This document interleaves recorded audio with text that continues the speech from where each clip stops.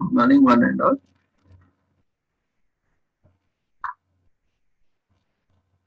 We welcome you all to the international webinar on peace, mental health, emotional intelligence, careers, press freedom, and sustainable development 2022.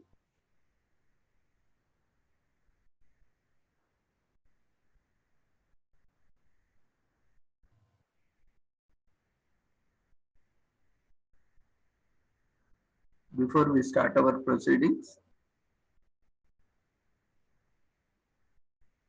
let's invoke the blessings of Almighty.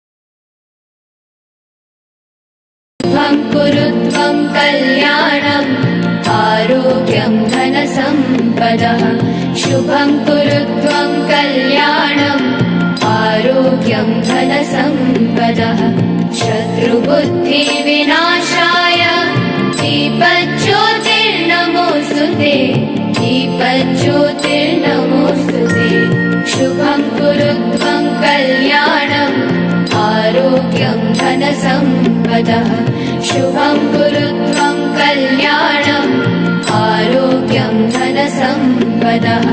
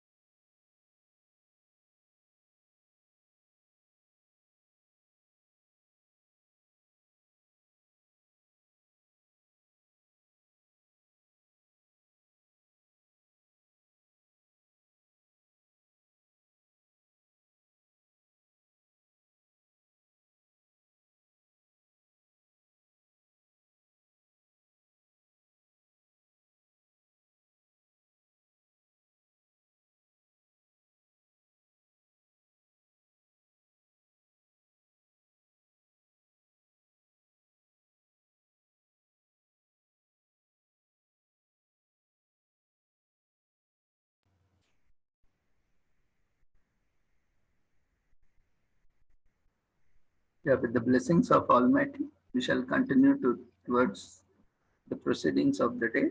Today we have with us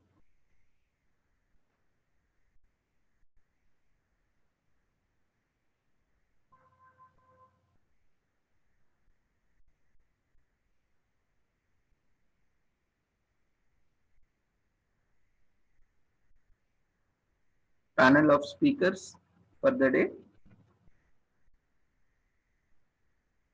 We welcome you all once again to the international webinar on peace, mental health, emotional intelligence, careers, press freedom and sustainable development 2022 in collaboration with Sri Holistic Health Foundation India and Sri Research Institute and Center for Arts, Sciences and Well-being. So, in the first session, we have panel discussion by eminent speakers. So, we invite the panelists for the panel discussion on peace via mental health and emotional intelligence. We have panel Matt Perleston, USA. He is CEO, EQ for Peace Worldwide Inc., USA. An organization promoting teaching emotional intelligence and social emotional learning for over 35 years in USA and beyond.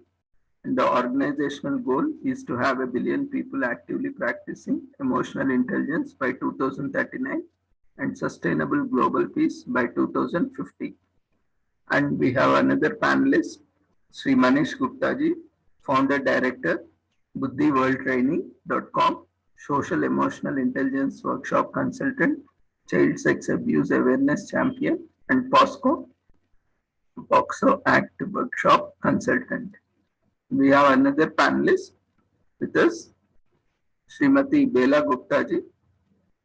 She is social emotional intelligence workshop trainer consultant, buddhiworldtraining.com, social emotional intelligence workshop trainer and global career counselor and POSH awareness professional.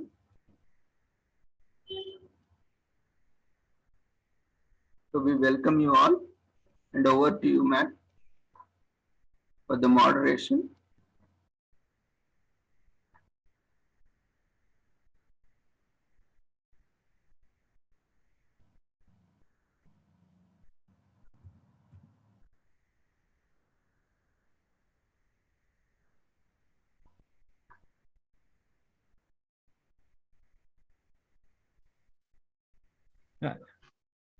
Yeah, good morning, Matt. There we go. There we go. Hello. Hello, hello. Yeah, can you Good hear me? morning, everyone. Good evening, everyone. Hi, welcome. I'm glad to be here, and thank you for having me, and thank you for having our team. We have a wonderful group of people today to talk to you about our personal growth, our emotional intelligence, and our inner child work. And so we could have each of you introduce yourselves if you would mind. Bella, if you wouldn't mind starting briefly.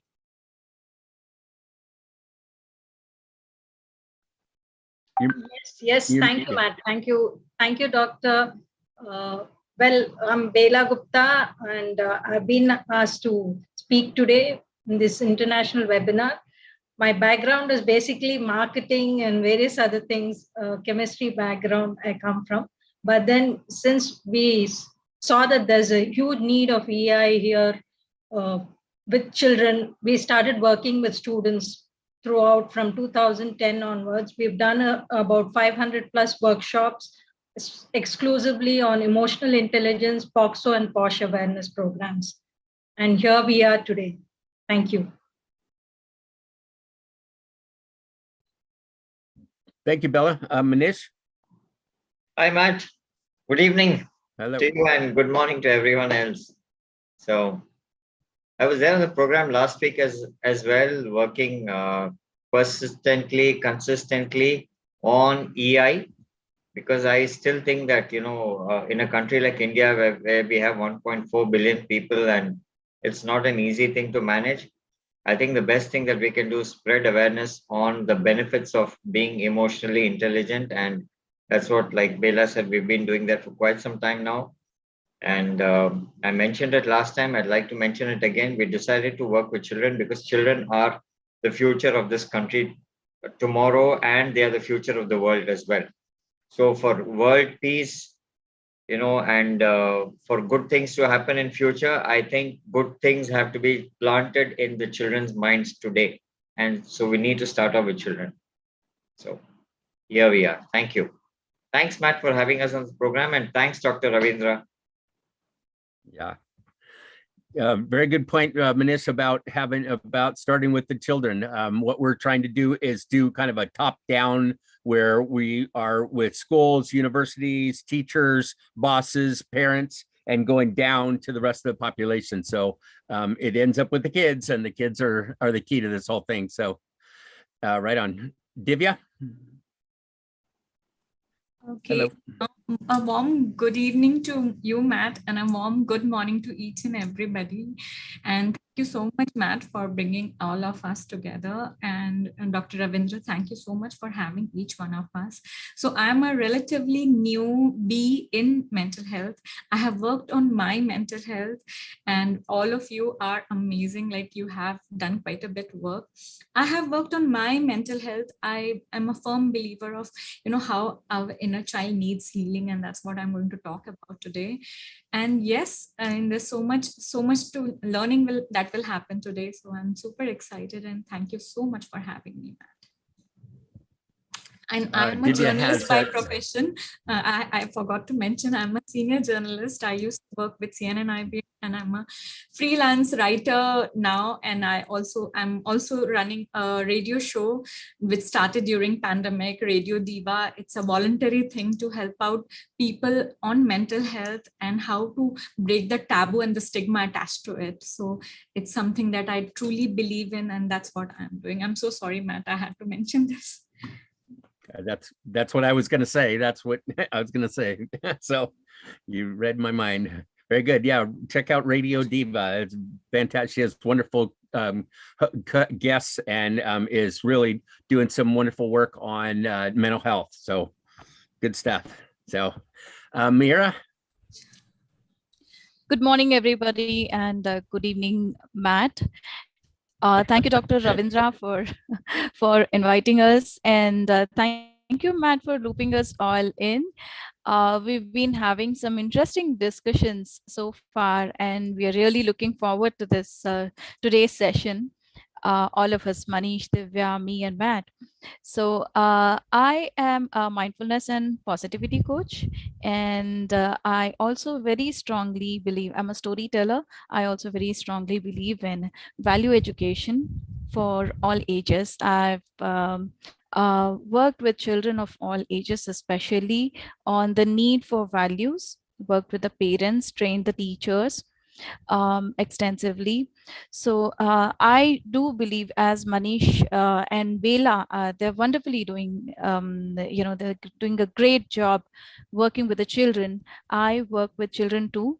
And I believe that's where we can make a difference, working with the little ones, with the, next generation. They are the future.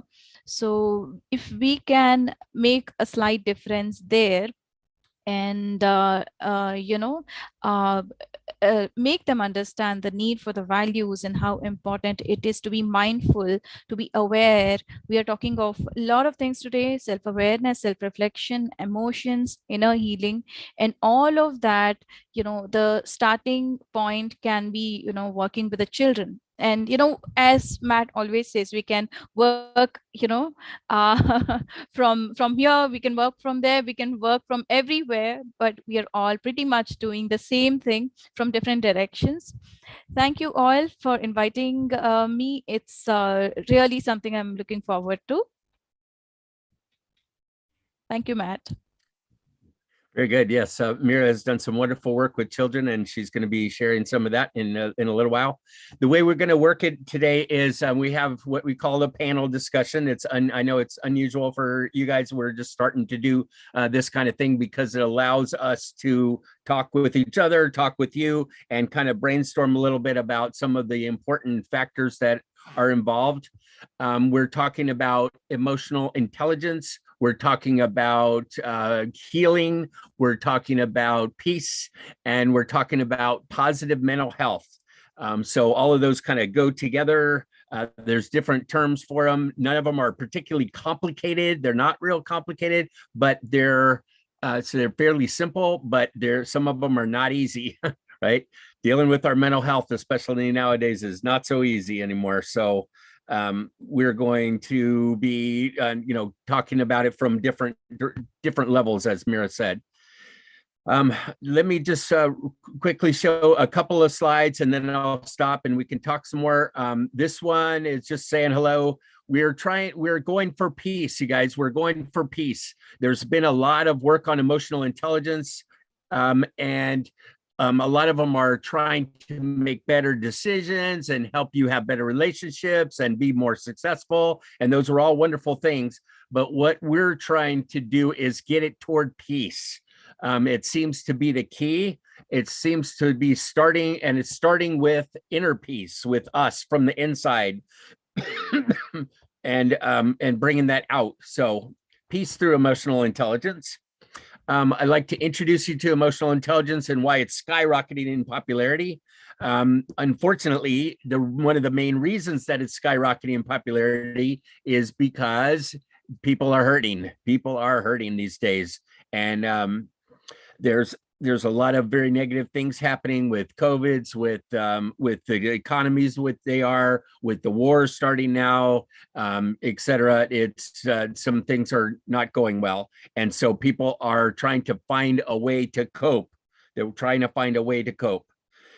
So we have found that a lot of people don't know what to do with all these problems, with all that's going on in the world. There's some bad things happening, as I said, and they don't know what to do about it. We think that we have something that we can do about it, and that is about teaching people how to be peaceful. We don't know, we never learn in schools or at home, or certainly at work, how to be peaceful. And now we found that with emotional intelligence, if we learn about our emotions and what's going on inside of us, we can create some peace inside of us and around us. And that maybe we can build a big peace that way. Maybe. I'll say more about that in a minute. We're going to discuss how important inner child work is and all about positive mental health. So we'll be talking about that, and we are hopefully trying to bring EQ to the world. We are, that's why we're here today, is to talk some about it. Maybe we can get you involved. Maybe you can make emotions more important in your life than you ever thought possible. It's pretty amazing how what's needed and how important it could be. So the Dalai Lama has said that world peace begins with inner peace. So that's where we're going with this. He said, through inner peace, genuine world peace can be achieved. So we could have a long discussion on just that, because some people don't think world peace is possible, and some people do, and I do. And I'd like to think that we have some way to getting there. So it starts with inner peace, according to the Dalai Lama. Peace must first be created within ourselves, then gradually expanded to include families, our communities, and ultimately the whole planet. So that's the point of our nonprofit, eqforpeace.org. The point of us being here today is about building peace from the inside out. I already mentioned, we'll introduce you to emotional intelligence and positive mental health. There's inner peace inside of us, me personally. There's interpersonal peace between us, between two of us. We can get along, learn how to handle conflicts and disagreements, and where we don't necessarily see eye to eye, we can handle some of that stuff if we learn how.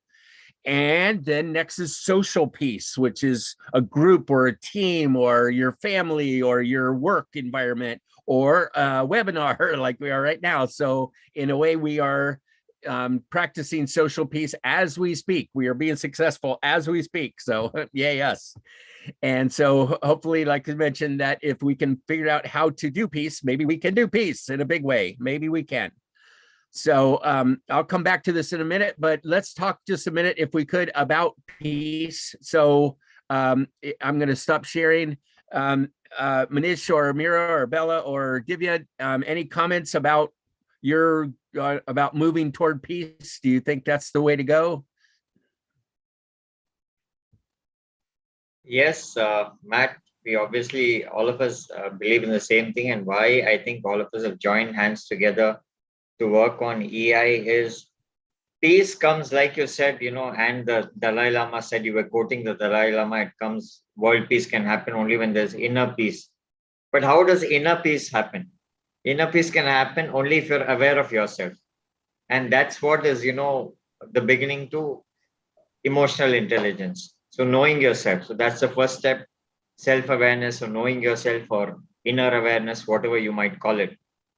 So it's all connected. Unless you don't know yourself, you won't be in a position to understand as to whether what you are thinking and what you are doing, the actions and your thoughts, whether they are right or they're not right, and how your thoughts and actions are impacting others and their peace as well.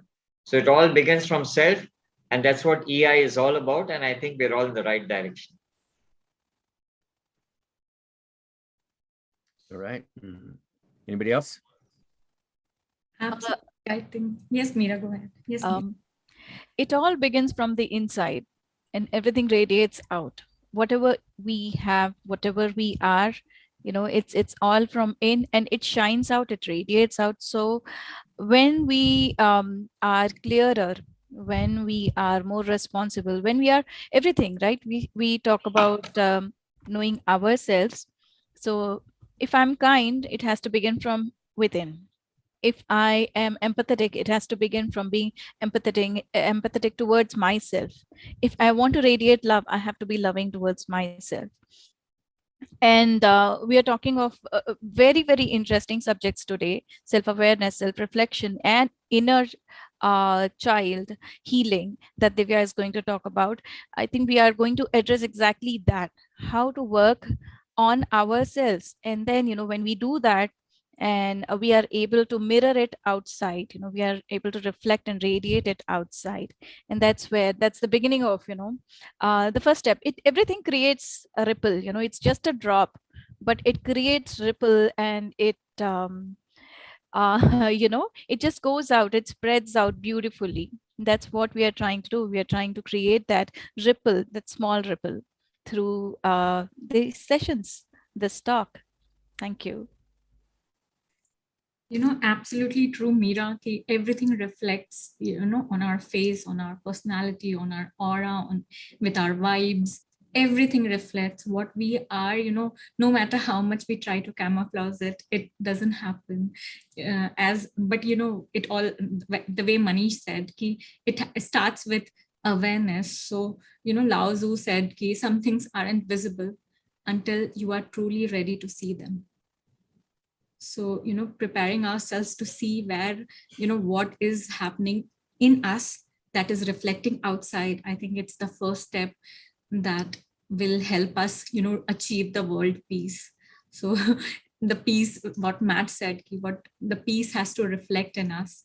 If we, the road rage, the crime, everything is a reflection of we not being peaceful from inside. As a journalist, I have seen people getting angry over frivolous issues which are not that important. And you feel bad about it because they are all reflecting what, the turmoil inside gets reflected outside.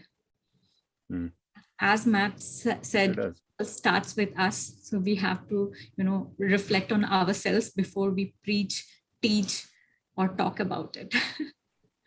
Right. Thank you so much. Right.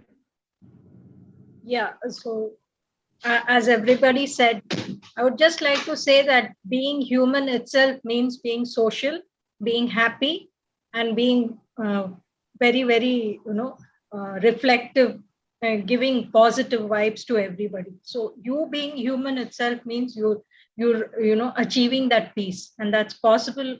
As we said, self-awareness, empathy, and various other things which come and which you try to figure out.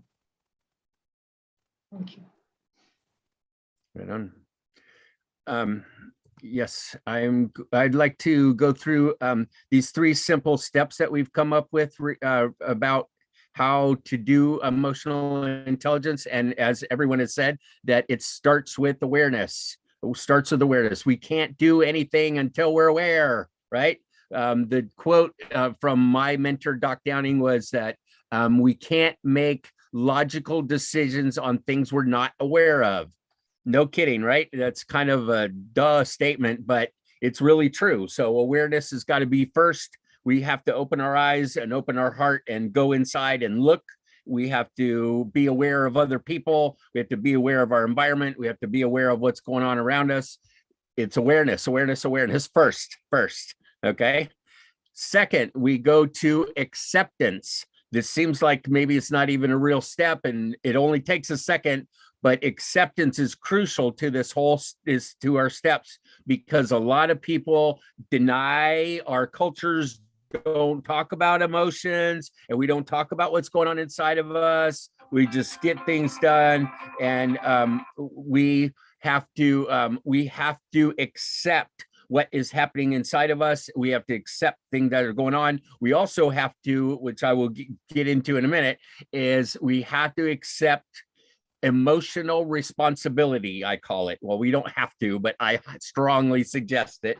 What seems to be the tipping point for people in whether they do well emotionally or not is whether you take control of or take responsibility for your thoughts and your feelings and your actions. They're ours, and they're ours, right? People don't make us mad. No one has ever made you mad. No one has ever hurt your feelings. Why? Because you made you mad. You hurt your own feelings because it's our beliefs. They're your thoughts and your beliefs and then your feelings that come from that. It's not them. It's not the world. It's not the pandemic. It's not the government. It's not our parents. It's us. And if we can accept that we are in charge of our own world, our own thoughts and processes that go on inside of us, then we can do great things. If we don't, we start heading down and we become a whiner and a blamer and a victim, and that's no fun, and it doesn't work well, and it's not makes it so we're not in charge of our life. So accepting, huge part of it. I've learned a lot from working with you folks, from people in India and the East and Asia about you guys are wonderful at acceptance, much better than Americans are, in my opinion. And so I've learned a real neat lesson about that. And it's important. I found how important it is for us to accept and get really good at accepting things quickly and completely. All right. And the third step is, once we're aware and then we accept what's going on, now we can do something about it. That's action, right? There's difference between thoughts and feelings and actions. These are actions, right? We can then take some action based on what we have seen and felt, right? Or not, right? We can do actions or we cannot. And one of the strongest skills in emotional intelligence is that we can be very, very, very, very upset about something and still not take any action and still do nothing and still keep our mouth shut sometimes, because sometimes no action is a very good action for high emotions. No action is a really good idea. And that's an action. But the key to that is that it's conscious. It's conscious. We decided to do or we decided not to do, but we decided, which makes us in charge of our lives, right? That is a fantastic feeling. That's a fantastic, powerful, freeing, directed feeling that I guess you could call me a control freak, because I want to be in charge of my life. So awareness, acceptance, and action, kind of sum it up. Those are the three basic steps to emotional intelligence. Back to the panel. Any comments on awareness, acceptance, action, guys? Absolutely right, Matt.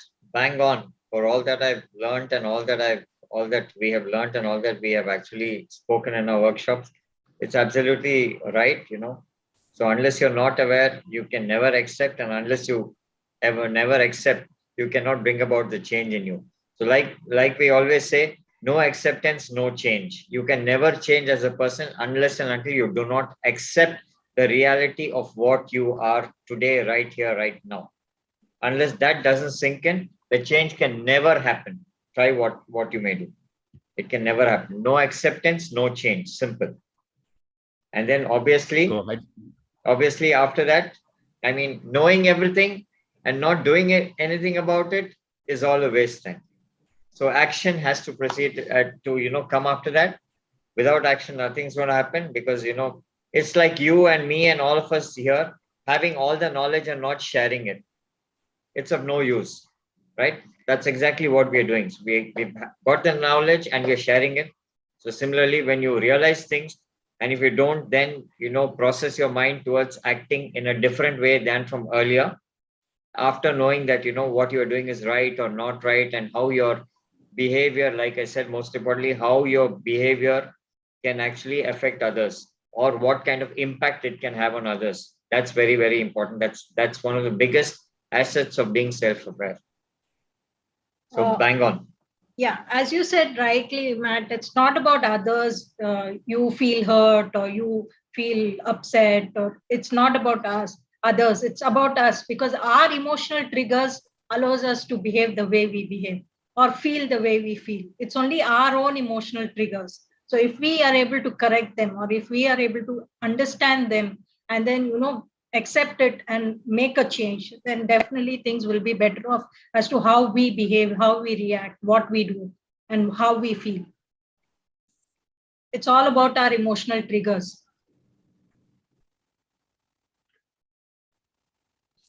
Absolutely. Yeah, Bella pointed out the right thing. We get triggered very fast when we are disturbed from inside. So it's like, how it is always said that the water outside doesn't drown a ship. It's the hole inside the ship that drowns a ship. So I think, we getting affected by small things, frivolous issues, it's because we are not happy from inside. It has to start from inside. We all have opinions about how the country should be run, how Sachin Tendulkar should bat, how everybody should behave. But, self-reflection that Meera talks about highly, it's so much required. I think Matt has working, so hard. I have seen Matt, having sleepless nights, discussing over how we can make inner child available for everybody. I would tell Matt, why don't you sleep? He's like, I'm so committed to it.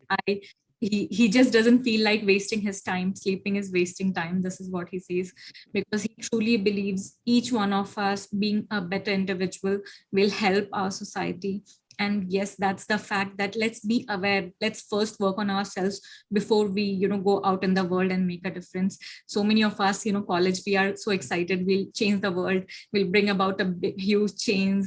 We'll do this, we'll do that. I think it starts from, boils down to us, each one of us. Let's first change ourselves before we can change anybody else.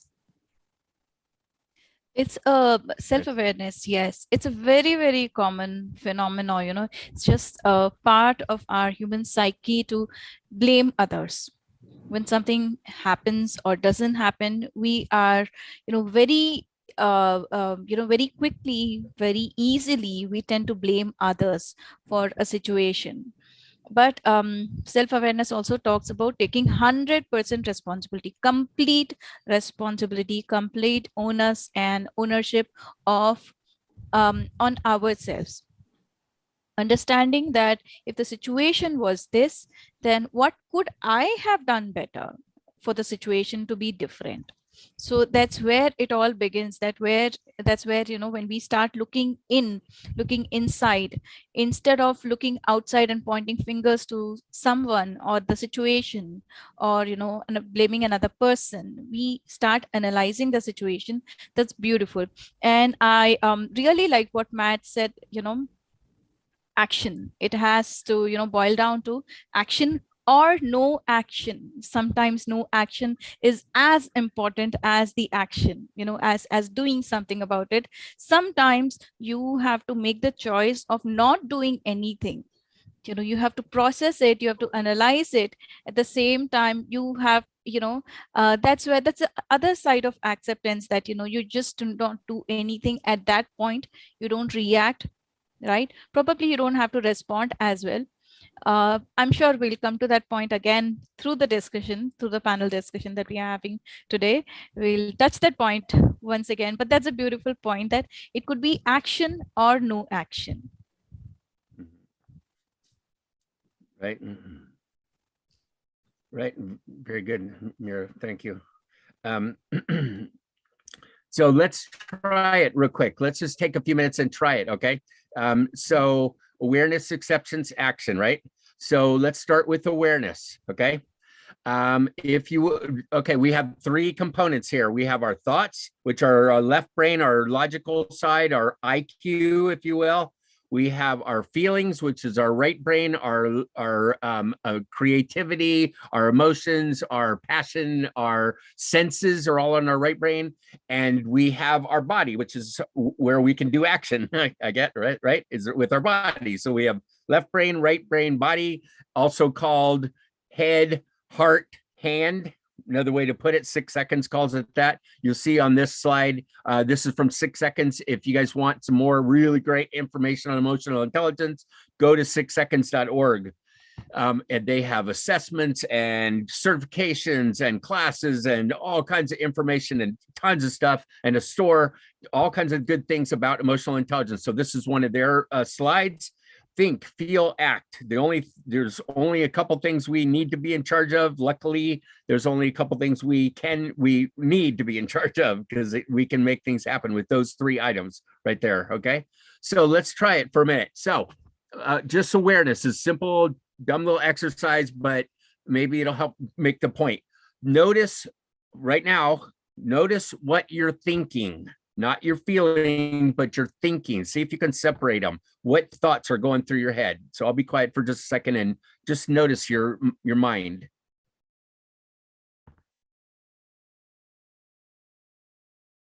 If anybody wants to put share in the chat, that's great. But just notice what's going on in your head. What are you thinking? Okay, you might be thinking this is interesting. You might be thinking this guy is a bozo. You might be thinking, hey, I'm want to do something else. I don't know. What are you thinking? Just notice. No big judgment for it, and accept it, I guess. Notice and accept. What are you thinking? Okay. Next, what are you feeling? Those are different than what are you thinking. So notice what your heart is feeling. Are you mad, sad, glad? What? Here's a chart that might be able to help you so you can better identify what is it you're feeling. See if you can put one or many of these on right now.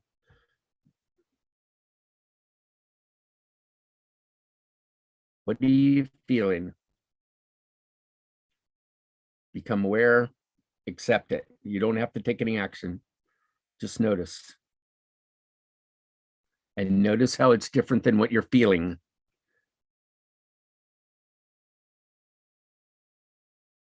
Okay.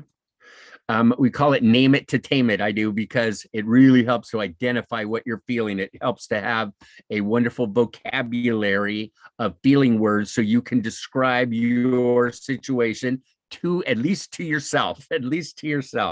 And this chart is very helpful in drilling down to what are you feeling.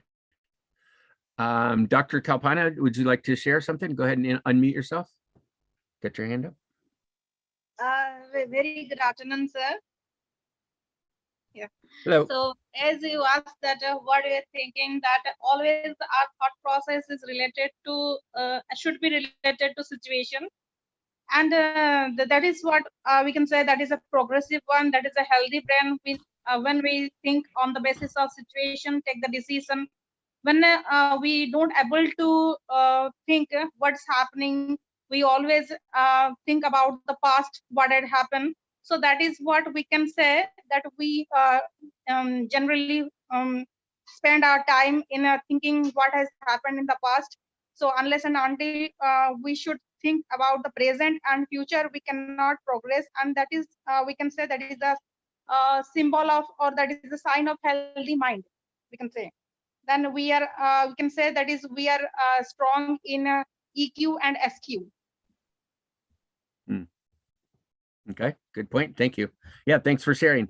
I didn't know, did you say that you think we should be aware of our past, or we don't have to worry about our past?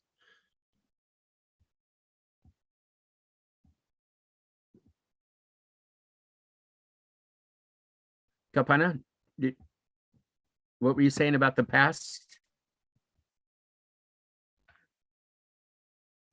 Okay. Sir, Yeah. I told that if we are not sound we are not healthy mentally, then we always will think what has happened, wrong thing, and what will happen tomorrow. And so we will not enjoy the present moment. So we will always worried about the future. We will always be engaged in worried about the past. So we will not enjoy the present, and we will not try to change the future. So we will all simply we will be worried about the past and present. So that's what I mean to say here. Okay. I understand and I agree to some extent. If we can be in the present and not worried about our past and not worried about the future too much, probably in the present, everything is okay, mostly. And it does help to be able to focus our energy and our mind on the present. I very much agree with that. And as we're going to be discussing here, it is very helpful, in my opinion, and in my 35 years of working with people, it's really helpful to understand what happened in the past. How did we get to where we are now? What did we decide? What happened to us? With some some compassion for ourselves, some understanding for ourselves. And we call it inner child work sometimes, but dealing with a lot of people say, don't worry about the past, it's done. I say yes and no. Yes, that is true. And it is also very, very helpful to take some time and dig into our past consciously and purposefully, so that we can heal and understand ourselves of what happened to us, what might be still bothering us in today that we're not aware of, and be able to release some things that we don't have to carry around with us. So yes, I agree to some extent. Absolutely, sir. If we can say that the past is our root and the present is the trunk and the future is the leaves and flowers and fruits of our life. Yeah.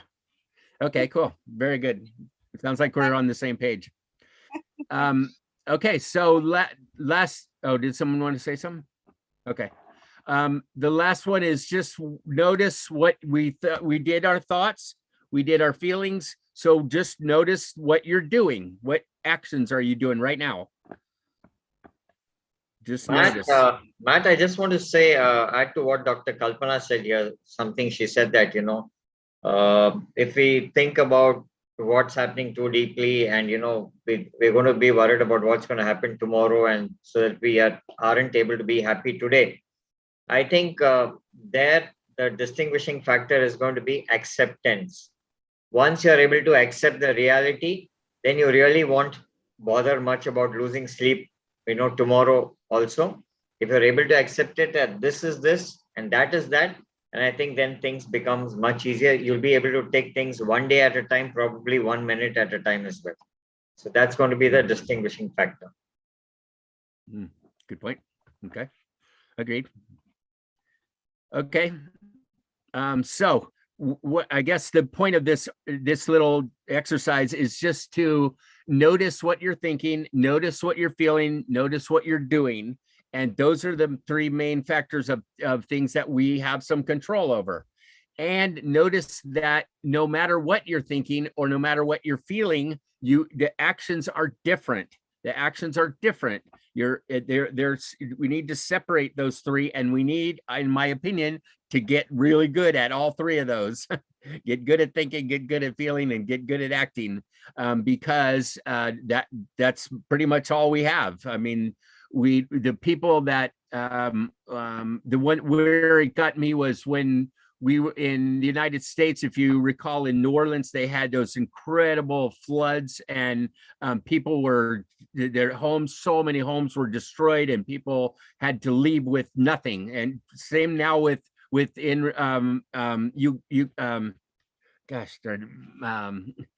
war, is that the refugees are having to leave sometimes with nothing. All they have is their thoughts and their feelings and their ability to act, and not much else. And so we need to get good at those things, because that might be all we have. You know what I mean? So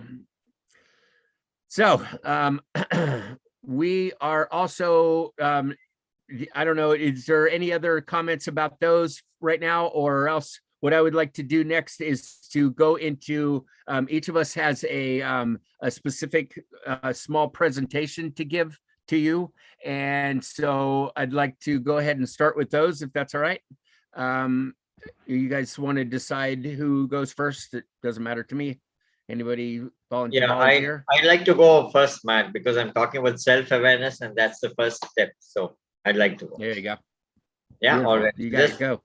Yeah, just give me a minute while I share the presentation, please. Great. And I'm going to start off with a story, actually.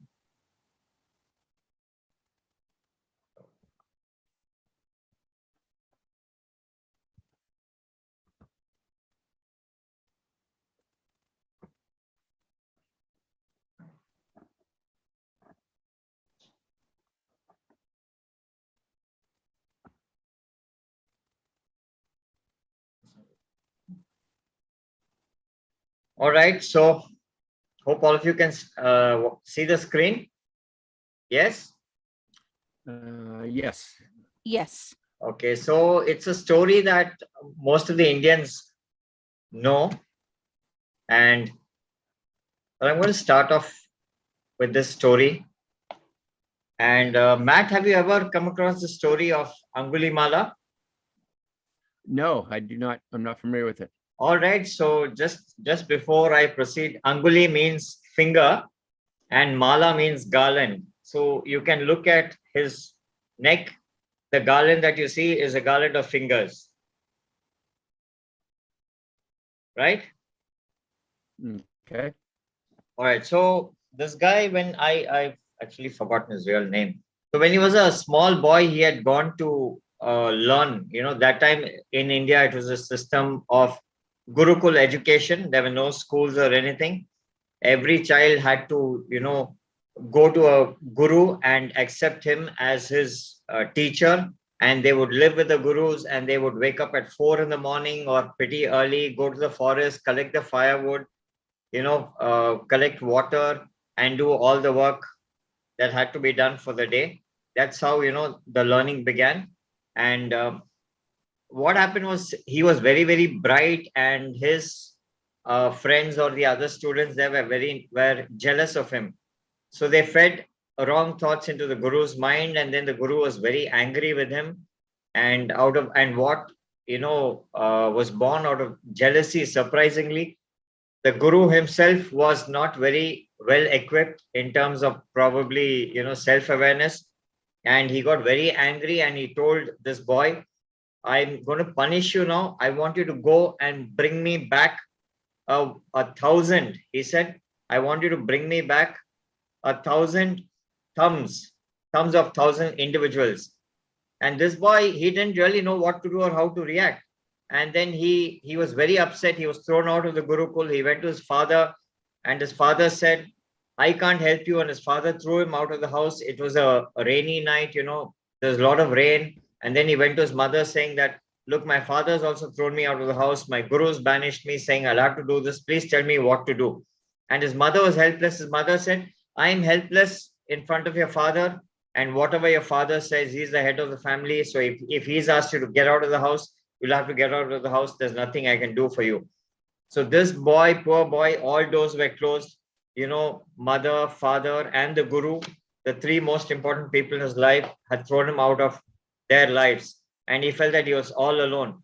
And he was very upset, very, very disappointed, dejected. He went into the forest, and then he said, okay, if you want 1,000 thumbs, this is what it will be.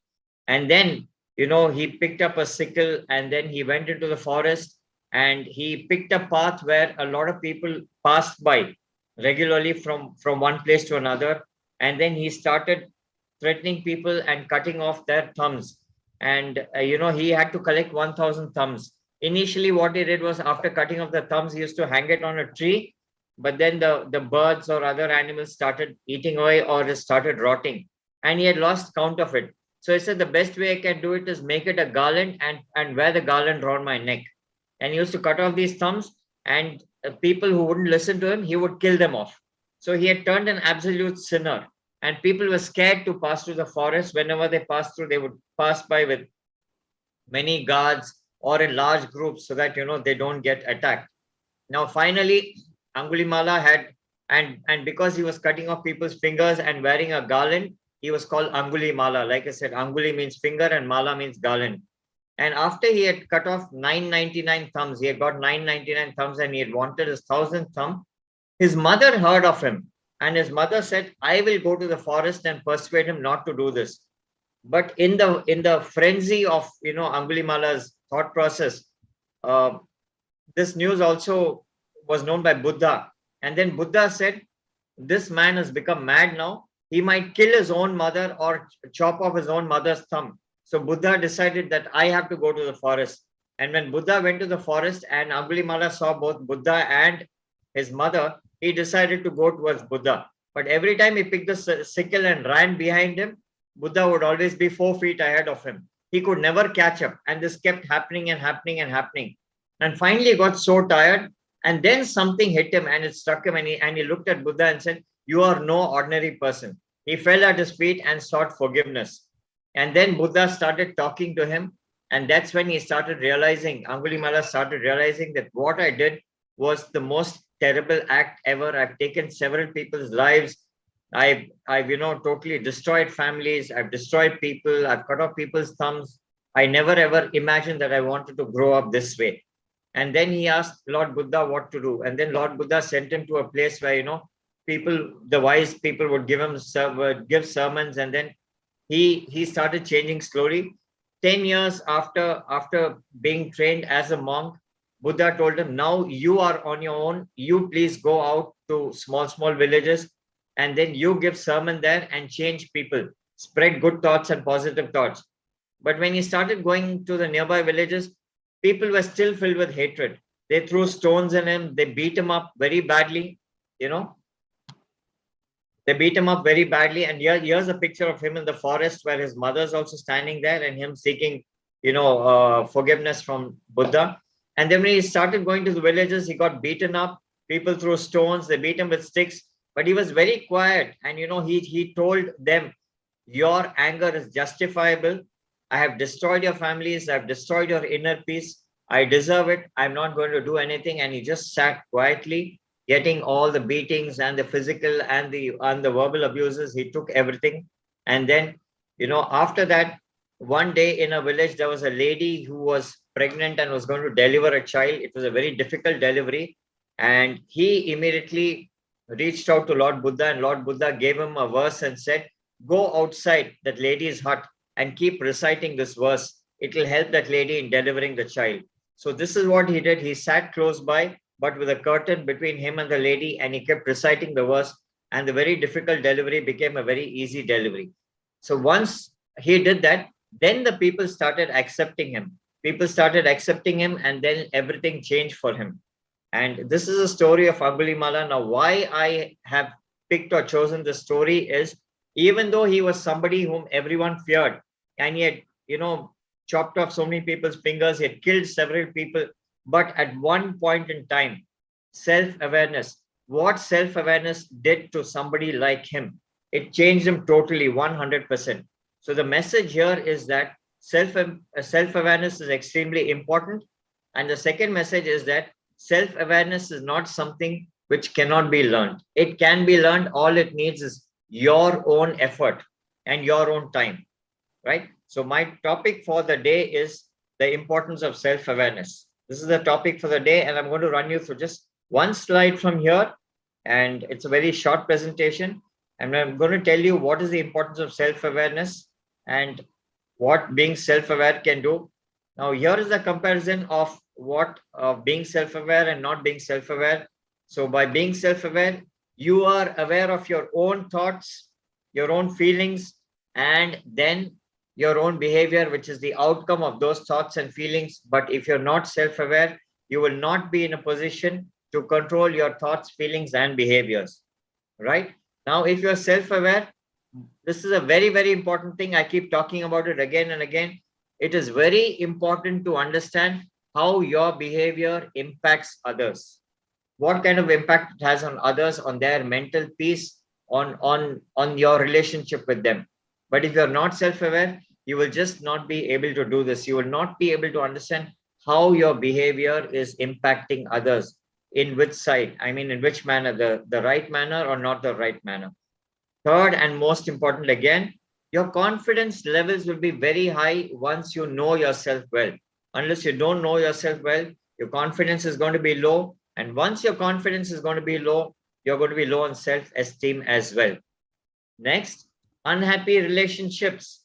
If you are not aware of yourself, it's definitely going to lead to unhappy relationships, because you will not really know how exactly you are behaving and how you should be behaving, right? So by being self-aware, better and happier relationships.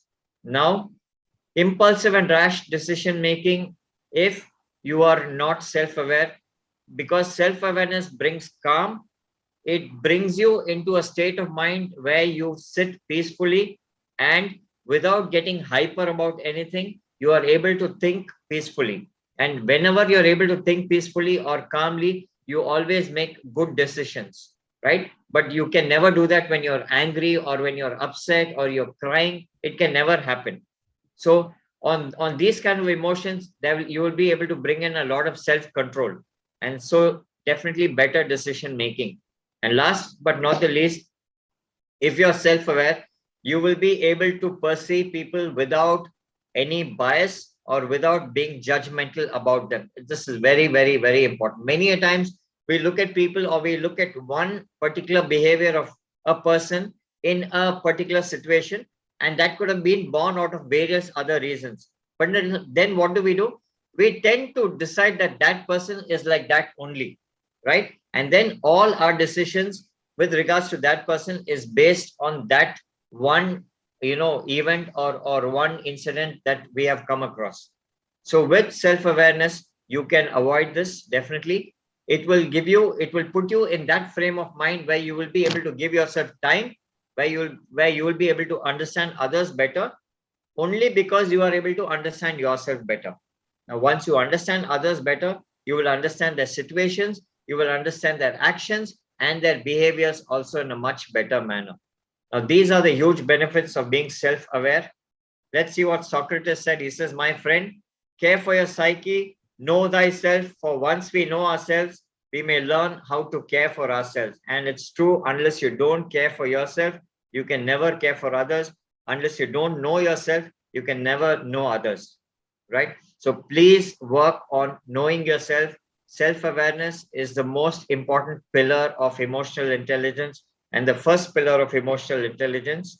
So with this, I'd like to end my presentation. It was a very short presentation, and I hope that, it's put out some strong message out there. Yes, Matt, back to you. Right. Very good, Manish.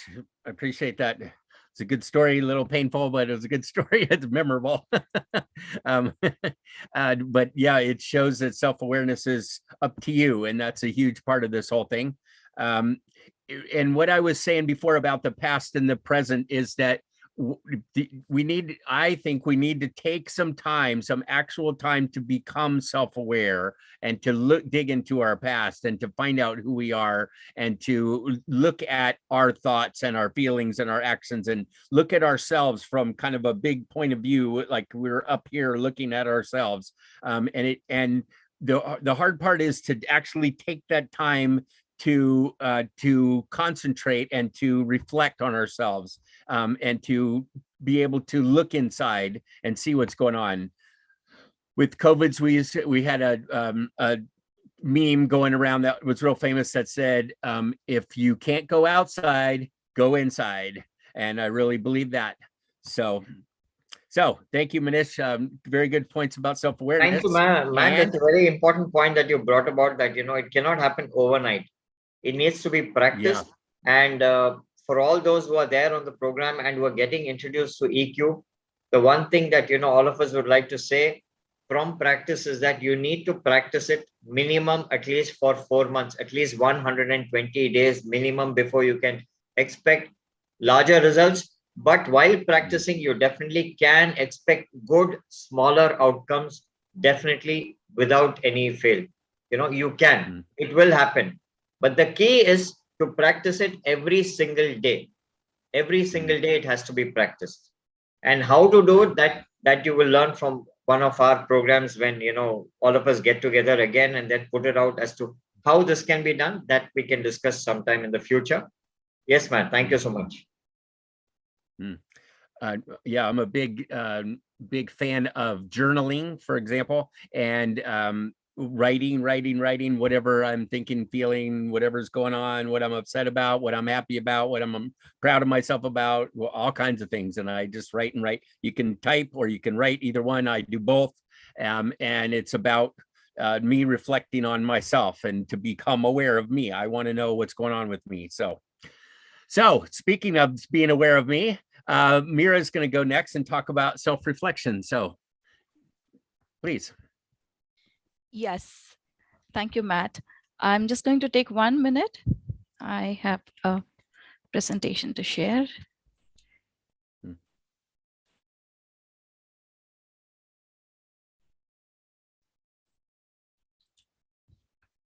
Okay, I hope my screen is visible. Yes, it is. Okay, thank you.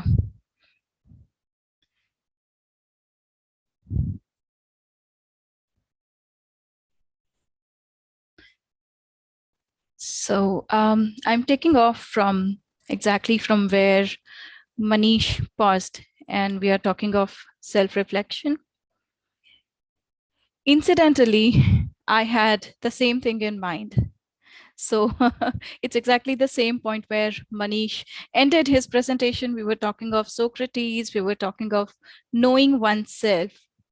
And we have been talking of self-awareness. We have been talking of the importance of everything beginning from the inside, from ourselves, and then it radiates out or it spreads out. Behavior patterns. So I hope you all will agree with me if I say that, it's the thoughts. Our thoughts are always working in patterns. We have a pattern. We have just like how we have a routine for the day. We wake up, we do this, we have a routine that sets our day. And in the same way, our thoughts work in the same pattern. That leads to behavioral patterns. So what are behavioral patterns? I could be somebody, thought patterns. What are thought patterns? Thought patterns could be, something as simple as I'm probably an overly sensitive person, right? When anything happens around me, a situation comes to me, I think about it too much. I'm overtly sensitive. And sometimes it could be that I overreact. I could be overtly sensitive person, or I could be somebody who overreacts.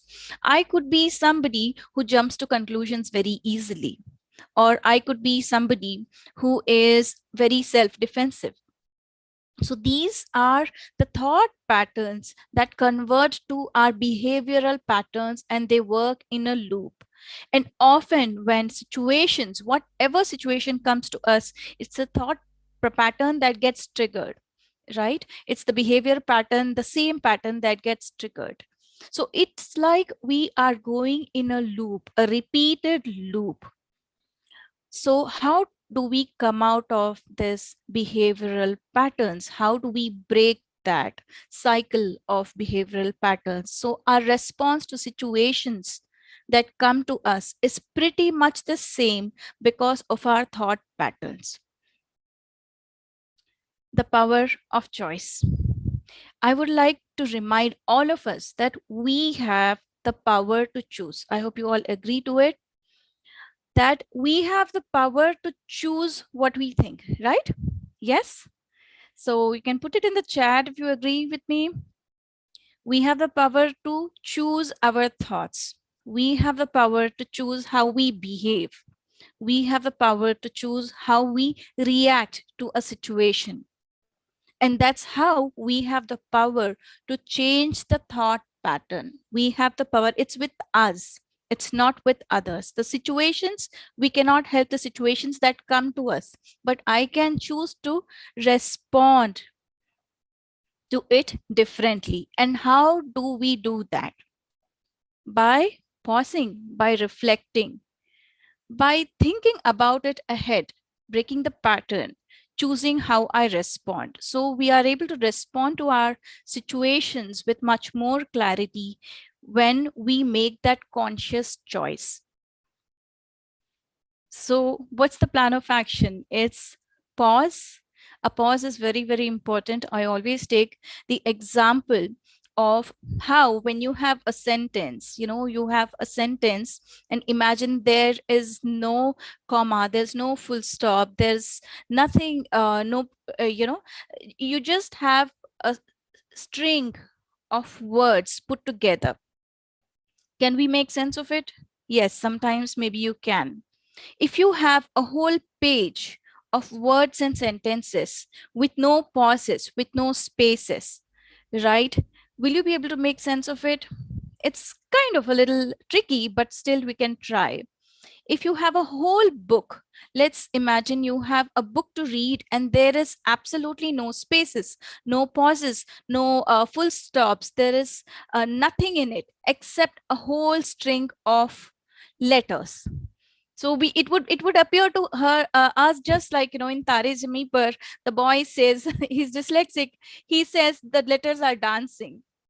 Probably it would be like that we just see a whole string of alphabets playing around, but it will be difficult to make sense of it. And that's where the pause is important. Our life is a series of activities, of incidents, of actions, one after the other. And the pause is important for us to make sense of these activities. The pause helps us understand, and the pause will make the sentence more meaningful, just like the spaces and the full stops make a sentence more meaningful. The pause makes everything else more meaningful. So when you stop and reflect, we are talking of journaling here, that it's a favorite with Matt and me. We like to talk about journaling. We journal a lot and we really believe it helps.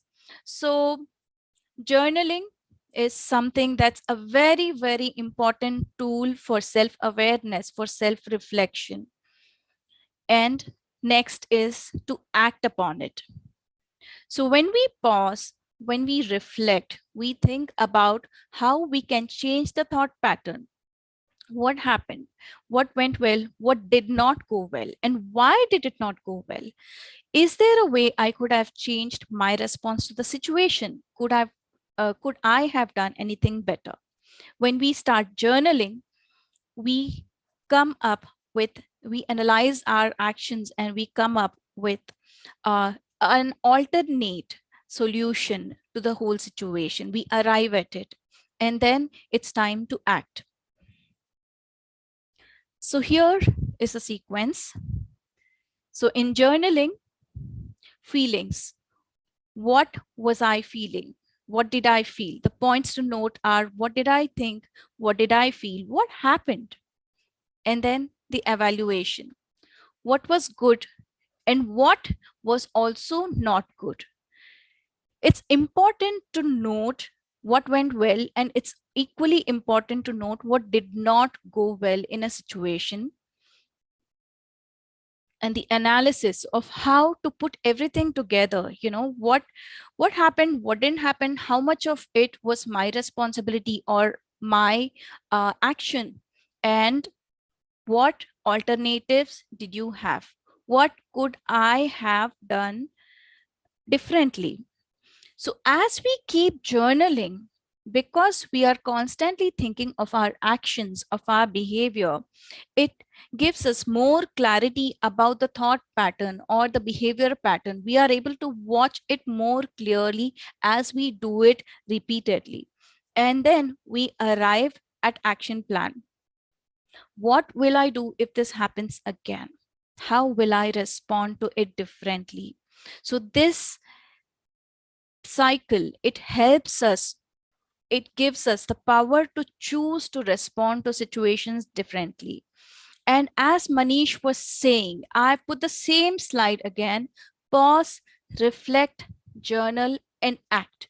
But I put another word, that is repeat. Why did I put that? And we were talking of practice, right? Manish was mentioning about practice. We have to practice. It's possible.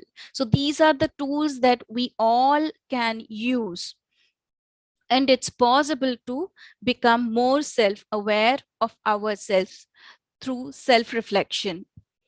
When we practice anything enough number of times, if I would like to go for a jog every day, I want to, we start with habits, right? We all know that if you want to develop a habit, you just have to do it enough number of times.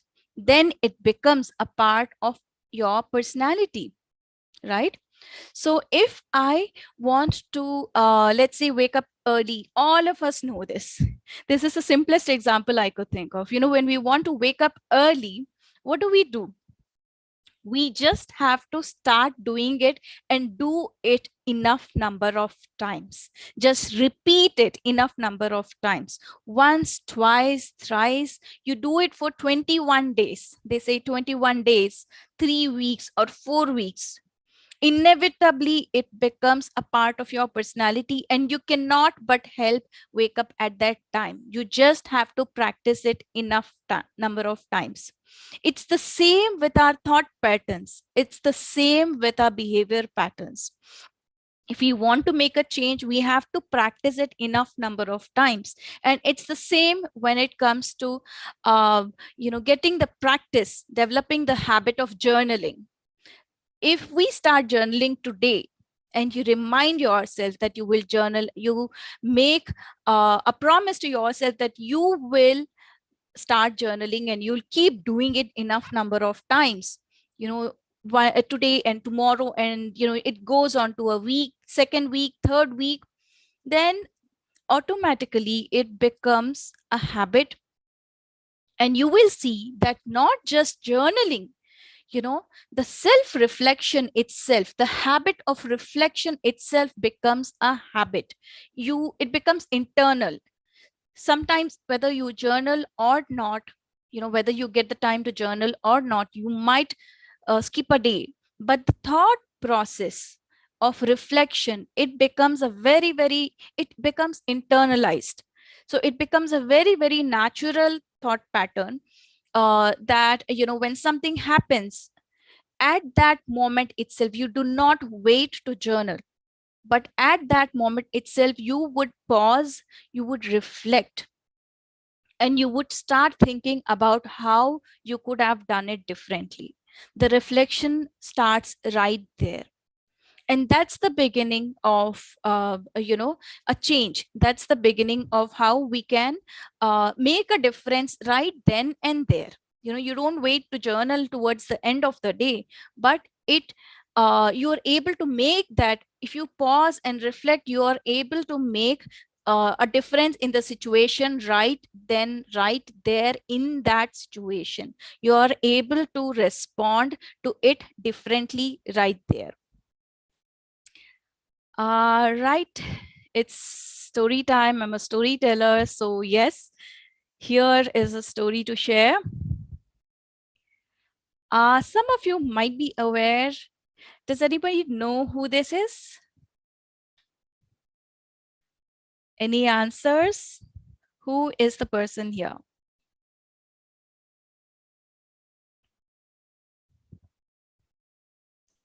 No. Matt, Manish, Divya? No, please. Okay, this is Chuck Feeney. We're going to talk of Chuck Feeney today, and his story is a beautiful one that I came across and I wanted to share.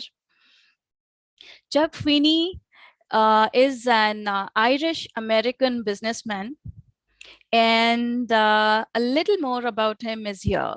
So Warren Buffett and Bill Gates, they call Chuck Feeney their hero and role model. Why? But why? Why do Warren Buffett and Bill Gates call him their hero and role model? because he was not just a billionaire, because he was not just a businessman who made a lot of money for himself. He is also the founder of the largest private charitable foundation. What he did was, he never told anybody, he never shared what he was doing, but he was giving away all of his money. He led a very, very simple life. He does not own a car, he does not own a house. Okay, he was giving away all of the profits, all of the money that he earned to a charitable foundation. He built a charitable trust, and not even his business partners knew about it. And one day when they realized, everybody realized, because he never shared his story, and one day when it came to light, everyone was very, very surprised at the simplicity and the choice that he made to touch lives. And how did that happen? He was a regular businessman who was just earning money, till he came across an essay on wealth that was written by Andrew Carnegie. Andrew Carnegie wrote an essay on wealth, which said that the greatest wealth is the one, the biggest position that you can have is the happiness when you help somebody. So he stopped that day, he reflected on what he has done so far. He realized he had really not done enough for the society. So he thought about it, and that night changed everything.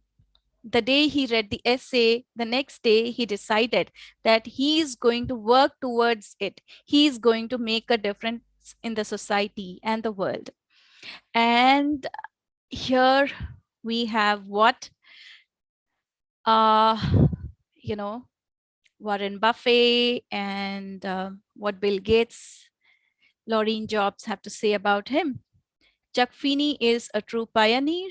Spending down his resources during his lifetime has inspired a generation of philanthropists, including me. Chuck's been the model for all of us. If you have the right heroes in life, you're 90% of the way home. Chuck Feeney is a good hero to have. Bill Gates says Chuck created a path for other philanthropists to follow. I remember meeting him before starting the Giving Pledge.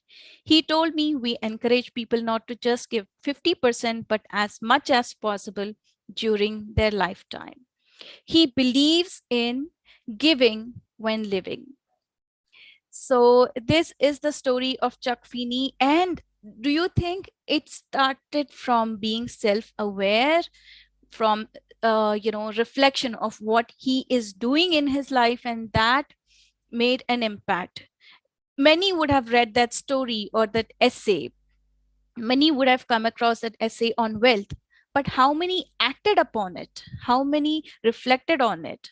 And they made a difference, right?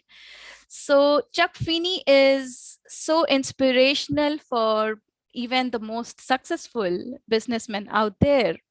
So we are talking of emotional quotient, and I would like to say that this is how the ripples are created. It's just a drop. Probably what he's doing is it's more than a drop, definitely, but what all of us can do is, even if it is a drop, it has the power to create ripples in the society. And what Chuck Feeney did, without informing anybody, without sharing with anybody, without letting anybody know, but when it came out, it was such a powerful story that he inspired even the other businessmen, the other successful men, to act upon it and to share and to do their part in towards a better society, towards a better world. Thank you. And thank you, Matt, and thank you, Ravindra ji, for this opportunity. I just want us all to remember Chuck Feeney's story and how, we all have the same power to bring about a change through our thoughts, through our actions, and through what through our, as Divya was saying, through our vibes, our personalities. It just radiates out when we start thinking about it.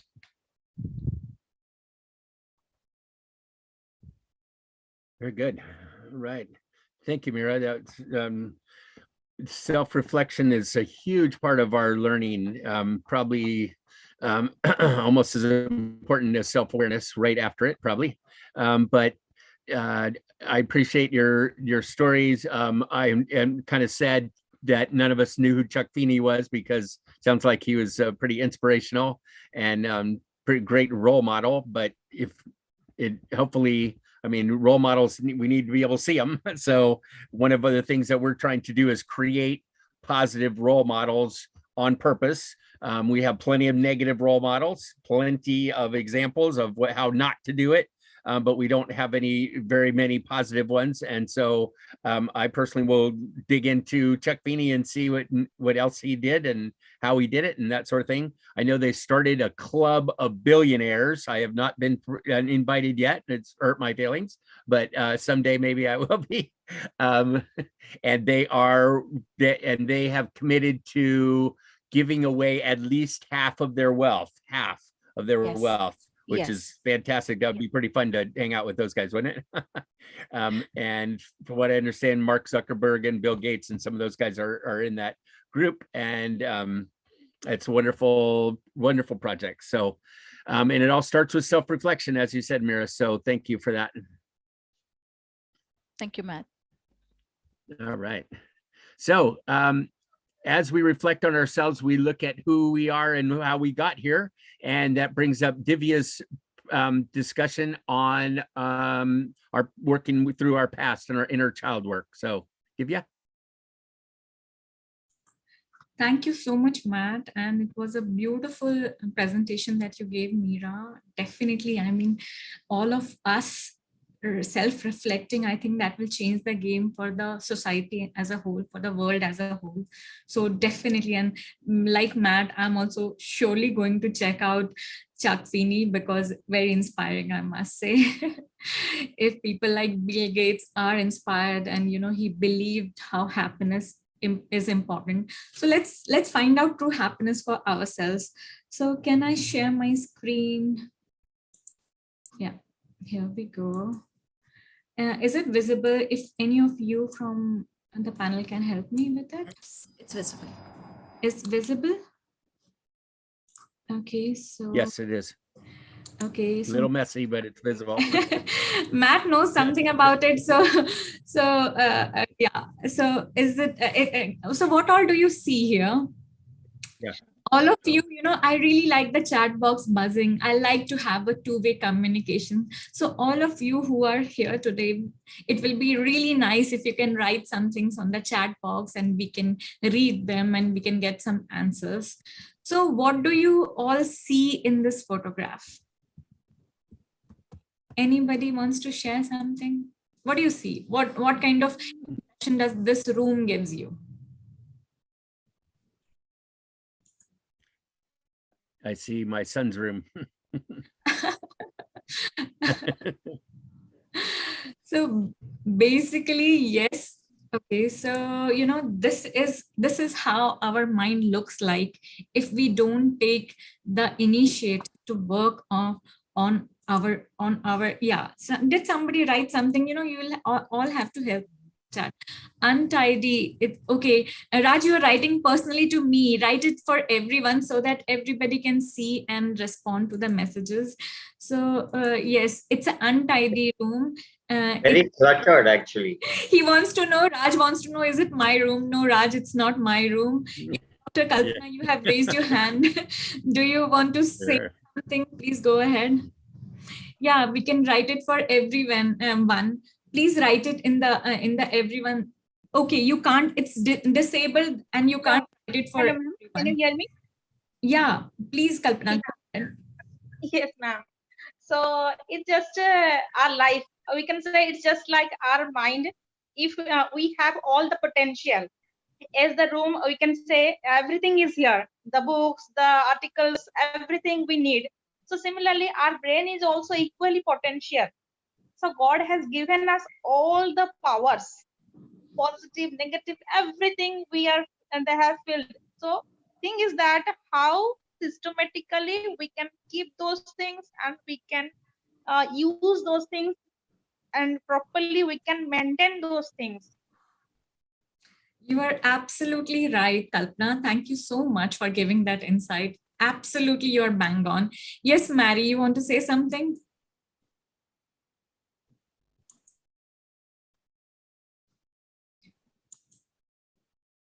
Yes, Mary. Hi, ma'am. Sometimes I'm very busy with my work. So my room is like this. So it's all mixed feelings because I'll be running out for my work, and I sometimes see my room like this. So I remember my room. I totally get it, Mary. And Paramita writes to me that multitasking attitude from the picture, a toddler's room, of course.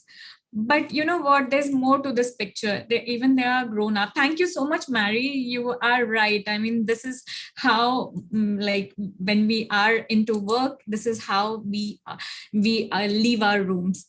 Okay, so okay. Is it visible now? Is the picture visible? Anybody else has any thing to share about it? Anybody else? Okay, so let me just go ahead and share. Yeah, Anjana. Yes, please, Anjana. Go ahead, Anjana. Something means a lot of things we have, but we can't describe differently, as we can means can't identify particularly all the messy things are means lying this together, and we can't differentiate the each of things. And as we see a lot of things we have, we can use, and we the things are needy as per the day requirements, but something is missing. Absolutely. Absolutely, Anjana, you are right. Everything is there, but still it's not kept in a structure. It's not kept organized. So this is what I want to say. You know, every picture can have different depiction, different explanation. But for me, you know, what I came up with is this is how our mind looks like if we don't work on it. Everything is a mess, nothing is in place.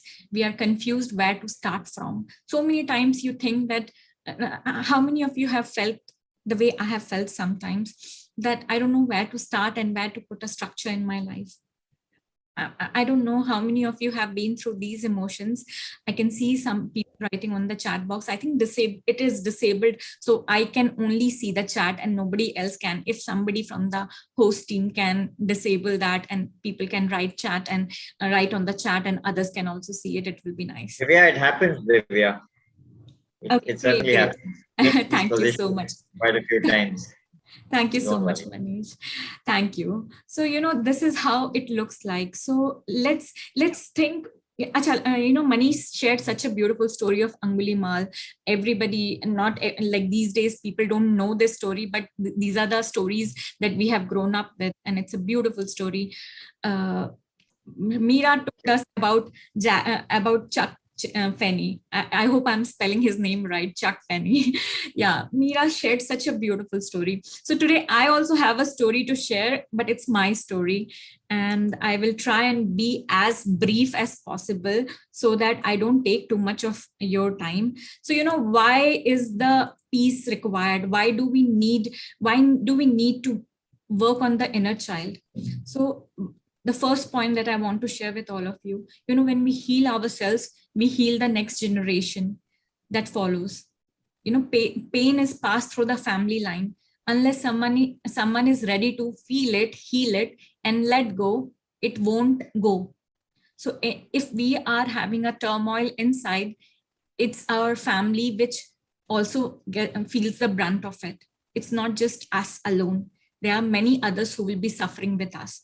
If we are not giving our mental health a priority, the way people say that if physically you are not fine, you are making your family also suffer.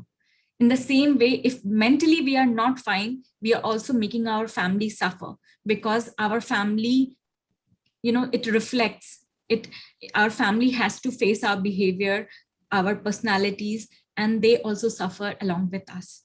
So when we heal ourselves, we heal the next generation that follows. And let's heal it, and let's feel it, heal it, and let go of it. Peace within us reflects in our social cognitive behavior outside. When we are at peace with ourselves, it shows in our behavior outside. It reflects, as Meera puts it. And we always give what we have. I mean, imagine a beggar coming on your door and the beggar is asking for rice and you don't have rice, you have wheat. Will you be able to give rice? No. So we all give what we have. So let's give peace, let's give happiness, let's ooze love, and that will change the game for us, for others. So here is my story. I was a senior journalist with CNN-IBN. I left my job because I felt media is no more a place for me, but I still continue to do all the journalistic work, conducting interviews, doing all, organizing interviews. So I'm a freelance journalist, I can call myself. So I got 2 international awards, as you can see. This photograph in the middle is one of the stories that I got UN award for. It's the Chief Minister of Madhya Pradesh, Shivraj Singh Chauhan. So everything looked happy. This is I can say this is 2010, 2008. Everything looked happy. As I quoted Lao Tzu's quote, "Something aren't visible until you are truly ready to see them." I'll repeat it. Some things aren't visible until you are truly ready to see them. So, the smile on my face here was just on my lips and it did not reach my eyes, just because I wasn't truly happy. I got my awards, I did some good work, but I was not a confident person. I was not a happy person from inside. And why so? I was doing the work that I came from a small town of Assam to do good work, to help others. And I was doing just that, but I was still not happy. So, in the middle photograph that you see me with the mic, I have trembled with the mic. Jo kehte na haath aur pair dono kaapna, if you, all the people who understand Hindi. So, I used to tremble with this mic in hand just because I was not a very confident person. And I never understood why. I had the confidence to do all kind of great stories. My office people would, tell me that you bring the best of the stories. My boss came on one of our shows recently and she said, "You were always the go-getter." But inside I was a girl ready for a nervous breakdown. Why so? So let's find out. So, this is me as a 3-4-year-old child. I think this was 3 and this was 4. So this was me as a child. So, as children, we are all confident. We can speak our minds. We can be whatever we want. We have big dreams and there's nothing that can stop us. We don't know this word called impossible. This is how I was also. So, but I also realized that, okay, let me share the incident that happened. So when I was 8-year-old, I was in class 2nd, I had a bus accident. Just before the bus accident, I was preparing for a school function, an annual day function, and we were dancing, we were happy, and we were all in good mood preparing for that. When the bus accident happened, I pooped in my pant out of fear and nervousness. A child, just an 8-year-old child. So now, but as a girl, you feel I did potty in my pant, just thinking of it, even now makes me feel weird. So at that point, an 8-year-old child, for 15 days, I was in hospital. I have a mark here. Okay, maybe I'll just stop the sharing. So all of you can see if I am, okay. So, I have a mark here on my face and a little patch here, which doesn't have hair, a little patch. So, I had such a big accident, a bus accident, but all I was worried is that everybody in my classroom knows that I pooped in my pant and they must be looking at me, and now they will know, they will all laugh at me. They will, they will make fun of me. This was the only thing that the 8-year-old child was worried about. That day, and for next 30 years, I did not 30, 28. 28 years, I did not get on a stage. I was always nervous, always. I was struggling with myself. I was fighting that inner child, which was insecure, which was affected by what people are thinking about me. So the accident, I was not happy that I'm alive. I was unhappy that this poop thing happened. And now because I come from a small town and everything spread so fast, I knew that everybody knows that this is what happened with me. And that's, none of my parents, either of my parents, my teachers, nobody realized how badly I was affected.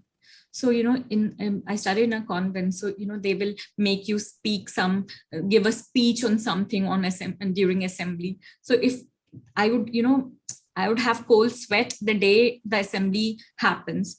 So like a train, like somebody's catching a train, I would just mug up the lines and I would just say it in like a line which has to be said in say 20 minutes or 10 minutes. I would say it in 2 minutes and I would just run away.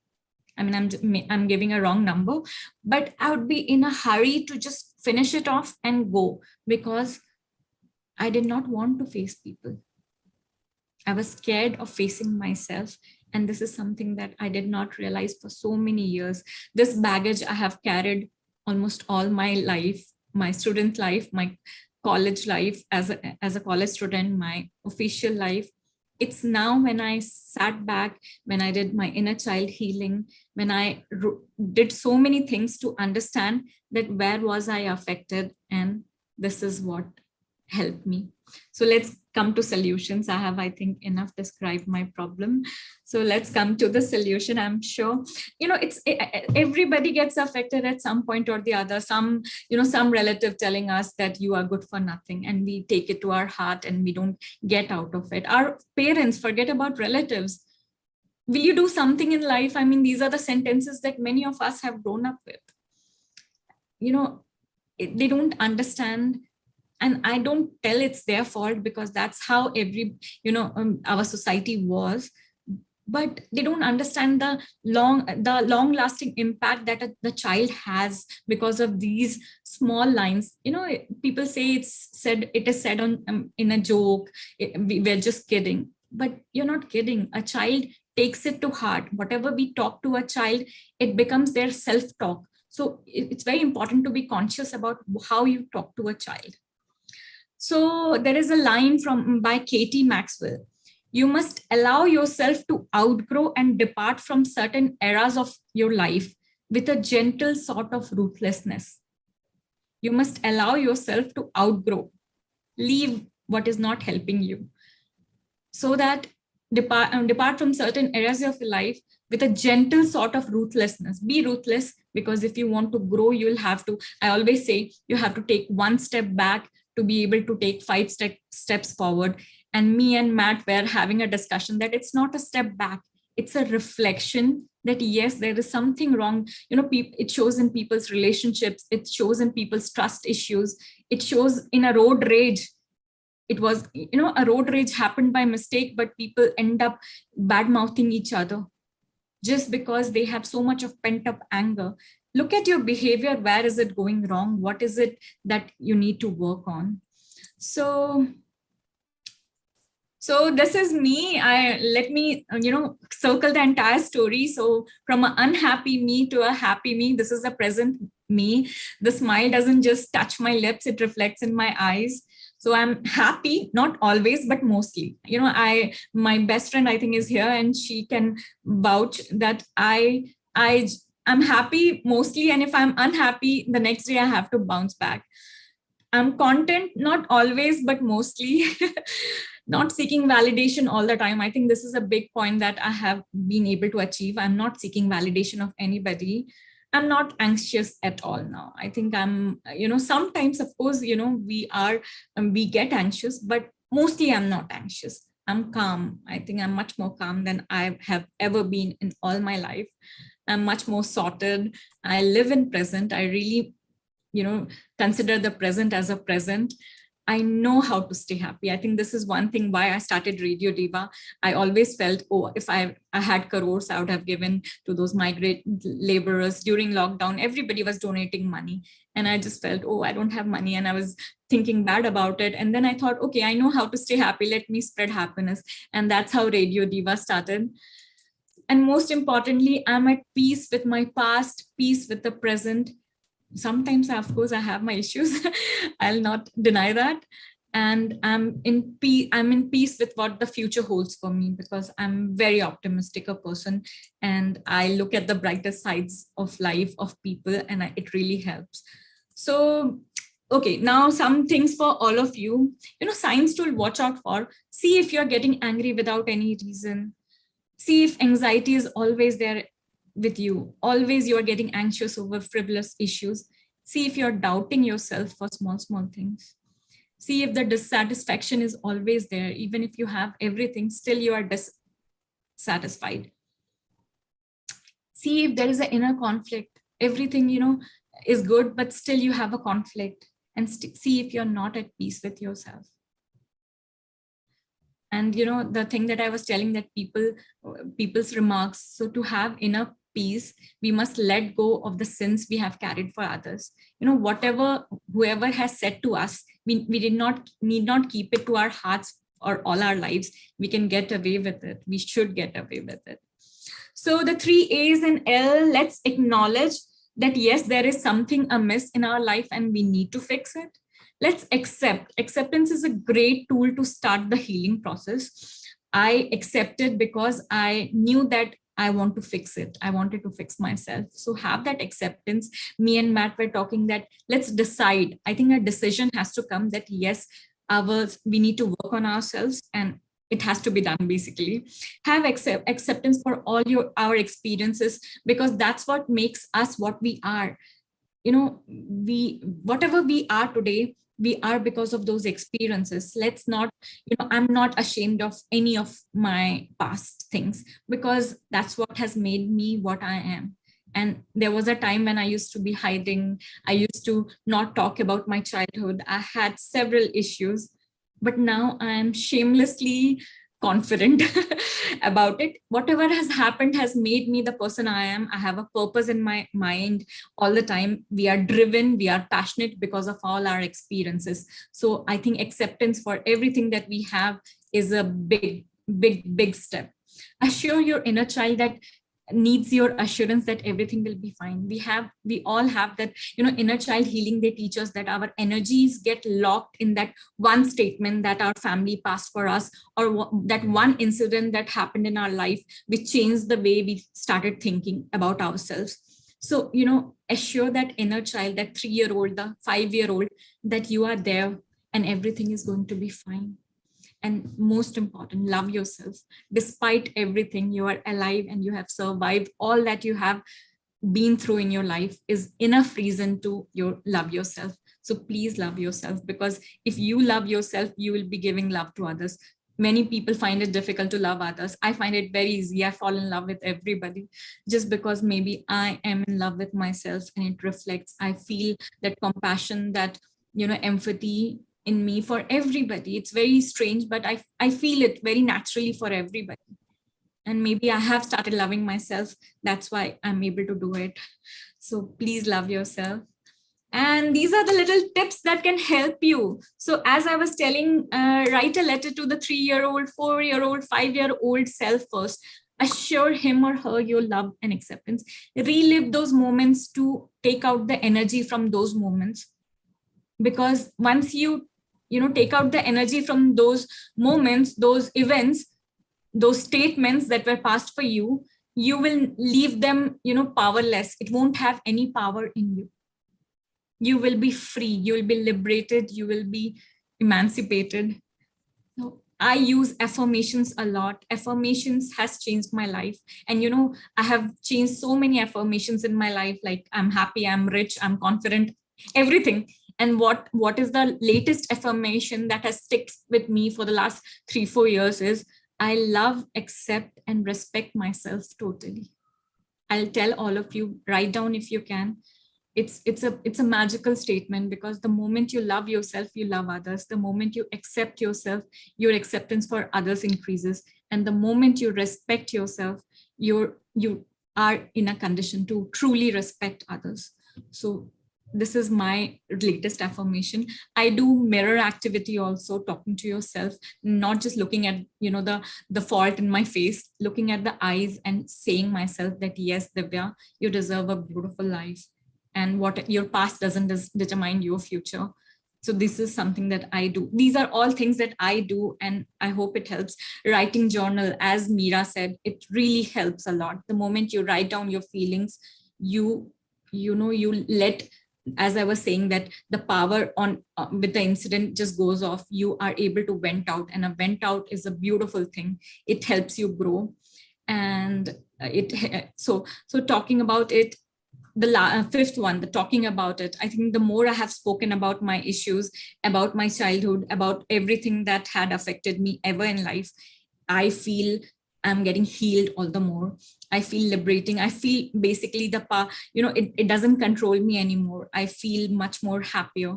So talking about it is definitely one thing that you can always practice. And there's no harm, no shame attached to it, because we all are humans. Even if we have committed some mistakes, it's okay. I mean, if we would have not been humans, we would have not been on earth, right? We would have been up in the heavens. And practice gratitude. Gratitude is the biggest multiplier. Gratitude is something that I really practice. It has brought about a big change in my life. I pay gratitude for the event today, to Matt every day, to Manish, to Meera, to Bela, everybody. I think gratitude has become a part and parcel of my life. And it's a big magical thing. I wish I would have known about gratitude as a child. I would have actually brought about much more changes in my life, I always tell. So gratitude is magical. I mean, you say thank you for something and it increases in your life. Simple.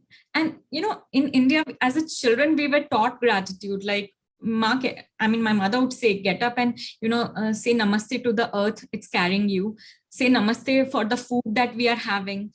We were made to touch the feet of our elders.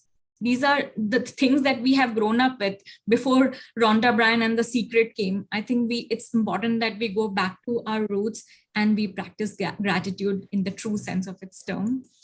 And this is me, happy person, the present Divya, who's happy and who has somewhat healed. We all are work in progress. So I have somewhat healed my inner child, but I'm sure there must be much more work left. And this is about me. You can connect with me and you can be part of the Radio Diva family if you wish to. It's a beautiful platform. It's a voluntary. I don't pay anybody. I don't charge anybody. But yes, that's it. I think that's a beautiful, beautiful, beautiful time that I had just talking about it. And yeah, so some people have written to me. Kalpana ma'am has written to me again personally that, ma'am, how you change took place. Okay, your words are very touching. Thank you so much, Dr. Kalpana, for the messages that you have written. I have shared my contact details and definitely you'd love to be in touch with each one of you. Yes, Matt, over to you. Thank you so much for the patient listening, everybody. And this is my story in nutshell that I was able to explain. And thank you for, bearing with me. Yes, Matt. Yeah. Beautiful. Thank you, Divya. Very well done. I agree with what you said. I know we've worked with this slide before, and this is a big part of my motivation personally, and I think yours as well. And that is that we learn how to do things differently than our parents did. The way we were brought up was not necessarily very helpful. And so we want to do it different. And in order to do it different, we need to learn. We need to learn about ourselves. We need to learn about what's possible. We need to change some of the habits and some of the pictures in our minds. There's a lot of things we need to go through. And that again goes back to, as Bella was talking about, and I was mentioning about taking some time to do some self-reflection, taking the time to go through ourselves and figure out who we are and how we got to be who we are. So a big part of this for me is doing things different than we did before. We don't have to go through, they call it generational trauma. I guess that's a good word for it. It's just basically what was said to us and how we were treated, and then deciding consciously how we want to pass that on, how we want to pass it on consciously. So we have a lot of negatives, a lot of very negative things that happen inside of us. One of them you mentioned was gratitude. And I'm a big fan of gratitude. I appreciate it, and I appreciate you and what we've been doing. Gratitude is what we call a conscious positive, meaning, we have a lot of unconscious negatives, but gratitude is a conscious positive. It's something that we are actively being positive about, thinking good things, thinking positively, thinking what we appreciate, what we're thankful for, and people in our lives, our situations, no matter what's happening, we can find good somewhere in there. So, thank you, Divya. Very well done. Very much appreciate what you're doing. Mary, do you have something you'd like to share again? Please unmute yourself. Yes. Thank you, Divya. Thank you so much for. Hi, ma'am. Sorry, Mary, please go ahead. Hi, Divya ma'am. Actually, your story is very inspiring because I hear a lot of inspiring stories. Because I have my own friend who's inspired me a lot. So the second person I got inspired is you. Thank you so much, Mary. It means because because my friend story is a very sad story. I don't want to share now, but I got a lot of confidence in that story, and yours is more confident. So if some people more than topics, if I hear like this, I get myself self-motivated. I want to do more like that.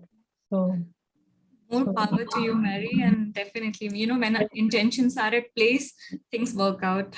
Yeah, and I always listen to somebody who's speaking on TV, also any life story of somebody, or I love to listen the life stories of somebody who's someone sometime, and today they are a great person. So I see you as a great person, because I really love that you said that inner child, and it really touched me, because I am day to day I am going this story in my friend's life. My friend has been a great inspiration. She's a patient, but she's an inspiration for everybody. So I see you, that second person I've met. So I never forget your name, Divya Shah. So it's touched my life. This means a lot, Mary. Thank you so much. And let's touch more lives. I think, no story can be more inspirational than your own story. So I just thought, let me have the freedom to share my own story, because I have done it. So I feel it. And that's why I heal it, Matt. Yes, Matt, yes, please go ahead. Exactly. Nice. Mira wanted to share. Mira wanted to say something, Matt. You know what? I just got a little confused between Mary and Mira, so I thought I was being called to speak. But really, what you spoke was very beautiful, Divya. Your story is really, something that will stay with, I think, all of us. It has inspired us. I totally agree with you on the affirmations, the power of affirmations, and the power of gratitude. That is something, our thoughts do manifest. Thoughts are so powerful. I agree with you there. And law of attraction. So when you're grateful, you attract more things to be grateful for. And so that's how it is. Thanking is thanking, being thankful for the beautiful things that we have is one way of elevating our consciousness, right? So thank you for reminding us of that, Divya. Yes, Divya, thanks for sharing your story, and message out to you and to Mary as well. We all have our stories in life, we all have our challenges, we all have come through great difficulties, but it's important to realize that you shouldn't give up, and you know the beautiful things are just around the corner, and you just hang in there. So Mary, the message goes out to you as well. You're already inspired by Divya and another friend of yours, and the message to you is that just hang in there. You're going to see a lot of beautiful things happening in your life. And for that, Mary, somehow I feel somewhere you are still not into that mode of acceptance in terms of many things. I think once you bring in that, you know, you will start seeing all things beautiful around you. I think that's only disconnect as far as I see it. The more we delay it, the more beauty eludes us, you know. So, Divya, good story. Keep it up. Stay strong, and life is going to get more and more beautiful for you from here. You know, I was talking to Bela about that flower just behind you in that vase. I said, That's so beautiful, isn't it?" See, all the little things in life, if you learn to appreciate, I think I think that's what life is all about. And talking about gratitude, I'll tell you one thing. Out of practice, I'm telling you, those who practice gratitude regularly become more and more humble in life. And when you become more and more humble in life, that's automatically one way of practicing empathy in life. You know, I tell people humility opens the doorstep to understanding mankind. I tell people, right? Humility opens the doorstep to understanding mankind. Become humble, stay humble in life, keep your feet on the ground, and then life will change for you. So wonderful, great going. Absolutely. And I pay gratitude for each one of you. I'm so great. I keep telling Matt, I'm so grateful that you brought all of us together. And, you know, any one soul also feeling good, feeling that, yes, we can make a difference. It's amazing. I think it's job done. I think Mary again has raised her hand. She wants to share something. And Matt, over to you. Actually, sir, actually, I have in my life, I have listened to a lot of people going through problems. So from that, I get lot of inspiration. So wherever I don't, among my friends, I don't see that much successful people. So I take from each one's life, I take some positive points. So every day I build my self-confidence more because I live with the people who have terrible problems. My life is sweetly going by God's grace, but that's why when somebody speaks, it really hits me because every day I'm going through this problem with somebody. So today, that's why I connected easily with Divya Shah. That's the thing.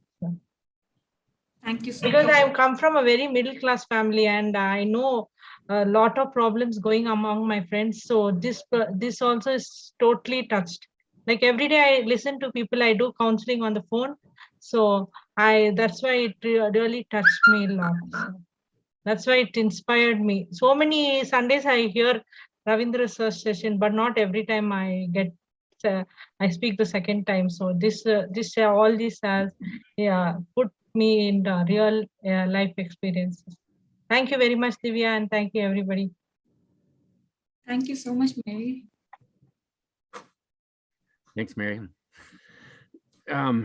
Okay, Bella, you would like to go next? Yes, please. Thank you.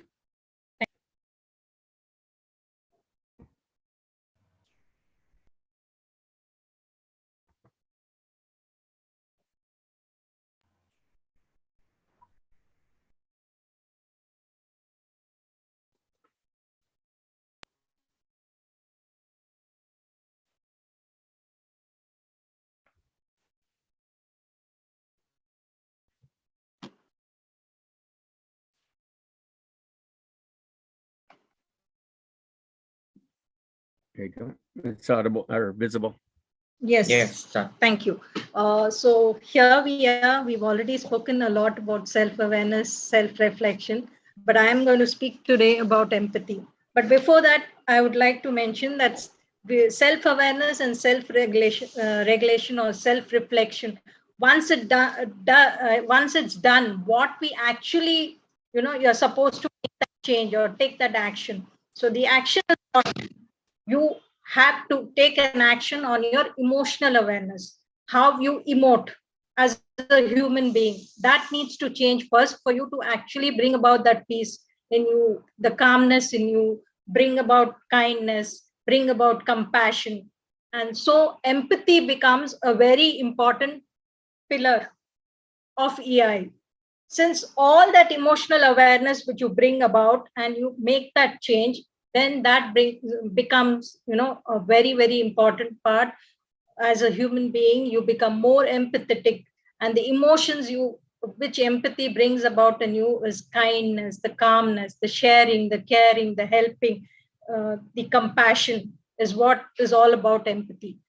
If we break down empathy further, it's a triad. We talk about three types of empathy: the cognitive empathy, the emotional empathy, and the empathic concern or the empathetic concern. So I'll just tell you what it is all about, and then we'll move on to how somebody can, become really empathetic as far as breaking down into cognitive, emotional, and the empathetic concern. So when it comes to cognitive empathy, we actually, think about the other person, see what he is thinking, take his perspective. We also understand their mental state, and we allow us to understand another person's way of thinking and seeing. So let's say, for example, there is somebody who's met with an accident or who's had a bad fall or something. Then if we get to know about it, the first thing which probably comes to our mind is how the other person is thinking, what he's going through, what is the thought process. So this is cognitive empathy all about. It also allows us to manage our own emotions while considering. So we're not judgmental. We are not, jumping into conclusion. We are actually trying to perceive what the other person's thoughts is at this point of time. Being judgmental does not help at all.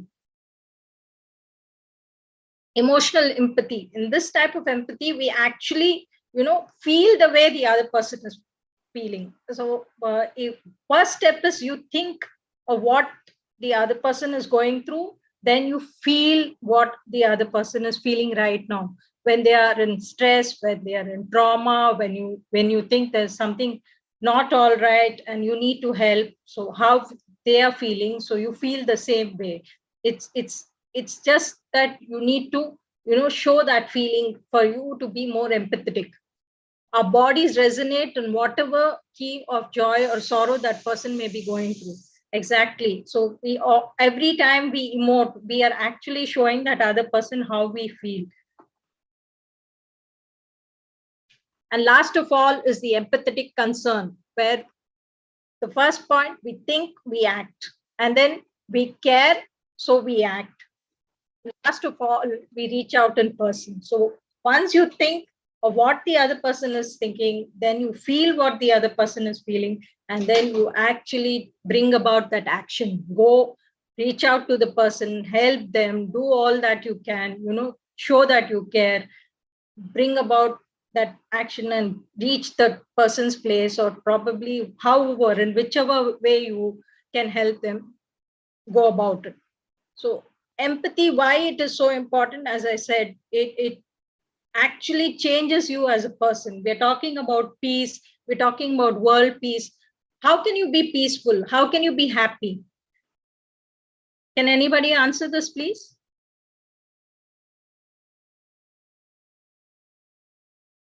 Any thoughts on this?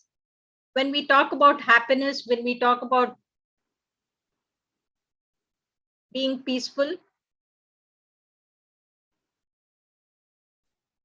Dr. Kalpana has raised her hand. Yes, Dr. Kalpana ji. Yeah, ma'am. So as you asked what is happiness, so it's just nothing. It is related to an article. So it's just a feeling, and to become more happiness, we just need to spread this positive vibe. So if we'll keep our money in the banks, so that way we can't be happy. But by helping someone for purchasing a simple loaf of bread or something, donating a cloth also can make us happy. So it's just about how to become happy from within and just how to spread the happiness people surrounding us. Absolutely. So any act of giving, sharing, helping is an act of empathy. So what we are talking about is being peaceful, being happy is actually an act of empathy. We only when we are empathetic, we actually feel that happiness, because it gives us a lot of joy when you see the other person also happy. Not just us, but you make somebody else happy. It doubles our happiness. That's why Chuck Feeney went on to donate all his wealth and say, this is what I'm going to do. And he did that, and he became a hero not only for himself, but all the others who read about him. So here I am talking about where does empathy come from. So we said that empathy is all about emotions, positive emotions like kindness, calmness, compassion, sharing, caring, all these things. So how does it come? Yes, a certain part of it is genetic, and certain part of it is brought about by our environment, people whom we are living with, people who are parents, the way they bring about changes in us, the way they convey things like what Divya was saying.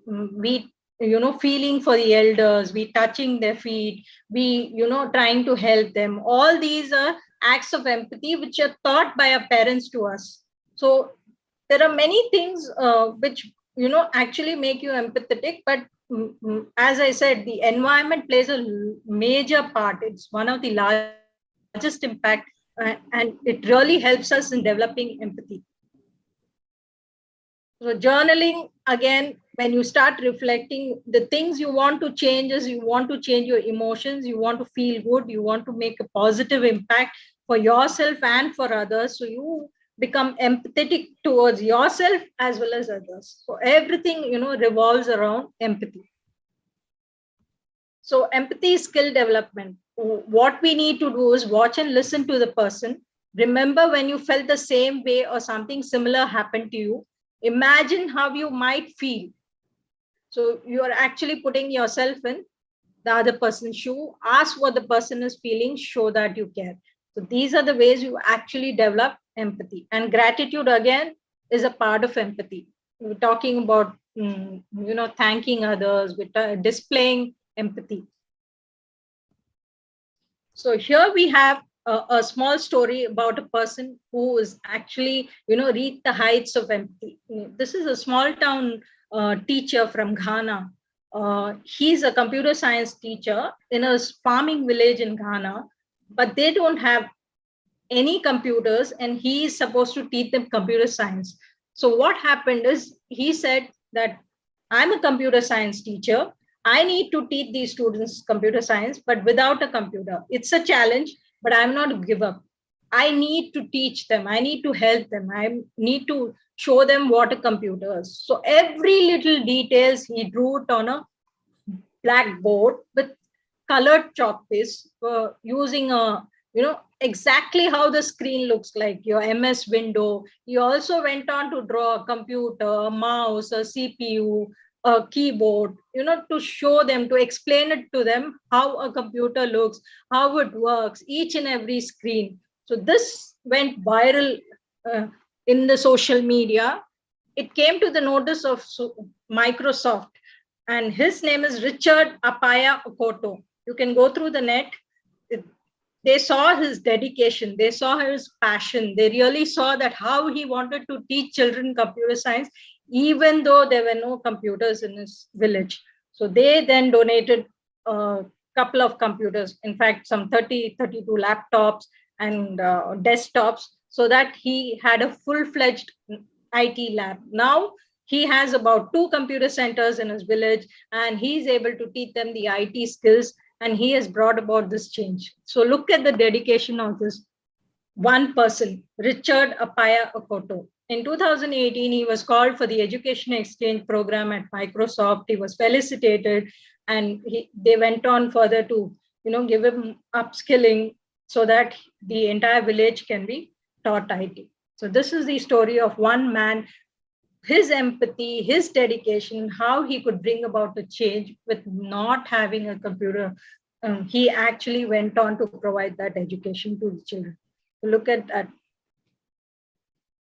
So I would like to end this by just saying these few words. The best and most beautiful things in the world cannot be seen or even touched. They must be felt with the heart. Beautiful quote by Helen Keller. And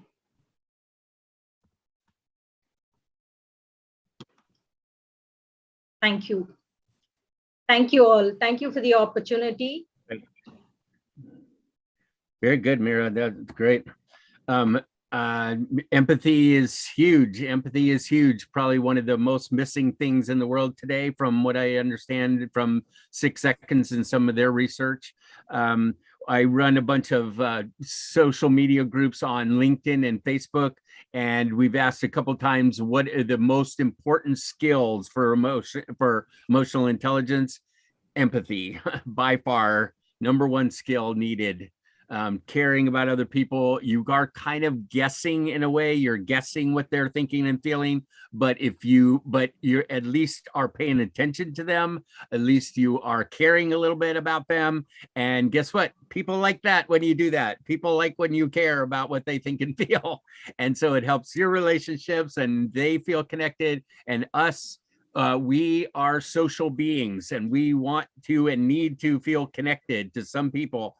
And so empathy is probably the biggest tool to help us make that happen. So fantastic subject and well put. Thank you. Thank you, Mary. Mary, you want to share again?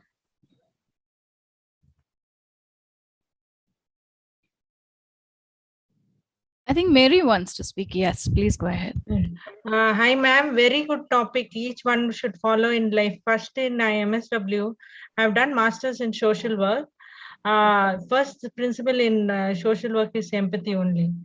If you show empathy to any of your fellow, your life will be beautiful more than the others.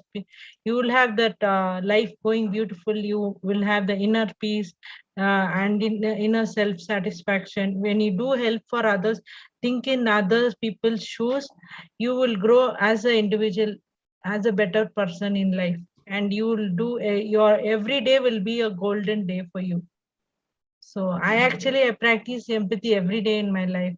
Whatever best I can do for others. If someone tells me a problem, I will, at least if I can't give my in the terms of money, I can put into a contact. So I will do the best. In rare cases only I tell I can't do. It's like if you practice empathy every day, your life will be a golden day. That's what I want to tell you. Thank you very much. Thank you. Thank you, Mary. Thank you, thoughts. Bela, if you can stop sharing now, we will be able to see each other. Yes. And Matt, I would just like to add that was very beautifully put by Bela. And along with that, I'm reminded of the last Sunday's discussion where John brought in the aspect of listening. John spoke about listening. So that's so relevant too. And as Mary was saying that, the least we can do is, be available for someone, listen to somebody. That is, another very, very important aspect of empathy, just being there.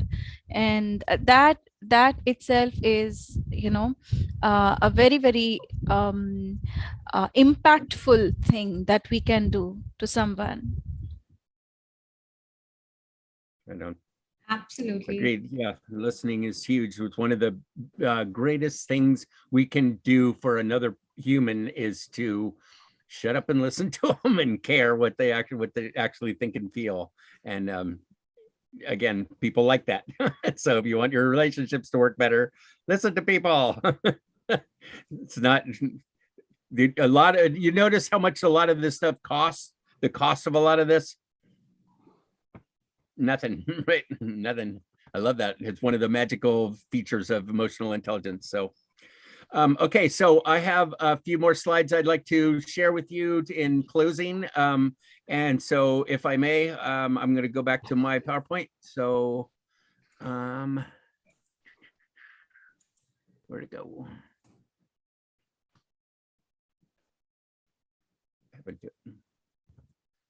Just a second, I'm having trouble finding it.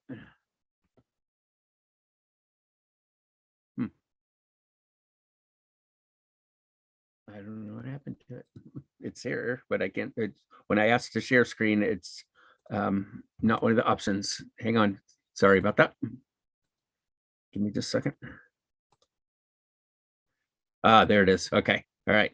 Coming back to it. Okay. So I think this is one of the most important things about emotional intelligence is, along with our emotional responsibility, is that no matter what is happening outside of us, we have the power to control what happens inside of us. And I think I said this earlier, but let me show you how this works, because it's super important. And it was a life changer for me. I thought when I was growing up, my father was in the United States Air Force and we moved all the time.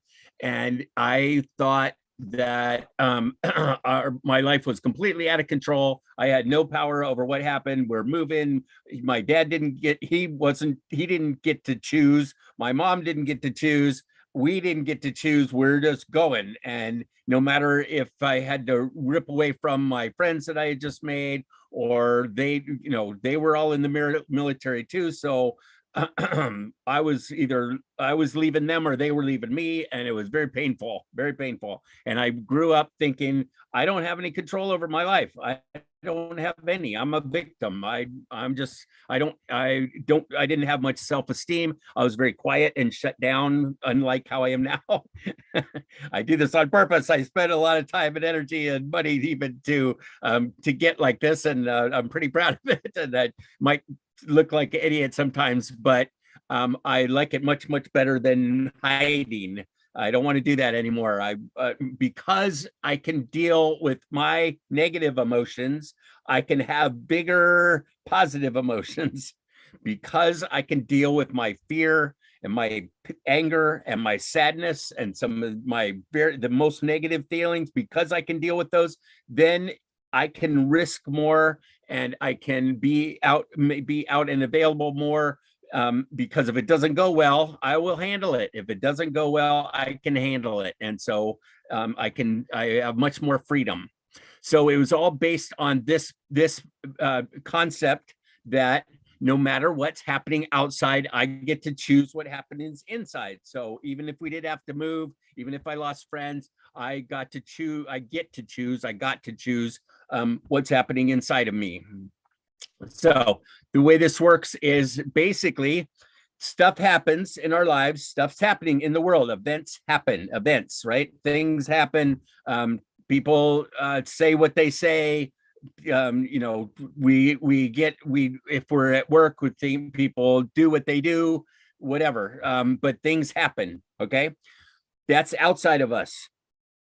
We then have a thought and a feeling about what happens, right? We have thoughts and we have feelings about what happened, right? We observe them, and we then have some thoughts and feelings about it. What happens there is we are then bringing it inside of us. So the outside, we're bringing it in.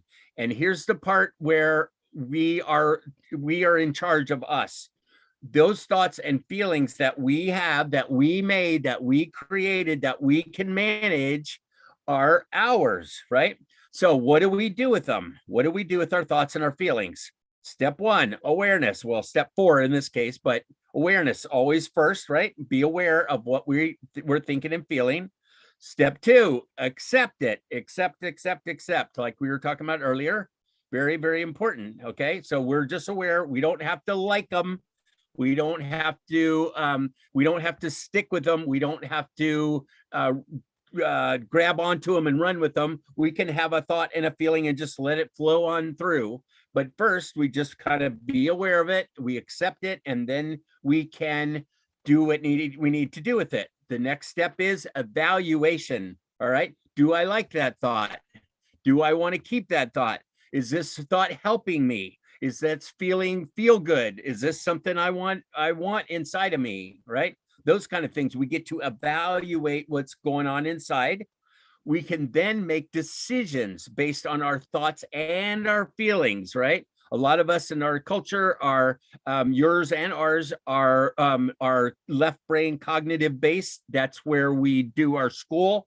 And we are, what we focus on in our family and certainly at work is our thoughts and what do we think and what's logical and what's our knowledge and what's our understanding of this. That's all left brain stuff. So we can evaluate our thoughts. We can also evaluate our feelings, right? We have thoughts and feelings, and our good decisions, which come up next, are based on our thoughts and our feelings, not just our thoughts and our feelings. It needs to make sense. Things need to make sense. Right? Logical in order. That, yeah, okay, yeah, that makes sense. And feel good and feel right, and having our intuition and our gut feelings and that sort of thing kind of in sync with what we're thinking. So we have good thoughts and we have good feelings both. And if they both are together, then we can make good decisions. We're probably going to make good decisions, right?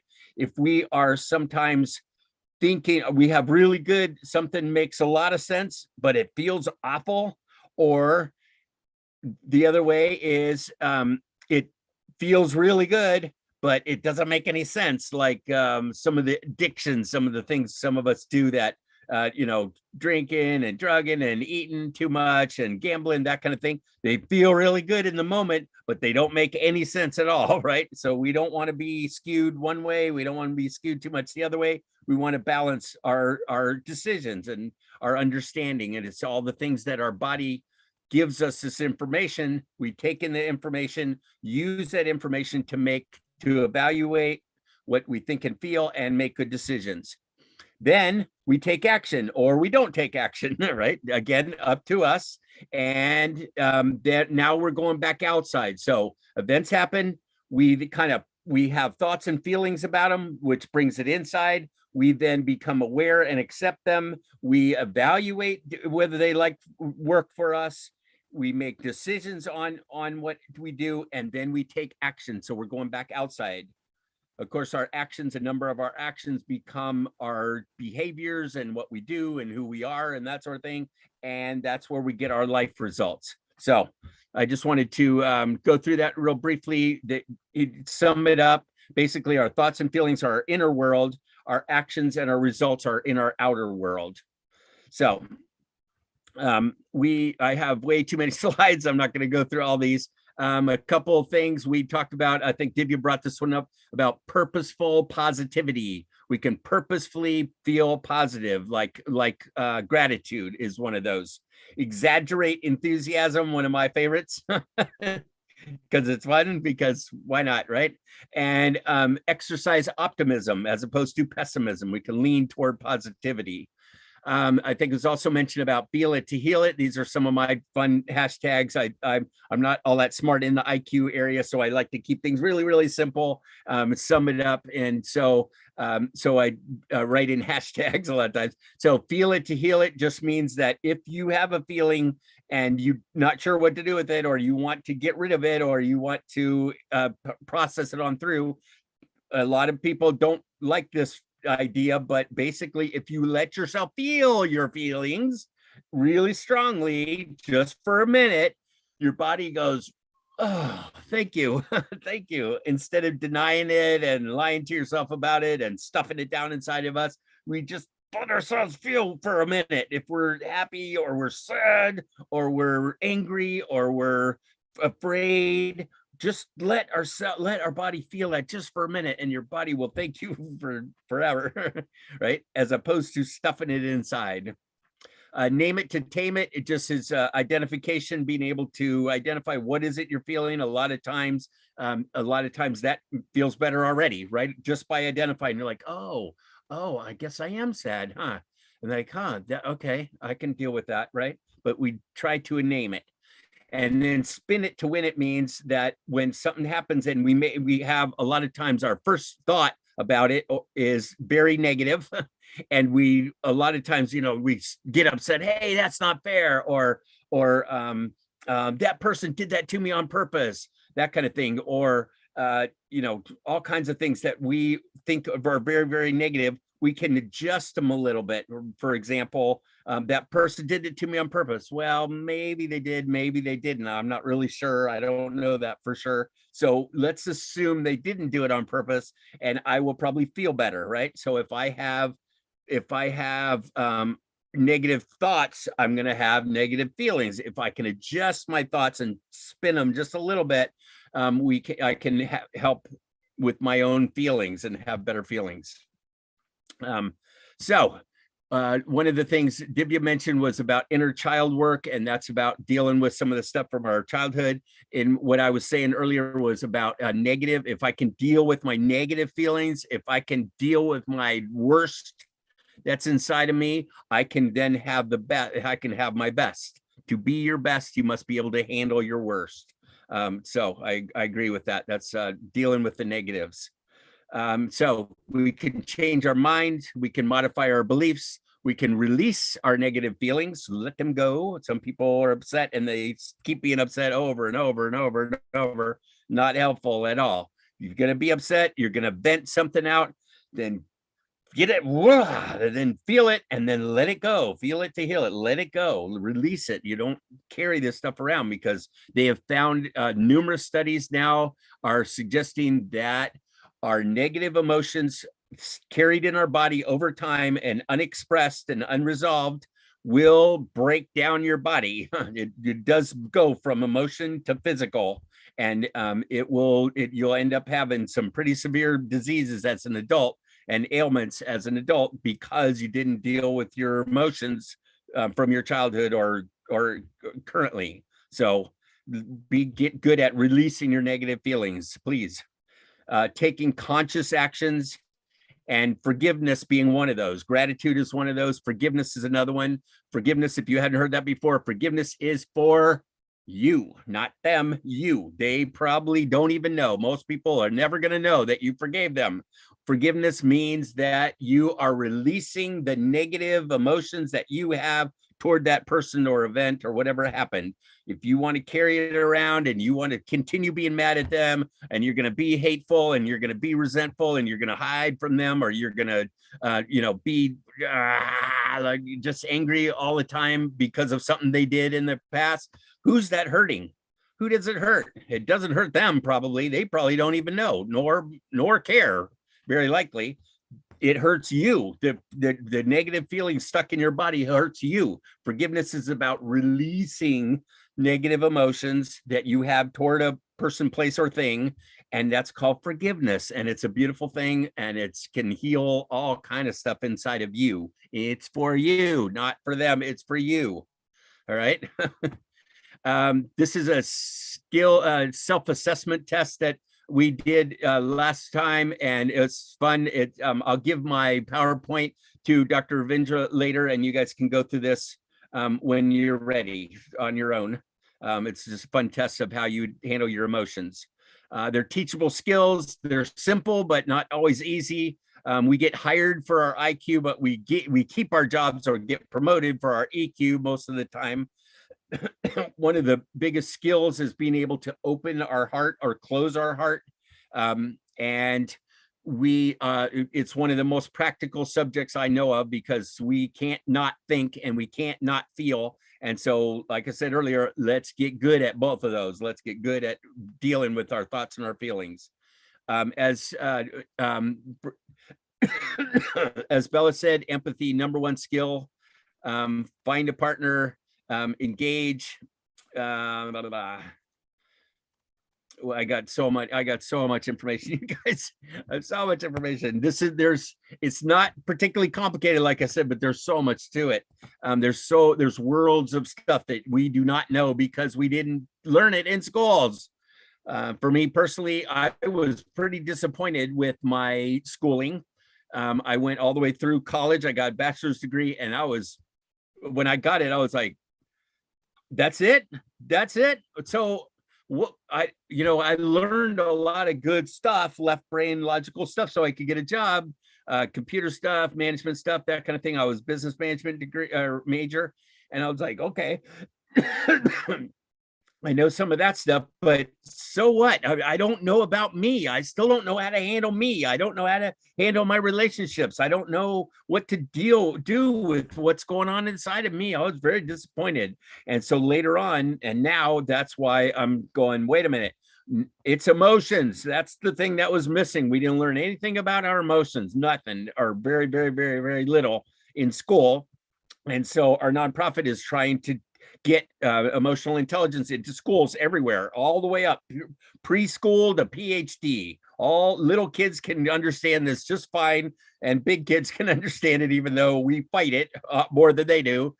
So we can if we can teach people, it's a teachable skills. These are teachable skills. So emotional intelligence should be in schools everywhere, in my opinion. It's just wrong that we're not taught this stuff about who we are and about us. So accept emotional responsibility, commit to learning about your thoughts and your feelings and your actions, your emotions about yourself, and share that, please, because most people do not know. They do not even know what we're talking about. They don't even know the concept of being smart with your emotions. They're like, what are you talking about? I go, did you know that you can deal with your fear and your anger and your sadness and learn about that and logically and learn skills about that? And they're like, what? Sometimes that's a life changer in itself. Just knowing that, just telling people that they can be smart with their heart and handle their negative emotions in positive ways is like, oh, okay. Never thought of that. I've had some people change their life, just the concept. So as now that you know, or you may have known before this, but please share it with somebody else, anyone else. With great power comes great responsibility, we say. So here's just me. I'm open to friends on Facebook, on Twitter, on WhatsApp, and we got a lot of stuff going on. This is our nonprofit. If you want to stay connected, we have we send out stuff every once in a while. We ask things every once in a while, etc. So go in and sign up and we'll connect. It doesn't cost anything. You can leave if you don't like it. Great. So I think we were supposed to go about a couple hours and we did. And I very much appreciate our team, the EQ for Peace team. You guys are fantastic. We're getting ready we've been working on a workshop that we are going to do a 6-hour workshop, I think it was, and sometime in June on a Saturday, Sunday, 3 hours one day, 3 hours the next day. And we're trying to find out what are the very basic steps to getting started so that we can be as emotionally intelligent as possible. So I'm looking forward to continuing to work with you guys on that. And thank you again for your wisdom and your caring and for taking your time. Thank you so much, Matt, for bringing us all together for such a beautiful session. We really reflected a lot. Matt, with your permission, can I share the Radio Diva? It's again a voluntary free thing.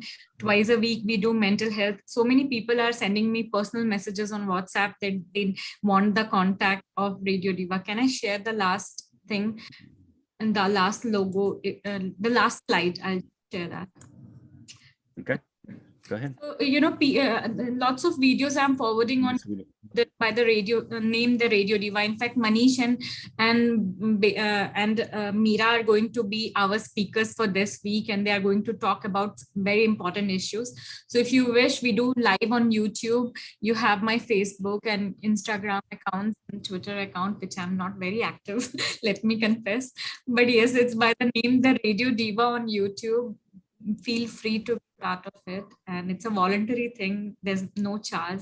It's just trying to create little awareness from my side. And yes, thank you so much, everybody. Thank you. You guys, everybody, if you want, put your email address or your contact or your website into the chat real quick, and so everybody will have it.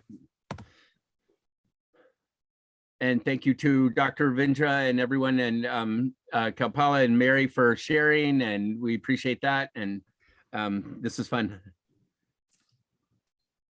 Thank you. Thank you, Matt. Thank you, Dr. Ravindra. Thank you, everyone.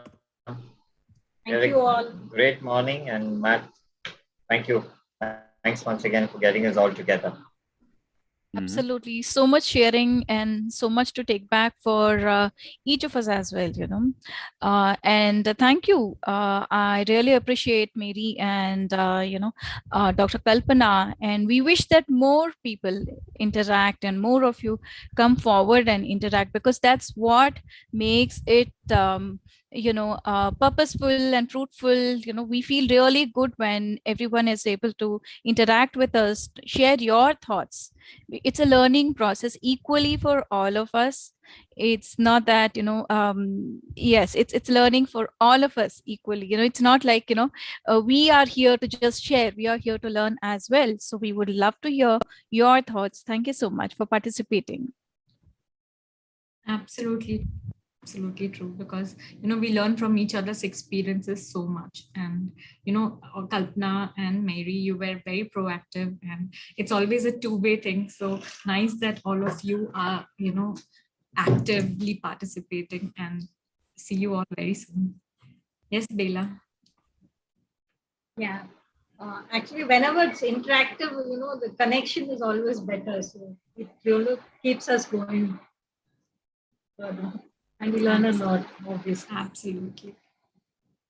Thank you. That's Matt. true. The longest study done that I've heard of, it's called a longitudinal study over time. 85 years they've been doing, working with, following the guys at Harvard. They're now on the third generation, 85 years, and they've been following these guys. And what they're trying to find out is what is some of the main things that have helped you be successful. What are the most important things in life? What's kind of like the meaning of life kind of thing. And they're trying to, Since you've gone through the Harvard study, I want you to go through one more study. Go do a little bit of reading on the Dunedin project. Dunedin. You will learn a lot from it. The Dunedin, New Zealand. Can you post it in the chat box for others also? I'll do that. So yes, you can ma'am. go You want to look at it and anyway, so that longitudinal study at Harvard, they asked what is the main thing, and does anybody know what the main thing it was for happiness in life? They've come up with one thing. What is it? Relationships. That's right. Connection with people. That's right. We're social beings, and if you have people you love and people that love you, and you stay connected with them, seems to be one of the biggest thing for, according to that study anyway. So, and it's not, they're probably not going to come to you, you guys. They're probably not going to come to you. You got to go to them. This is emotional responsibility thing. You got to connect with people. You got to take the time to listen, shut up and listen to people, and care about what they think and feel. And then you'll have better relationships. And that's for you. That's for you. Go ahead, Manish. Thank you so much for sharing, Manish. Dunedin project. most welcome. So that's a wonderful thing by itself. Long time research again, and it was only all data was collected from one particular hospital in Dunedin, and they then, like Matt said, one project was done through Harvard. So this was also done where they followed children right from their childbirth, up to how what their parents used to do and how was their upbringing and which school they went to, etc., etc. And based on the happiness factor at home and based on how they behaved as children, where did it carry off 20, 30, 40, 50 years later, right? So they've got it all on record, and that's one project that's still continuing. It's something amazing, and you should read about it. Okay. Thank you. Yeah. And Matt, were you referring to the marshmallow test or? The marshmallow test? Have you read that, the marshmallow test? Yeah. Do you want to share a little bit about that? Go ahead. That's a great example. Yeah. So, children, I think it was in, I think Harvard only did this study, and there's a tray of marshmallows brought out to small 3 and 4 year olds in school. And there was a condition saying that if you want one, you can pick right now. If you can wait for 15, 20 minutes or probably half an hour, then yeah, or complete a task, we'll allow you to pick 2. And then there was the video camera installed in the classroom, and then the responses were seen through the video camera, where some people picked it up immediately, some people waited for that quite some time, and then again when the research followed up on those children who were able to, right from that age, display what we term as delayed gratification. So they were able to display delayed gratification. They did better in life. They got into better jobs. They did better at school. They better, more happy. Gratification is another important thing which I think schools should teach. Parents should teach, but it doesn't happen now. His or her mouth, and before the child can complete the word, the parents, here you are. It's there on a platter. So that doesn't work. Delayed gratification is the key. And you should read about the Marshmallow project also. In fact, you've not done it, Meera and Divya. I assume that Matt has done it. Matt does know a lot about it, I assume. So read about that as well, the Marshmallow experiment as well, which have you seen the videos? Watching the funniest part is watching the kids trying to not eat the marshmallow. They leave the room and the kids are trying so hard not to eat the marshmallow. It's pretty funny to watch. Right. It's wild that little bit of control relates to so much later on. So much. It's incredible, actually.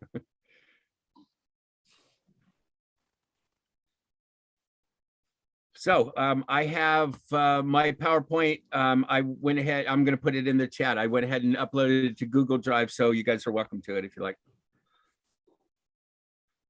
Dr. Ravindra, I think we're done. Thank you, sir. Thank you, Matt, for the wonderful team. And we had really wonderful presentations. Especially, I would like to share my observation with Divya. I was just throughout the entire session, I was just able to reflect her as a small child sitting and delivering her wonderful session. So she very well presented and very well reflected. So I could only just imagine a small child just narrating her story. It was very well done. Wish you all the best, Divya. Thank you so much, sir. I think I feel a child from inside. I think Manish was mentioning, if you are childlike, you are happy in life, and I try to stay childlike, and it happened with me. So maybe the conviction came across and it touched you, sir. But thank you so much for having each one of us, and Matt, gratitude to for bringing us all together. It's such an amazing thing. So thank you so much, Ravindra sir. Thank you.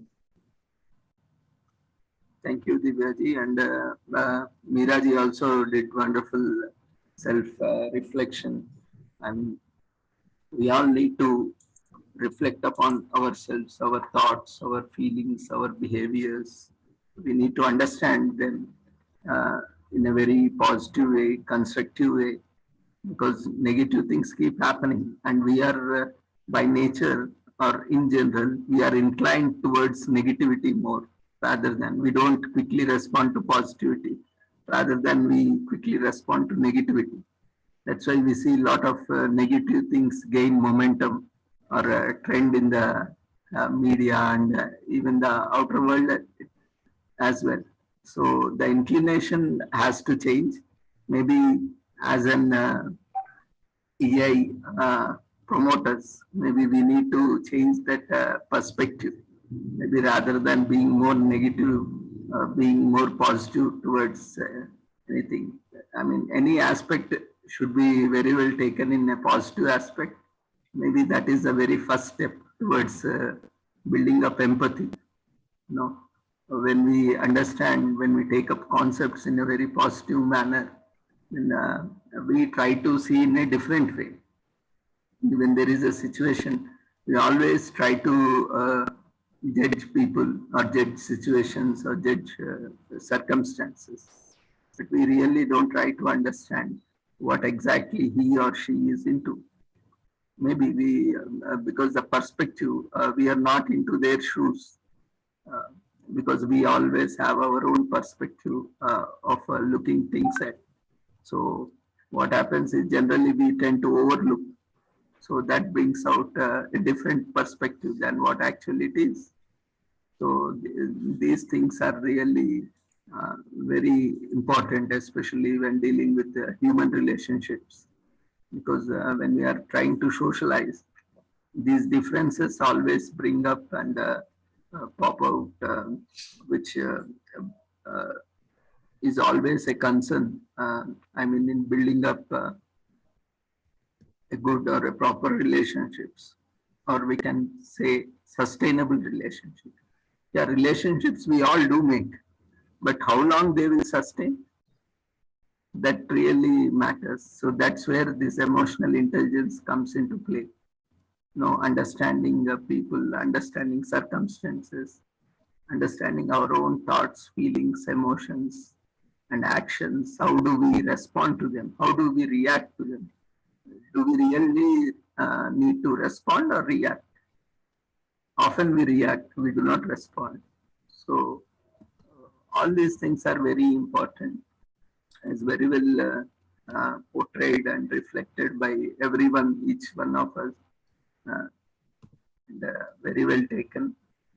And Manish Gupta ji, Bela Gupta ji has very well portrayed, reflected through their even various work with children, school children, and various studies also. So they are doing very commendable work. Even last session, Thank you, sir. so we have seen how beautifully you are changing the young minds and directing them towards a positive outlook. That gives a positive, optimistic hope that we are changing towards a positive society where AI is definitely making its impact on the younger generation. So these things are very useful, and we need to take it forward. And definitely Matt did a very wonderful job by pitching the entire team into this. And really, the entire session, I could not open my mouth. I mean, I couldn't speak up because it was so, the entire story was flowing like a flawless stream of knowledge and observations, reflections. I was just listening. I was a very good listener. In fact, it took me with the flow and really enjoyed. It's the need of the hour. And we see a lot of things that are happening which shouldn't happen in this world, but a lot of things that are happening. There is a great need for emotional intelligence or emotions to be understood. And really the way Matt takes it forward since last 4 decades, it's really, he's doing a great job.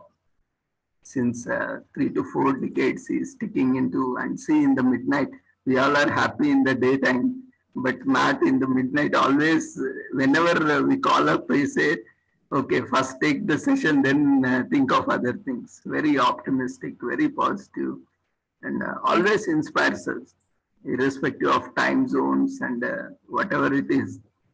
Whenever we ask for a session or whenever we approach Matt, he is always there for us. He's the first person, in fact, always gives us a better position when we discuss on this, how to take it forward. Anything related to any topic, just when we discuss with Matt, he says, this is the way we can take it forward. So that would be the better option. So he gives, he puts in it in a very apt way. So that takes it very well. And this is how, we really have a wonderful team with all of us, and having sessions. I mean, it's a need of the hour. We need to regularly organize more such events like this so that we can reach more and more people and maybe like as already Matt said, we need to conduct more workshops also. Maybe we can utilize our Manish Gupta ji and also Bela Gupta ji. They are working with the school children. Maybe we can have some online sessions as well from the children age group also. So as we have a very good team of professionals and we have Matt with us. So I mean, we can take it forward in a wider perspective. And it was really nice. So we were truly reflecting on different aspects, covering, especially I liked this Divya's, the way she portrayed and reflected upon. You know, it was really awesome, the way she presented. And definitely, I mean, the storytelling was the greatest skill for us, but unfortunately, we lost it. Maybe in this way, we are reviving the skill. We are more and more of us are getting into again back into storytelling. So definitely, it's a need of the hour. We all need to take it forward. And my sincere wishes and regards and my gratitude to the entire team for the commendable job, especially Matt for this wonderful team and for this wonderful sessions as well. We really enjoyed. Personally, I gained a lot of insights. Being an health professional also, we deal with a lot of things. We do, but at the end of the day, we also, like we do also have occupational stress, you know, burnout issues. At the end of the day, we also listen to so many people. And at the end of the day, we see, oh, so many cases and how to deal with it. And we also need some space to vent out. And these are the things like it's very essential. And I am also part of this media fraternity. I am also a journalist. So actually, we are celebrating this World Press Freedom Day on 3rd May. So 2 days ahead. So it's a need of our for media professionals as well. Maybe we can work on it. Maybe this is maybe too short to discuss, but if possible, we can have a session on 3rd, maybe for a short period where we can contribute to the media professionals as well, to the budding journalists or reporters, how EI can play an essential role because media, you know, plays a very powerful role, and media professionals face a lot of pressure from the society, from the media industry, and we always, the media is also divided, you know, there is we can't say that this is truth, this is false. I mean, everyone has their own perspective. They go by the editorial policy or the organizational policy or the media policy, whatever it is. So maybe this is the need of the hour as we are celebrating this World Press Freedom Day. Maybe we can have a session on that day, maybe for a couple of minutes or hours as the time is feasible. So we can give a direction, a way forward for the media professionals as well. So I leave it to you, Matt. So just think over it. Now, as of now, have a good sleep for day, and we will discuss it tomorrow. Maybe we can take it forward if possible. Yeah, thank you once again, everyone. Thank you, Dr. Ravindra. Thank you so Thank you, much. Dr. Ravindra. And Manish ji and Bela ji, and especially Matt. He's a very good friend of me. Thank you, everyone. Just not even 1 month ago, I didn't know, none of us, well, some of you guys knew each other, but I didn't know any of you guys, so even a month ago. And so it's been really neat to connect and to kind of, we're brainstorming some ways we can work together because it's kind of, we got a little magical group going on here. So pretty appreciative of that. And we appreciate being able to come to your event and talk to you guys. So thank you for that. But I am going to get some rest now. It's almost 2 o'clock in the morning. So I'm going to go and get some rest. Thank you all. Take care. Yeah. Remember, we're on YouTube as well. Which is cool to be able to share. So thank you all. Bye-bye. Thank you, everybody. Bye-bye. Thank you, everybody. All of you. Thank you for Thank joining. you, Dr. Ravindra, once again. Thank you, Dr. Ravindra. Everyone for joining us and making this day more wonderful. Anything for a good cause, sir. Yeah. Thank Exactly. you. Bye. Bye. Take Thank care. you. Good day to everybody. Have a great day.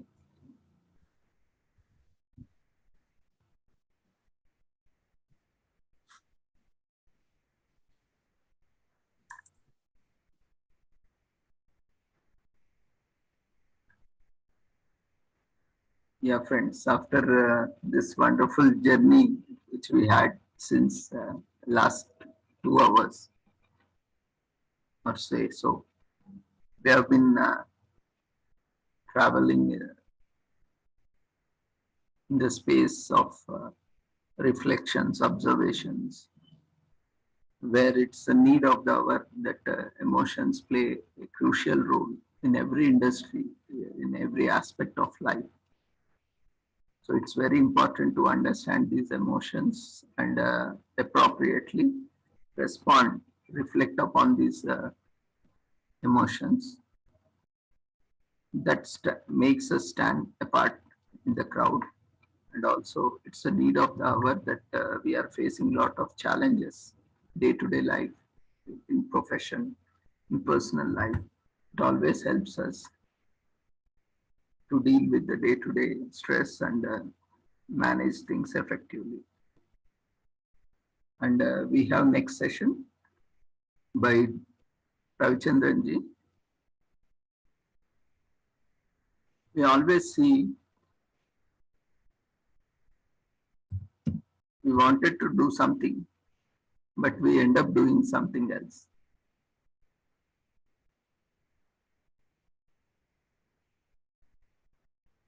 Why this happens? Due to various reasons. So let's explore what are our career options, skill sets, and how do we really map them to the industry so that we can have sustainable careers. Ravichandran ji, we welcome you to the international webinar.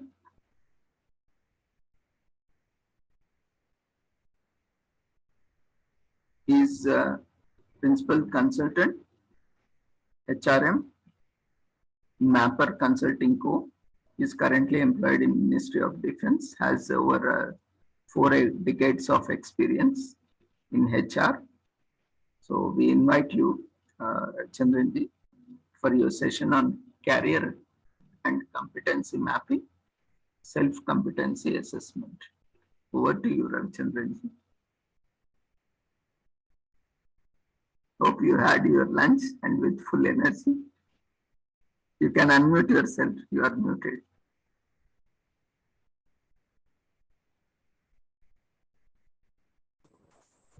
Hello, good evening, Dr. Ravindra. Yes, sir. Good afternoon. Very much. We are little early. You completed your lunch?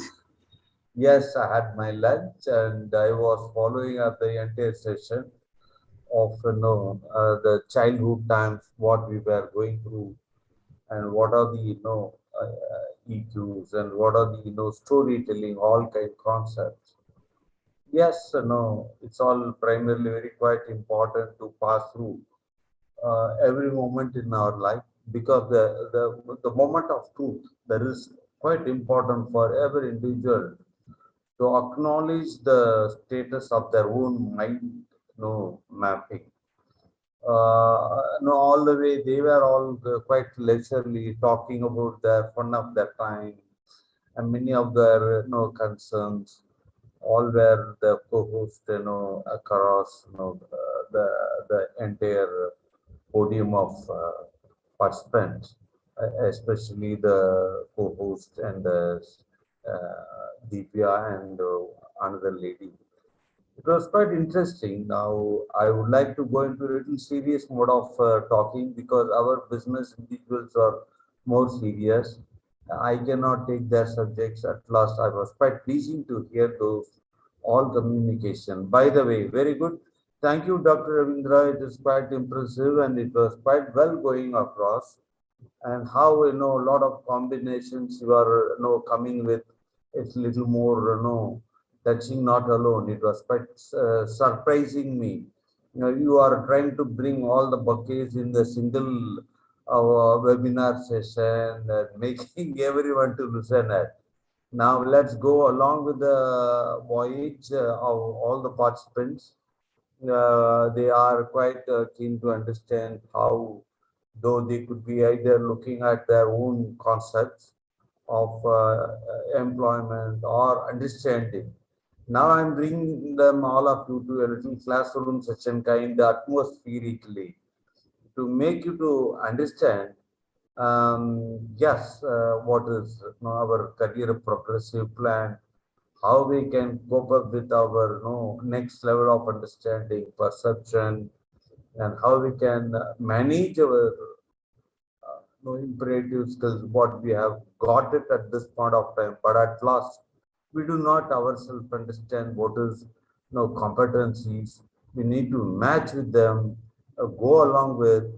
So let me take it. Thanks, Dr. Ravindra, and all the participants. I feel upon the participants are more inclined towards that look out for a job kind of situation. I am trying to understand from there. Though they were all sitting in the another workshop floor, here is going to be a little more serious, a little more in depth to understand of an individual. At last, I also want to bring you into the very, very lively connect with all of them. So this connect is quite important at this juncture. So this is all about. So please, participants, little more be alert and active understanding. Though you could be in the employment market, or you would be keen to focus on your new version of plans, I would straight away take you into the floor of sharing my charts. Good. So I'm going to take you from somewhere quickly. I will run upon. I would straight away go to the topic called career objective. Dr. Ravindra, can you look at my screen? Is this audible, clear, Yes, Ravichandranji, you are audible. PPT is visible. Yeah, my screen is visible. Yeah. Okay. Career objective. Yes, I got into the quick syllabus of our studies, and very fast I would Some window blocking the Zoom settings window. Can you close it? 1 minute, sir. I will just bring that. Should I bring it down this, or I should? 1 minute. Yeah. Now it's this is fine. My screen is also viewable. Yes, now it's fine. Well, okay. Why not? I should ask all the participants. The participants' numbers are, are they, really looking for dimensional thinking on their current environment of an employment market, or are they really looking for a job, or are they want to understand, certain skill set of competencies? I am very sure, though there could be some of them sitting over here, may not be looking out for a job, or may not be looking for an immediate attention on the employment environment or career planning, but certainly have it in their back of their mind, and also climatically to match the current atmosphere. So parallelly, want to add the chat point in the box. Yes, I'm JS. JS mean job seekers. I'm a job seeker. So put this way on the chat, possibly as early as possible now. So it will make you to bring you to the place where you are into little serious more of talk now. Nothing else. Otherwise, it will be really, nice to start with it. But please try, make sure, and it brings large attention towards you. That's all the reason. And I also want any of the participants here, please take your time, any point of time, just raise your hand. Do say, I want to talk to you, Ravi. So that makes me, a question arrives from the participants. Secondly, the other participants who were sitting, numbers ignore it. No problem, 20 or 200. Numbers only a games to, to understand. But otherwise, it makes others to get clarified through your question, right? Dr. Ravindra, my video is not viewable from my side. 1 minute. I'll just go to my screen view to make myself little corrected over where I'm unable to view this. How can I view my view, sir? Dr. Sir? Yeah, Ravichandranji. I want to view my screen actually. Why am I unable to view my screen? Your screen? Yes, my video image. Acha, maybe in the view option, you have different options like standard, side-by-side speaker, side-by-side gallery. Oh, 1 minute. Let me go to there and get corrected quickly and start with the session. Let all the participants take a little break in this time. Okay, return to, I should go to side-by-side speaker, because the more videos you enable, the more bandwidth it will consume. No issue. Record bandwidth, speed and capacity, you can. No problem. Where can I go with this live transcript? More. From more, I should go to share sound. Okay, that's fine. Then view, how to view my view, own view.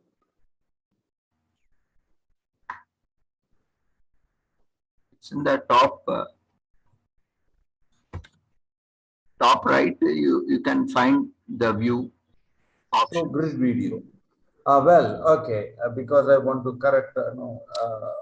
There should be view should be very impromptu enough for myself to check upon. That's all. The see reason. a timer running on the screen.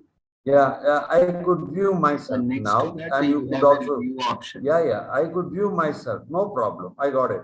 So others like, well, fine. Should I proceed now, sir? Yes. Who am I? This is a common a phenomenon in the employment mark, where we need to understand what I am, how did I do my education, what is the importance in employment career of today, after this long lost time of the COVID post. So the participant, please do understand, you have come across the place, the situation made vast global difference from one layer to other new layer. So I want to talk in a historical sense of understanding things, because it's a little more serious, to make you to understand, but at last, make you to your inside view with my competency plan, competency mapping. So if I touch the career objective very strong on you, it would be quick, very quicker to go to the next moment of discussion, nothing else. So that's why I want to put you as an employee, you are going to look for a new venture of an employment. So raise yourself, wow, what I want to be. So these are very important points when you look for an employment. Bring clear, grabbing attention, make a clear impression as well to your employer to bench on you. Immediately attend your CV, because I am very sure in the employment market of today, for one position, nothing lesser than 200 CVs reaches.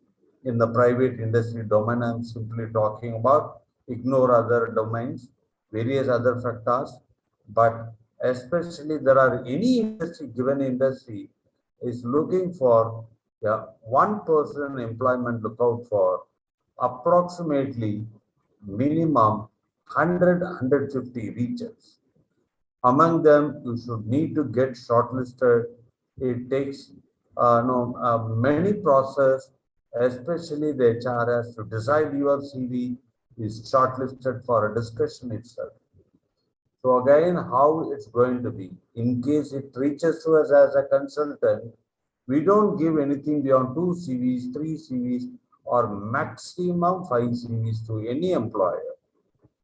So understand, please, you are going to give your biodata, that's a resume, CV, by any name, you raise it, or just understand these difference between CV, resume, biodata, all kind. Biodata is older people, whether those times they were talking, but today CV, resume.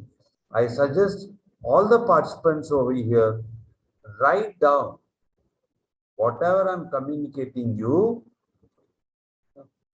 please write out. Why do I say this? The previous sessions, all the debates, all the dialogues were making you to be very light or form of dialogue, speeches, conversation, cross communication, all were fine. Even I was very happy in those places. Now I am going to give you very serious attention to you. Keep your pencil ready, keep your paper ready. Ask yourself, what question I can ask Ravichandran? Ask question to Ravi what? Ravi little matter, nothing else. So I'm going to run it very fast by 10 minutes of time on certain career objective. Then I will take you to the next program. Okay. See, as I told you, grab it carefully. Grab it very carefully on your employment lookout. Otherwise, in this current market is not easy. It's not an easy part. So make your job description. Please view the screen. I'm not simply reading it out. I'm explaining you with the bullet points, exactly understanding you, make you to understand things very transparent speed. You read it and try understand from it, because the expression is the pulse of understanding. We all carry good knowledge, and it's no denying. We all are well qualified. We all are, professionally achieved. At last, we are also finding great agony of passing through one interview to the other interview. But some people, they would say, I was shortlisted for 4th round up to the final round I was got rejected. Yes, I do understand this. The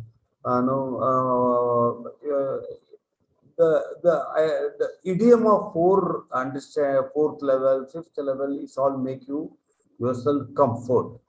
But please do understand, the final interview designs on various model of reasons. Because on the first level of discussion, the second level of discussion, all could be somewhere into the your assessment. how did you react on the first level of interview? How did you act in the second level of interview? They will only cross-check you. They will only cross-check the behavioral patterns on the first and second round. Don't think that I have passed first, second round, third round. When you come landing over to the third level of round, your answer on the first level, second level could have been widely different. Who knows what? So they would really cross-check it, because nowadays the things are in highly camera covered, recorded speeches, recorded floor halls. So certain requirements are getting highly recorded. They want to cross-check by giving even psychometric test. Psychometric test is a more calculative measurement assessment on certain crisis analytical skills. So we call it by PTI, psychometric test index. There is a text called test name called PT test. So be careful. Many of the well-known companies are conducting this. If not, that's a different part. But many of my clients keep going with this. Okay. As I said, job description, the industry, the company where you are going through, please understand the job description of the company floated in the advertisement. I repeat it. The company floated the requirement details in the job description. Take the same capsule, write it in a proper manner by your first level of CV design, and make sure you are matching all, connecting between the JD and your involvement of current job, if you are in a current employment. If not so, no problem. Still you connect them towards your previous experiences or project experiences or college internal studies. So, somewhat you try connect, gel it upon between what? Employer need and the focus on candidate of you yourself. So every CV you should try always make a little changes on it. Don't float your same CV to everywhere. Naukri.com, Monster.com, whatnot, all not. Everywhere the same idli would be available, or the made of dosa would be available, and everything would be floating on, and it brings you fall into a common trap. That's the reason I said it. So little more serious while you release your CV to anywhere.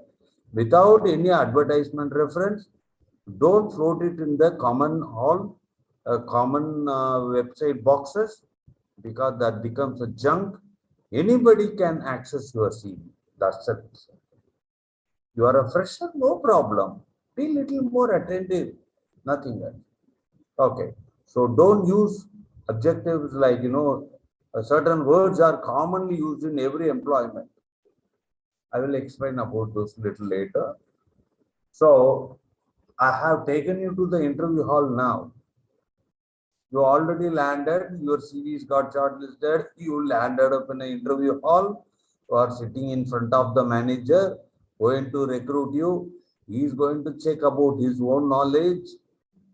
He is not going to bring anything super duper, design of something questionnaire and going to read it out, or trying to understand from you anything new version of designs, whatever it is. He is simply going to check with you of your knowledge and trying to match himself. That's important. So he is going to check his own knowledge by raising his own known questions. If you are selected, you'll become his subordinate. Okay? He will not become a boss of him. He checked his own knowledge. You gave him at par of his explanation of what question, and you understood, answered. So you are thoroughly fit in, you are selected below him. That's it. Okay, well, I'm taking it in a more humor sense of understanding. When you look for an employment, why do I say this all? Take it in a very positive form. Enjoy it. Employment lookout is a really enjoyment, you know. Go in this interview hall, wait for 3 hours, you lose your temperament, and you are about to go out of the office hall, and they would check your patience. And in case sometime in marketing field, they will make it to from the morning 10 o'clock till evening 4 o'clock to sit idle. They serve you food, they will serve you coffee, everything. But at last they'll make you not to sleep. That's it. Otherwise, we would have taken a 2-3 hours good session of sleeping and enjoyed the momentum, and you would have been more brisker. But they will check with you, you are not slept. So why do all this checking about these patients? It's about age. I don't want to say that they want to check you on this ground of reason. They could not tolerate with their time schedule. Don't worry, it's all common in India. So be alert till the call comes in. After interview attend, make yourself body free. Sit in the same reception hall. Wait 10 minutes, 15 minutes, the way you spend 5 hours, whatever. It makes you know little embodiment, nothing else. Okay, this slides again. No, you see, this image is quite important. Instead of you read out that images, the jigsaw game like kind, plus minus jigsaw. It's a board game where the dice need to be connected together. So each of them are little spreaded over. You need to bring them, connect them, fall them in line, or else it's a little mess. So the manager sitting in opposite, he wants the all jigs connected, and you are little spreaded over. You need to connect them up. That is why I fixed the one image of your CV resume differences between the manager is going to recruit you as an executive subordinate or senior position, whatnot. So you are going to connect them properly. So I'm going to in the career planning.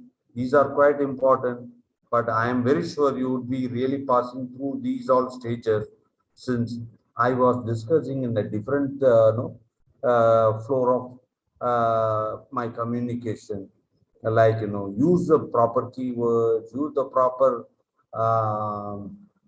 font sizes, use only black and white prints, don't fix any images, colors, and make your paper like a the kite, colorful kite mind. Don't get it. It shows you are not a serious man. So again, grab attention. Grab attention always. There is a point in your job, in your knowledge, your skill areas. Mention very carefully. Don't miss any of these. What I'm given you, you could be, you could have done it on the year first or second year or wherever, what not so. But on the CV, ensure anything you handle team leader, anything you handle as a brainstorm exercises, communication program, or you visited any internship activity, ensure all the points are mentioned in the CV. Why? Why? Yes, why? Because they want to make you also can be a better team leader over a period of time. So ensure you as a subordinate, if you are entering as a fresher, you also would be a best leader for managing the team. That's a kind of approach. Okay, I'll quickly move to the, anybody wants to have these copies of my dialogue speeches along with this previous slides, don't hesitate asking us. Dr. Ravindra is there behind, and I am also there from the consulting side. I'll forward them. Okay. Now, very quickly, I'm moved into action verbs.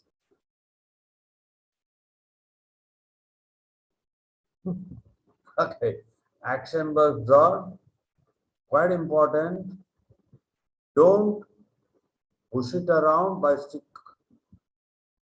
Make it very properly. Write down, I am not handling, not necessary to say I'm handling, I was handling, I was doing. You say I handled. You clearly pointed. Need to be very impressive. Right, data, the person who is going to shortlist you, he may not be considered to be a professional. You could be doing from MSW, assuming, or you could be doing something other streamline of your professional. It could be totally different to HR function. So HR is the person going to decide your CV. To make sure the HR first catch hold of your CV. So very careful and ensure every professional and professionalism touched upon, made very crisp and clear. Is this fine? Do I am communicating you properly, all the people, sir? 26 of us. I'm going along, I hope so. Anybody raises question, don't hesitate asking me. I'm always available. Well, have a look at your CV very carefully. Proofreading is very important. Don't miss any mistakes. Don't make any embarrassing kind of spelling mistakes. I have seen there are people who conduct tuition, English tuition in their home or interview halls, or sorry, not interview halls, places like training center. They commonly write spelling of TUTION like that. Many English spelling mistakes, try totally eliminate.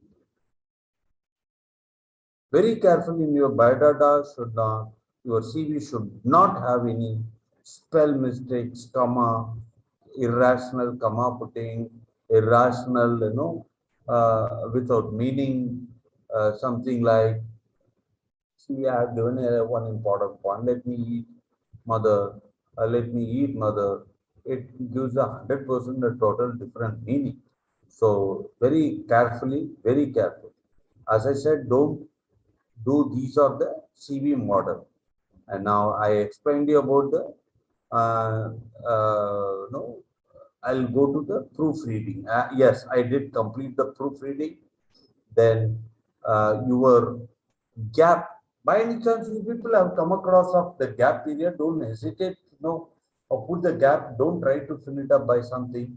At the same time, if you have got across something you were related to your employment, ensure you handle some NGO functions, or you visited some charity homes, or you visited somewhere the places which is the social connect. Try, fix it up. Don't worry. There were many people were unemployed during the last 2 years, 3 years of time. It's common. I can say very simply by don't worry. I could understand the pain of everybody who are passing through in this career of today. Very sad people were passed through, very good people have passed through with various model of their understanding. Many of them had a lot of ample opportunity to check themselves, play with the game, understand it, new version of identified the interest. You could have also done it. So try, bridge, communicate yourself self-consciously within yourself, rather go and check with all your common understanding from the family side or from the other side of your siblings or from other professional side. Many would give the different reason of versions of their own understanding and knowledge. What do they come across? It's an opportunity for you to fall in, pitch in, understand your self, intentions, understand. Okay, so be careful of this point. Anything this related to, don't hesitate calling us. We will more guide you. Okay, see, it's a quite interesting slide. I want to show you And the person who is sitting in front of me, along with the Dr. Ravindra sir, and anyway, he's going to give a lot of lecture after my session, but at the point, I want to say the explaining of the generation is what all about. Many of them were not employed.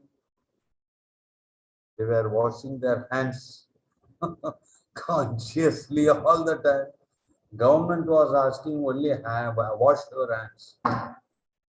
Wash your hands properly. Take 5 times washing hands, 5 times checking your temperature, and don't consume any unknown medicines. So government was only asking you to keep your washing your hands carefully. So you just say in even the interview hall, I was washing my hands. So I was not actually full-time employed. What to say? Let's see. Don't fall into, it's a universal trouble we all went through. And this universal trouble, it had more than 20, 40 years ago, sometime earlier. Even the 15, 20 years, no, in year 1978, I remember, I was a so child, I don't remember, but the history were given, much more larger number of death rates were happened in the reasons of tuberculosis. It was called TB. Okay. Today, this COVID made us a miserable everything, and the entire universal slept over inside home without knowing things of the side effects because of the social embodiment and the connect of social network of today, WhatsApp, internet, all the proxies available for us to make you engaged in. Now see, I want to show you this employee generation of special slide. I hope so. You would be falling in certain age of 1981, 96, 97 to 2012, 2010 and next. So these are the age people are sitting in front of me. This is what I hope so. See the back of 1928, 45 period, they were all lost generation or silent generation called. Baby boomers, generation X, generation Y, zoomers, generation alpha. Why it's all designed such a generation index? Because there were no computer, there were no technologies. In just last 150 years of time, we were able to reach so fast. No science were developed in such a speed way. Just in the last 60 to 80 years of time, our rocket of the science technology speed, the full pitching. So everybody fall into the communication program, communication entity, reaching easy accessible of the platform information, data, inputs, matrix, anything for that matter. So you are in computer generation and highest social network. Anything happened in the corner of the world, you will land up in hardly 1 minute, even without lesser than you will reach, get in very fast understanding. So it will reach you. I want to show you this photograph.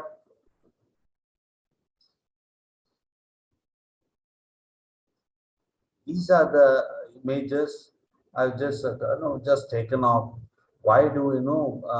These are the highest busy airport on the toll point, but that particular image could never be taken in this world. Very simple photo I took it. I didn't take much importance on, but last moment I found this could be, see, a very busy city were sleeping for years, not 1 month, 1 day or 10 days or a month. So it's more than 25 months, 15 months, the whole universe were sleeping without moving, road, connect, social, anything. So many of the industries got killed. Sports got killed. And the industry likes tourism, hospitality industry, travel abroad, all were stopped. So you could have come across these kind of implications after post or pre-COVID-19, sibling loss, lack of sleep, roommate difficulties, family disoriented, eating disorder, sleeping, anxiety, depression. These are everybody, one another. So be little taking these points, understand, change yourself somewhat in a plan where we are going to talk next continued flow. Okay.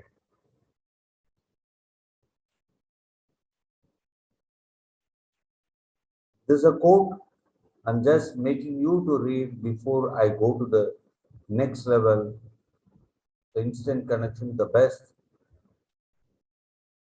When you are having a problem, talk to someone versus just taking the situation and losing the ability to fall in and continue with it. So there are many people I know, some trouble they could have fallen and they could have started living with it that for some continuous pace of time. Then it becomes a little practice, little get habituated, little get, the secrecy of understanding, turmoil. You started grabbing that kind of situation over a period of time because of month of continuity. So don't make yourself lost. Try convert, try migrate, try escalate, try manipulate your own entity, and start feeling of yourself, get along, there your sustaining of your own competency will make mapping, connecting all together. So that's all we are going to discuss in next continuity. Before doing it, I want to tell you, sir, all of you, hope all of them are listening to me. I want to look at and love to see all the faces, but quite unfortunate, things may come up soon. But as I'm a speaker, I want to always feel, sense, understand, pulse of every individual to make them to listen, not alone, make them to speak, make them to freely communicate with me and Dr. Ravindra. So that's, you land up, understanding, you understood something, you are trying to bridging yourself. That's a feel of me. That's why I was asking 5 steps, 1, 2, 3, 4, and 5. Read minimum 10 minutes, 15 minutes, 30 minutes, some books. Basic body exercise, all are common available. I don't want to touch upon the wood of everybody keeps saying about. Yes, feel yourself, make yourself connected. Write down these 5 points. Make yourself molding into. For continuity of minimum 100 days to 150 days. Start with it. Mean 3 months to minimum 5 months. Stay, try, connect for continuity of time. Maybe 1 day, 2 days you miss it off, no problem. Start doing some meditation, start doing a yoga, start doing some body exercise, start doing something new which you did not follow for the past years behind. It all brings, why, the point last 5. Your engagement into action is quite important. We all think, but at last we all the way across go with only our finger play, finger game. and fingering type. See, on the social media, WhatsApp, many of them playing cricket on internet nowadays. I don't know. We all were playing with the cricket bats, having one cricket bat and having the players of 15 those times. Not very behind, sir. I'm only ladies and boys, so please understand. We were having one cricket bat and play with the 15 players. 20 players together and form a cricket pitches and grease line and play cricket continue. But nowadays, who what? And socio is not, disconnect. Nobody wants to go on the roads and the maidan, grounds, play games. Try make somewhere, make your transformation. As I said, anybody want this slide? Very simple. You know it, I know. I'm not trying to bring something you never heard from anyone. You know, the experience what we had a lot of failure. I've come across a lot of failures. Many of them were things were got quit. I know. Quitting, don't know, because I say don't, the quitting is also very important and diligent decision to start with yourself into the new imperative model this time. So there I'm going to talk to you on the competency. Now, having a positive approach and do something newer will make you really programming in a better way. Don't go with your own old routines. Don't go with your old, always the common routines. Suddenly you pitch into something new. These all slides are, readable for you. Take the time actually. Don't go with the internet, all social dialogues, sharing messages. Try avoid them. So you are trying to match with these all situation. What happens, diligently you yourself shifting somewhere. That is why I want to point it. Okay. So this is where I want to complete. While you look out for an employment, try stand up on your one leg and raise your hands. The screen, what is explaining you, and have a life very pleasing, very fun way. Even the tough time you enjoy with the it's all passing clouds. You will land up in somewhere sooner or later, and have a fun. Life is a full meaningful way while you look for an employer. Okay, very well. And I hope you are in the mass recruitment scenario. The recruitment is always a common for identifying. It has got its own jargons and the design which is highly fixed mind oriented. So don't worry.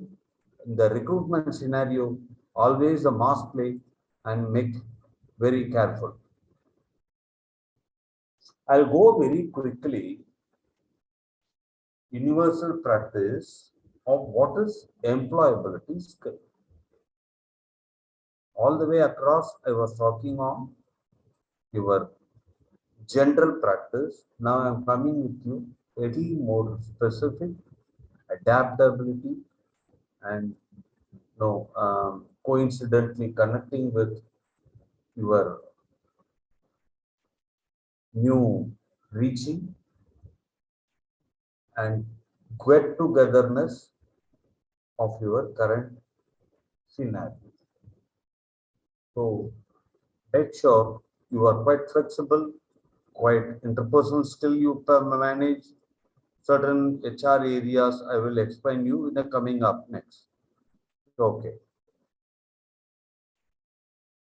As I said, these are the common slides.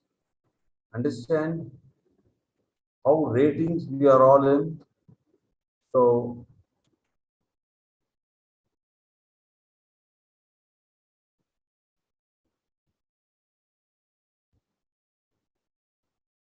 okay.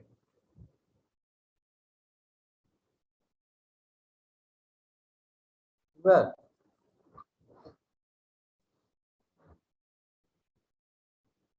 I'll go quickly, very quickly now. Well, I'll touch on this point and make you very quickly understandable. So it is a quite important point, the perceptions. You could have decided something, something fall reaches you which you never thought about it. And no, your mind study was different.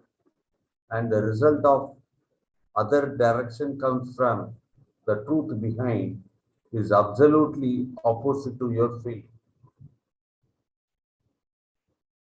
The person's perception, judging self-assessment is very important. Make time, take time deciding upon anything. So don't just decide quickly, fast, mannered, and again quit, and again get in, and again quit. So those kinds are, in the employment market of today, job hoppers. They are called as a job hoppers, jump in, jump out, and that may not be necessary. After certain assessment, if you've done, okay, but it may not be necessary to get in and lose yourself. Yes, I know. There are some boys behind me coming, I hope so. I took it. I understood the pulse of people. All for my survival. Yes, survival is very important in employment career. That is the reason you could have opted out with your own interest. But don't worry, behind of your mind, always keep open and think of what to do in case I am freed from finance, freed from health, freed from raising of wants. So make yourself program. Make yourself program over a period of time. If you have your mind connect and more commitment, more reaching a field, visualize yourself. Why not? Visualize yourself what you were wanting to do. So that is what I want to say. And this current sustainable time moment, why not imagine yourself to visualize yourself? Do not worry when you are there, where not you want to become. Feel about it. Why not visualize? Anything for the matter, no. Nobody is going to stop your dream. Your dream is you are visualizing. Whatever you want to visualize, that will bring you the moment of happiness for you. Feel yourself at all. So connected to them, the interest, go behind, find out inputs, read it for the time sessions. Understand it, then get back to your own, the gallery of your employment wherever you are, which is not immediately making you happy.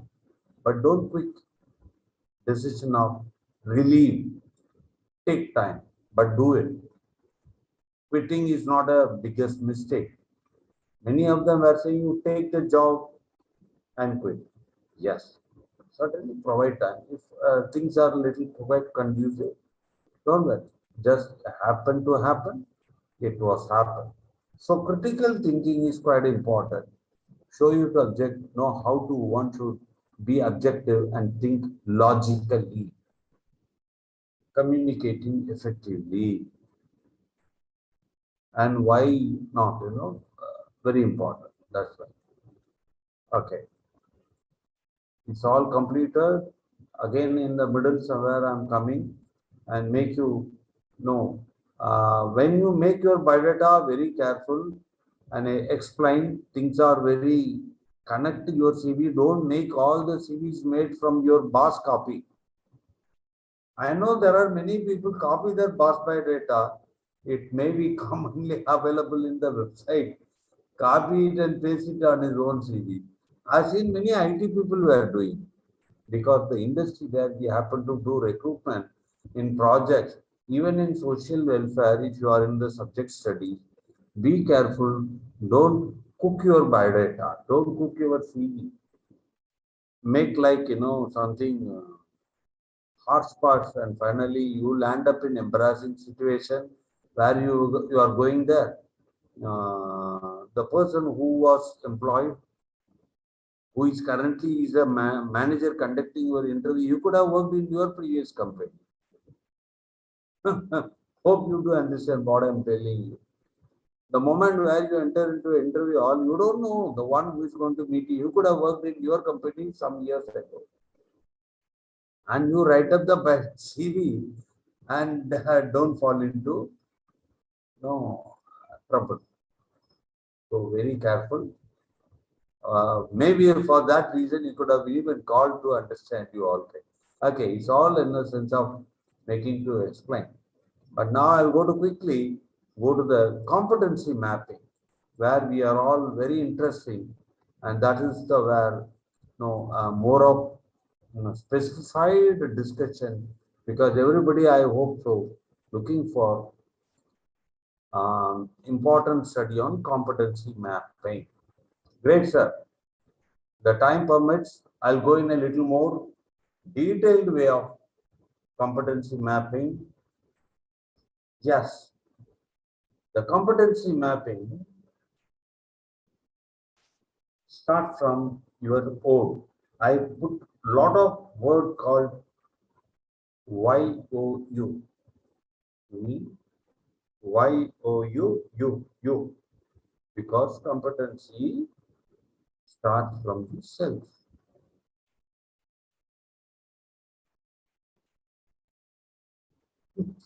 Competency starts from the self, then going to the next level of making the competency connect to the employer, looking out, makes togetherness and get it. What you are. Look at this CV. Competency is called connect of 3 different dimensions. Your ability, your skill, your knowledge. Very simply I'm explaining you.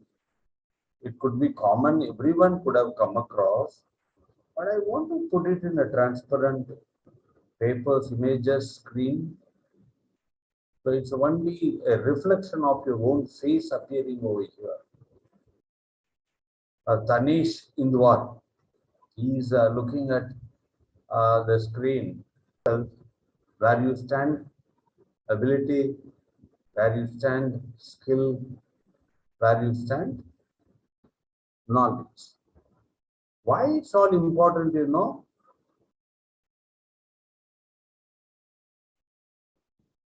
It's little beyond employment, reaching, not alone, and also beyond your self-analysis. That is why I want to exactly point it with this slide. Okay. This is the another slide. It's a competency area. I want to say something like, never say no. I found myself very interesting on some reading books, and suddenly I put it across myself to why not communicate to all people. I'll think over. Instead of saying no, there are many people quit by saying no. First, learn to say no. Learn to say no. Learning saying no is always very important. Some people will quickly, when you turn around, way U-turn, take a U-turn, sudden U-turn. In IT industry, you know, you go to an interview, you will go and discuss about the salary cost, or even the sales manager, for that matter, because there are ample opportunities they had come across over a period of years togetherness. They go for one CTC cost. Suddenly, they will change their mind and move to the next, and they will lose the employer interest. So, be careful. When you say no, your no saying word should be very, very diligent, very professionally, very ethically saying no important. In this place, saying no, I suggest to say it off. Why not? Instead of saying no, say it off. It's a smiley, smiley word. I will think over. Instead of saying no, I will think over. It's a no. It's a totally different version. You take 1 week, 10 days, 2 days, 1 day, saying no instead of. It makes your perception, your competency of understanding self and sustaining of your current situation all brings highly ethical, highly professional. So you, this man, this lady, oh good, very well pitching for given requirement. So it's all art of answering. That's why I say it's an art of seeing, answering things at this. Okay. Anybody did see this,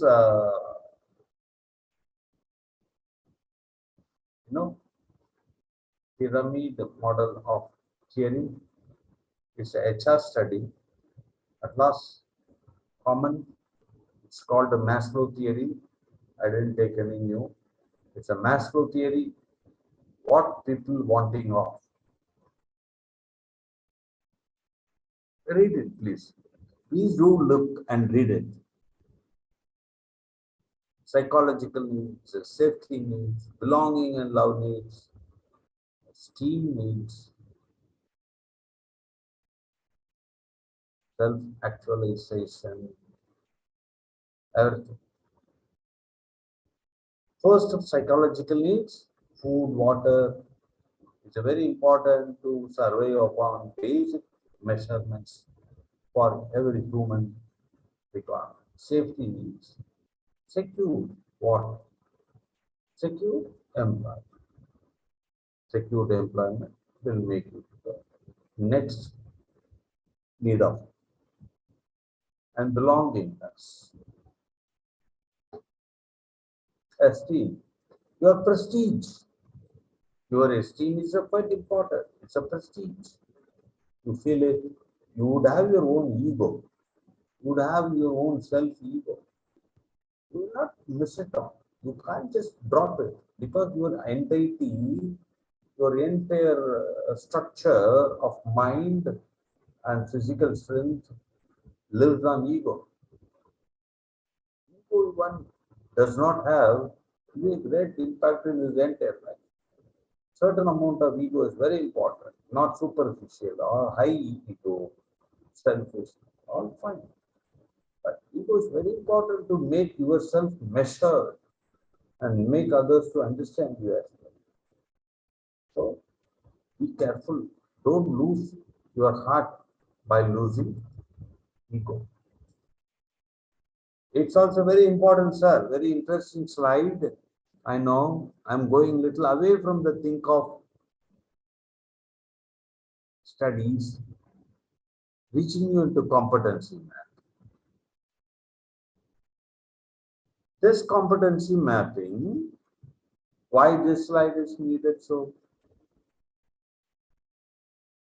yes, see, because some situation we don't understand what's happening. You could have tried, several times. You could have tried, more of your impart skills, which you are not able to deliver. not able to pitch it up in a correct manner. You know, there were some people successfully failed for years together. Successfully failed for years together. You lost, you were somewhere not connected. So even there is a word for successful for the failure, because the continuity, like I can say it like that. What to do? Don't worry. Wherever there are mistakes quite common, you try to bridge it up, or you can, even you can decide some new version of your interest. So connect. So that's a very important idea. Anyway, psychologically, I want to take you to the new slide. Dear self, don't get worked up over things you can't change or people you can't change. It's not work, the anger, build up, or the heartache. Control only what you can. Let's go live the life.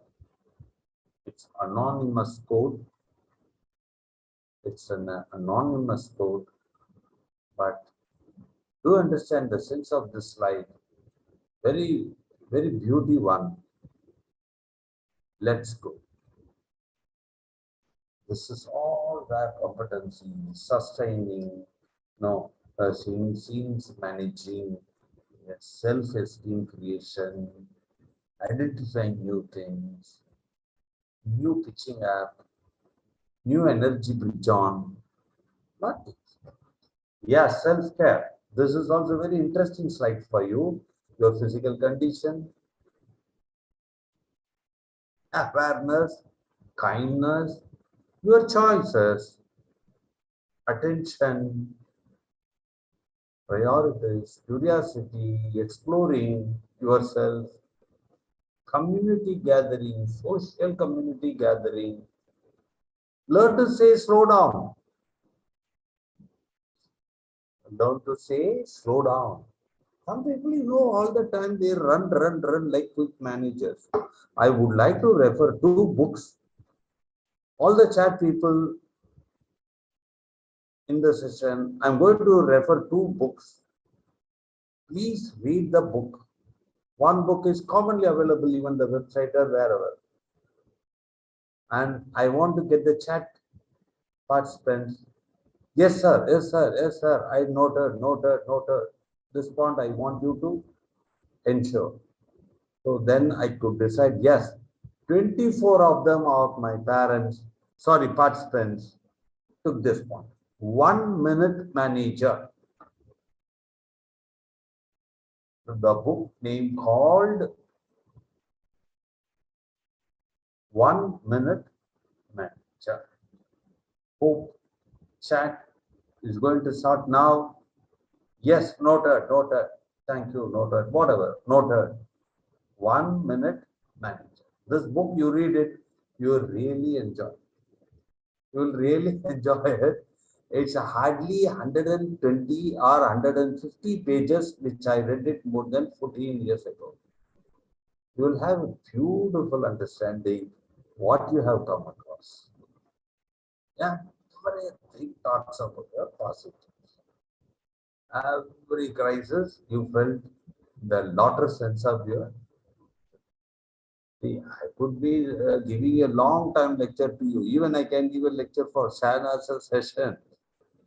But at some time, I want to make all people talking and I want to keep listening. I love to hear more listening rather talking.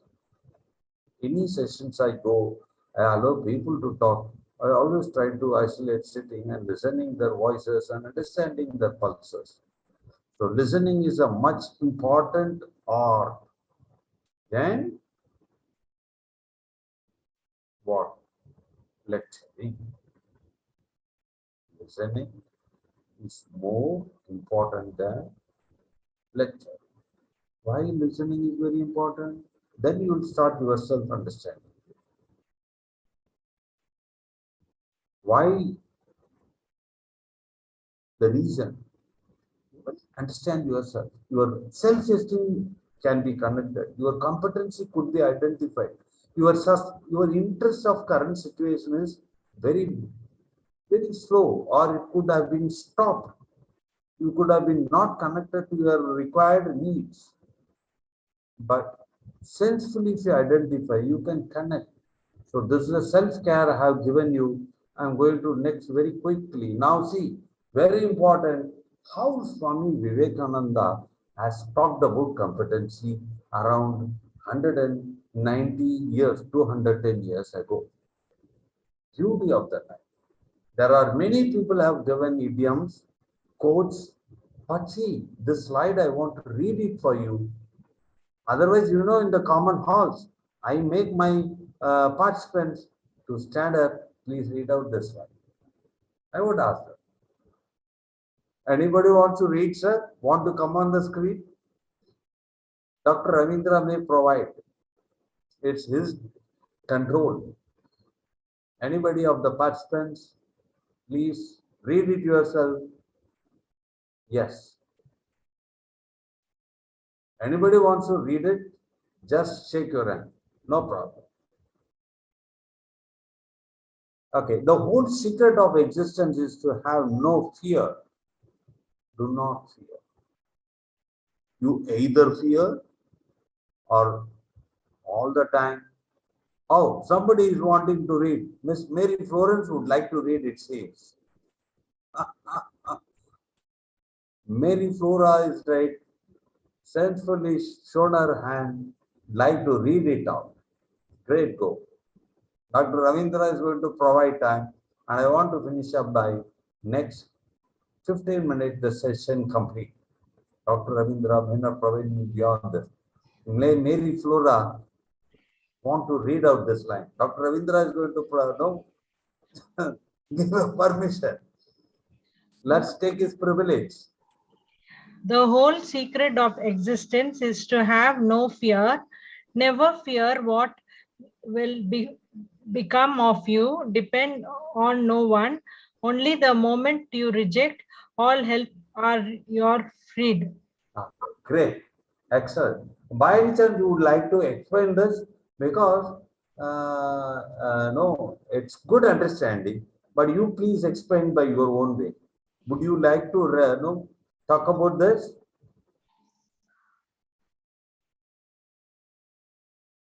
I'll read it for you.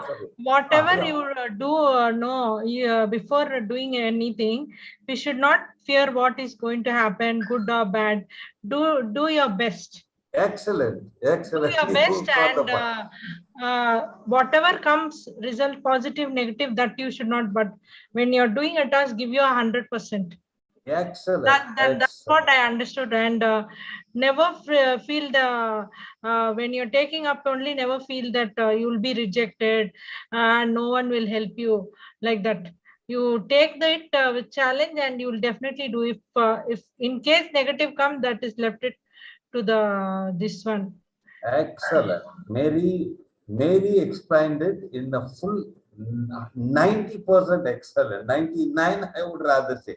1% I would also like to say about adding a value on, because I'm the tutor, something I should say. Okay.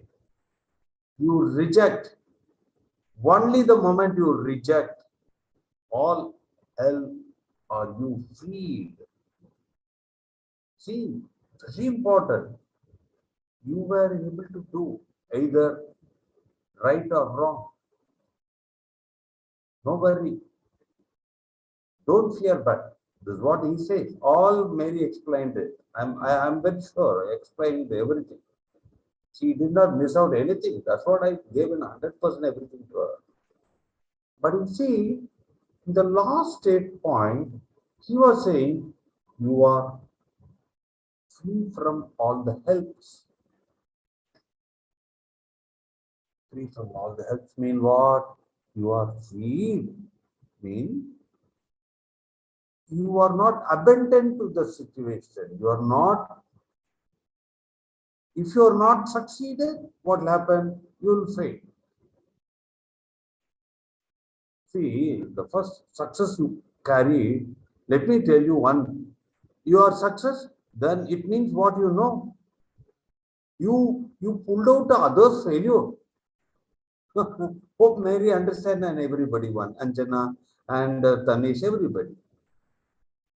You pulled out of others a failure. In the other way around. You succeeded. You pulled off others' success. This one kind of contact. Other is you be free. You need to be free. And having your design is withhold, stand along for achieving the next time. Why? That is the place where you have to be very careful. Also, you are not going to ask for help because of your failure. To make your, I'm coming back to the employment domain now. You have your plenty of, your platform is stronger, maybe stronger or weaker, keep aside. You are comfortable, you can try with it. When you are freed from others' help, you can easily achieve what you are thinking. So, the financial imperatives are always behind offer. We can talk, we can give all sense of cosmetic explaining, all fanciful Ravichandra and keep on going talking it. But sustaining yourself, how? That is what Vivekananda Swami explaining. You need to be freed. Make yourself, that's right. Very good. Mary was explaining only one opportunity, not going to others. And Mary explained it in a beautiful way. Okay. Energy, motivation, adaptability. These are the three important one should human must have it. Please read out.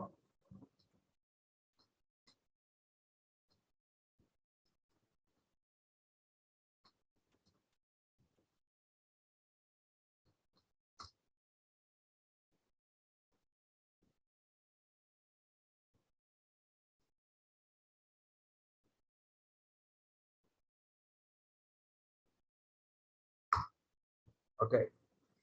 Energy, motivating, adaptable. Common points at last. Very important. Take a screenshot. Anybody wanting to have my screenshots, I will provide them also. No problem. Importance of self-confidence in personal, professional life. As I told you, don't go with more of anxiety. Don't feel that you are achieved, get into large amount of anxiety. Anxieties need to be managed, tolerable level.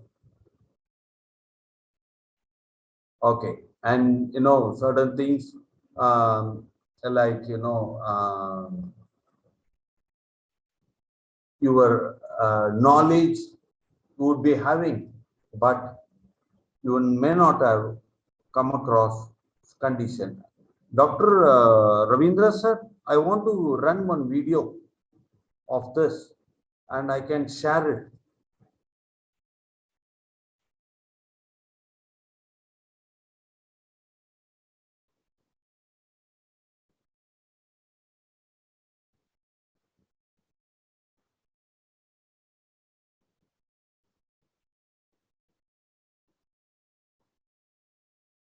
Is this viewable, sir? Can I go with it?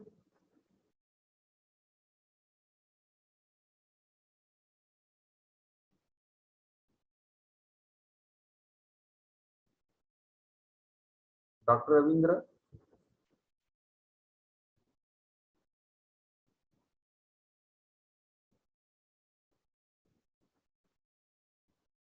Sharing.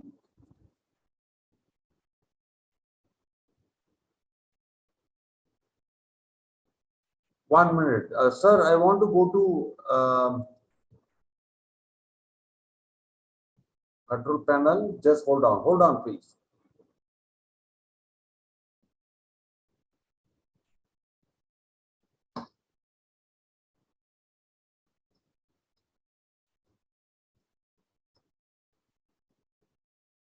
Hold on, sir. Hold on. Somewhere I. 1 minute, 1 minute. I'm quickly coming in. I'm getting in.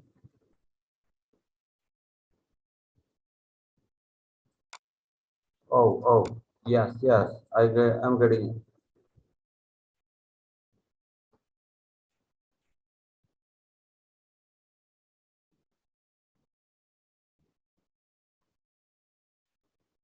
Oh.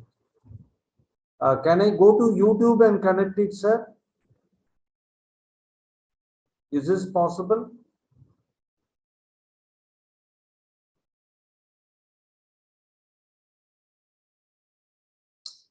No. Well,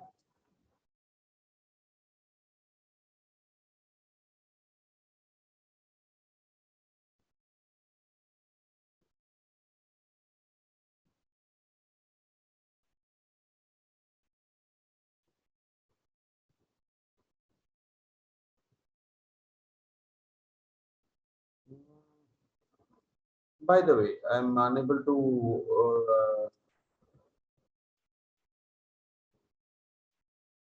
Video is not appearing over here. Somewhere missing, I feel so.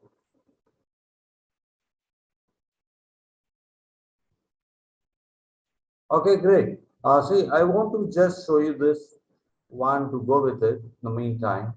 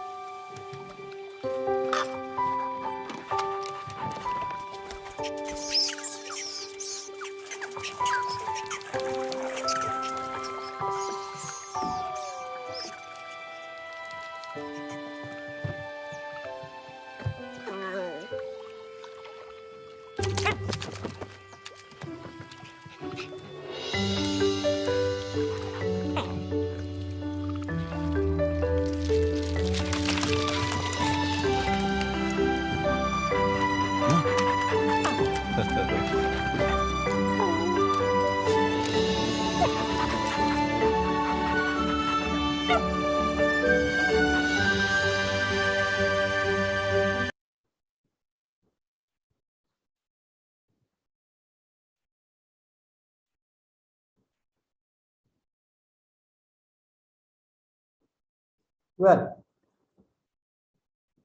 So now, like,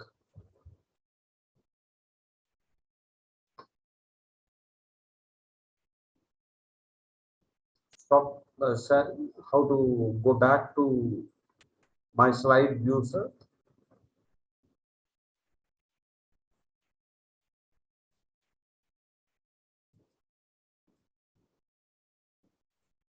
Missing somewhere. Dr. Ravindra?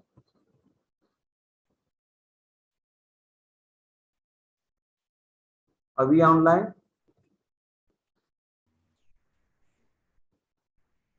Yes, Ravichandran ji. Yeah, there are some entrepreneur situation is little where to go. My slides are not appearing now in front of. You have to close this present window. Stop screen sharing.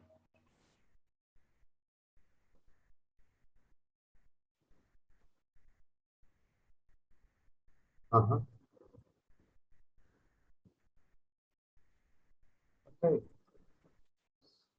Okay. All the way across. Why? What I was explaining about is, the mind of each individual differs one to the other. The fisherman, the person who was passaging on that journey, he had his own mind where how to maintain the silence for catching fishes.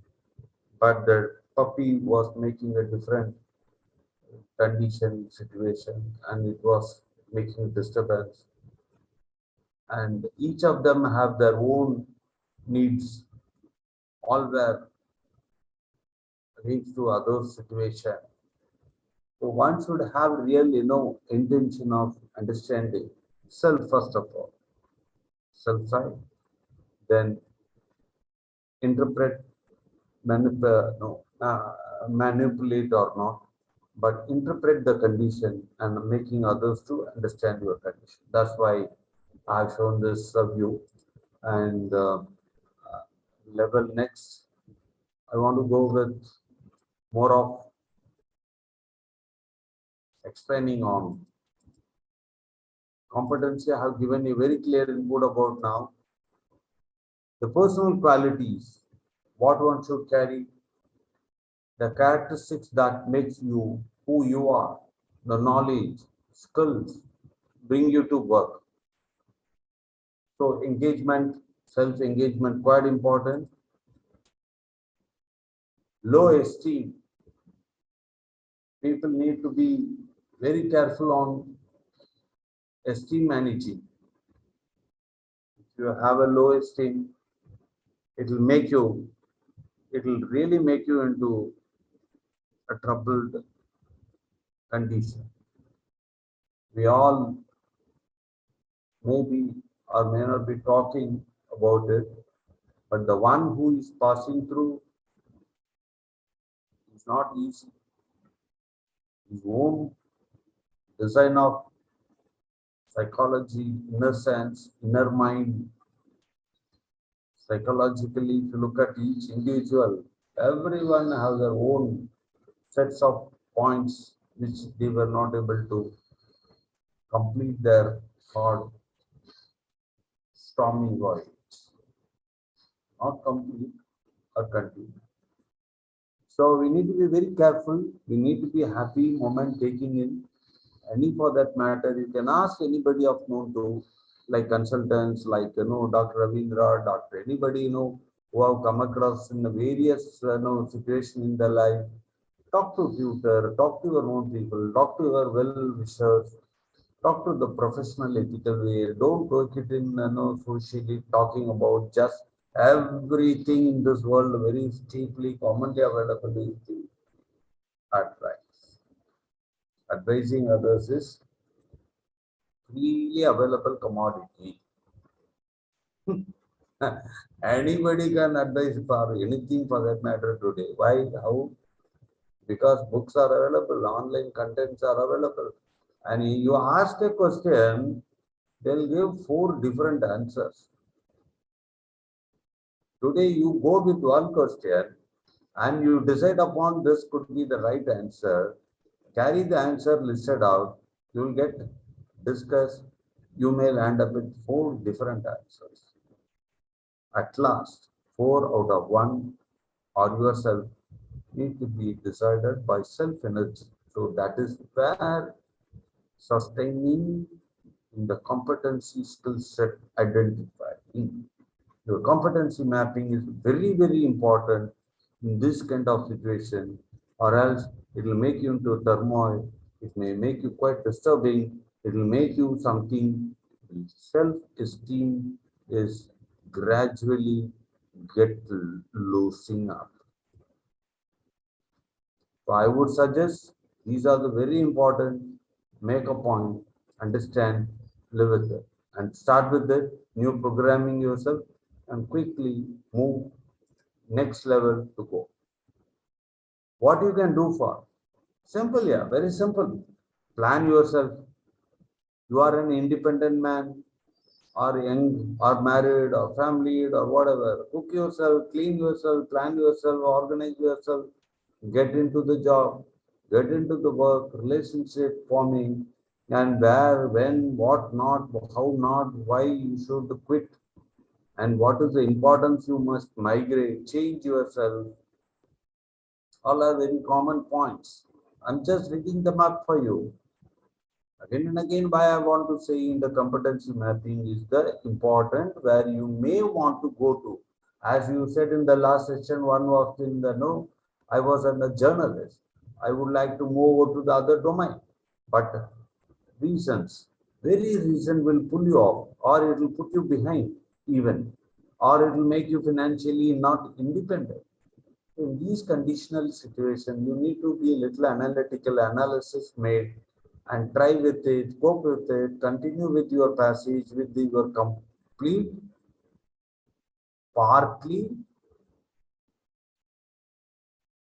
free to get in for minimum certain amount of time, so you can easily come. I could have spoken to you a long time. Yes, I also feel to keep small talk. At last, any of you people should open their mouth like Mary Florence explained one slide. Anybody's noted regarding their biodata, CV, resume, please raise a question. Dr. Ravindra is going to support you of your active involvement, and your certification is all based on those assessments. So I seek your permission, take Ravindra sir's clearance, raise your hand, wanting to talk to me, please raise question. I would like to complete the session this point of time in a very pleasing way. I would like to thank all of you. The participants were quite strongly listening to my communication, and also I would like to thank the entire body of our webinar sessions coordinators, especially Dr. Ravindra, who had taken an exorbitant amount of involvement in this kind of program, organizing, coordinating, negotiating, communicating, timely giving provisions. No, make every of your infrastructures are available, made, maybe not from his side, but at last, everything made available, even the numbers we don't care about, but we want to be very alert, understanding of you to give a value comment as well as value inputs to others to share it and raise your questions sensibly, responsibly. Sir. I'm willing to hand over this floor of communication to Dr. Ravindra now. And thank you, Dr. Ravindra, so much. All the very best. Chandranji, for the wonderful presentation. Participants, if you have any queries, you can raise your hand or you can put in your chat box observations, comments. We like to share, you can raise your hand or you can unmute yourself or you can put in chat box.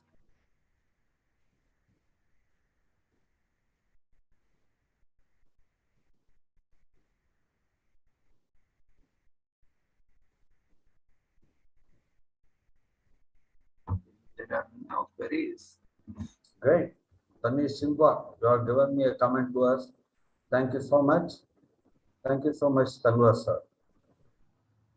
Yeah, thank you.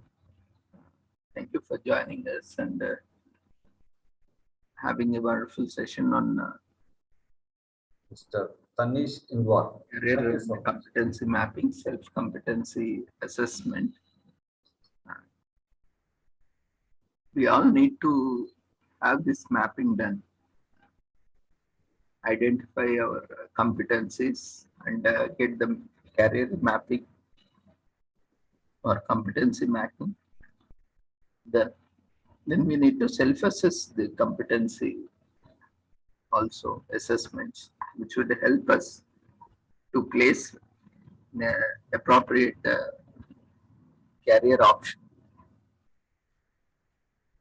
Otherwise, often there is a gap between your skill set and your qualification, your skill set and the job profile. It always leads to dissatisfaction and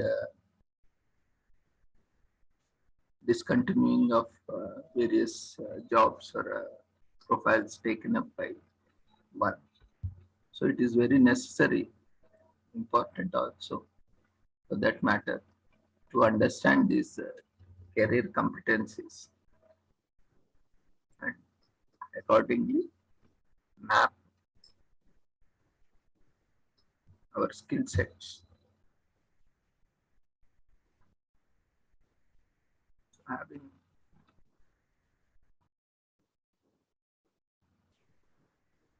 So what makes certain careers sustainable and certain non-sustainable? When we talk about sustainable careers, which careers are sustainable and why they are sustainable? What are the various factors that make them sustainable? Ravichandranji, would you like to reflect on this? What about, sir? When we talk about sustainable careers. Yes, sustainable career. Yeah. Careers, and what made them sustainable careers and what are the various factors that contribute to the sustainable careers? A sustainable career is, the current climate. I want to give you the experiences. Let me give you just a small context of the exact happened in the current sustaining stage. The person is a very personal consumption. I have it in which I would like to share. A person who was employed in a very good firm with his own skill set, which was quite sellable around 4 years ago. IT, customer relationship management, CRM, which was a highly strong product service was available. Because of this, industry got migrated. The current market is got migrated into new design. The particular environment of the particular industry is got into total elimination. The entire CRM got shut down. He lost his employee. He doesn't know how to cope up with the current condition. But he didn't care about it. He didn't think about his lifestyle, whatnot, and what's not so. He took his own car. He's a man married with family all together. He was little annoyed about the condition, situation. But he's the mind of a man who travels very exorbitantly. He started going as having his own car as a tourist man. As a tourist man. And he could not get any job immediately. So immediately connected to the big car flyers like the Fast Track, Ola, and he connected them. He was little pretty boy at this condition, no doubt about, no deny. But he took that particular venture. He became a Ola operator. He took only very conscious effort of taking only go and come after gap of 2 days, 3 days. This time, there are more than 12 cities he traveled on certain reasons. He traveled in a place in the last 2 years, a reasonable amount of places, traveled, gone to place. I'm not trying to communicate in you how did he sustain with the new employment or competencies you found out on set. But he was a little anxiety about going on traveling. He touched upon the traveling. He touched upon the financial concerns. He accepted the environment. Though he could have not taken in 100%, or he think of that. So this is where his sustaining was conditional analysis succeeded.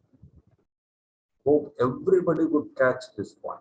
As Dr. Ravindra was raising a question, I immediately opened up a said answer for it. First, he learned how to sustain his models of life. Two is how to go with his own interests. Both were attended. He learned both condition status.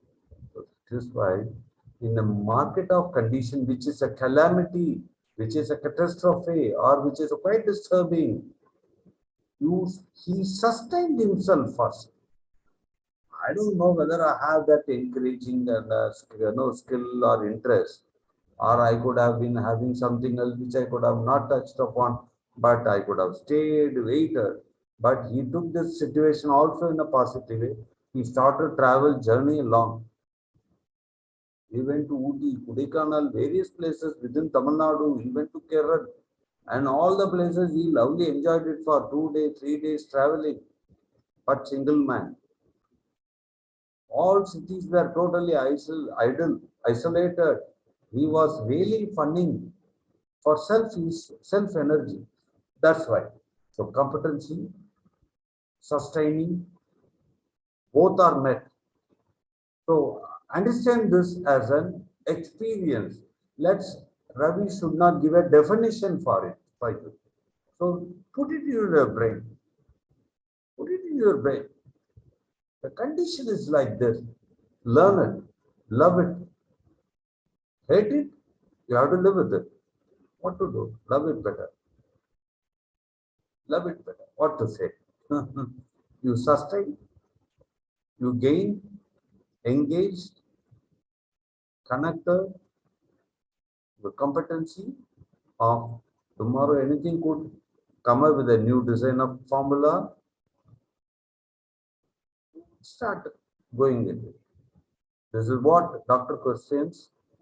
I explained it in a best experiment, not by answering alone. Thank you, sir. Hope I could communicate it carefully.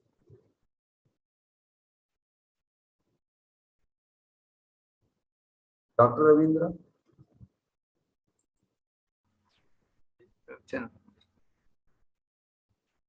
Hope I explained you carefully.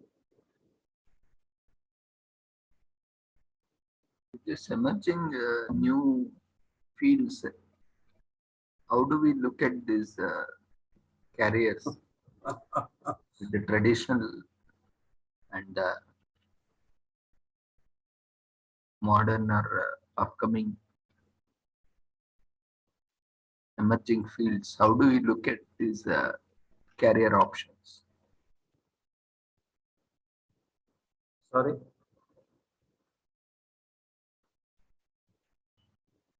I'm not clear. What did you ask? You are asking me? There are, with the advent of Industry 5.0, we have a new set of career options, right? You are talking about internet poll. What? Industry 5.0. Correct. AI, artificial intelligence. Yeah, artificial intelligence. Yes. Augmented reality. Yes. And data science, information science. Yes.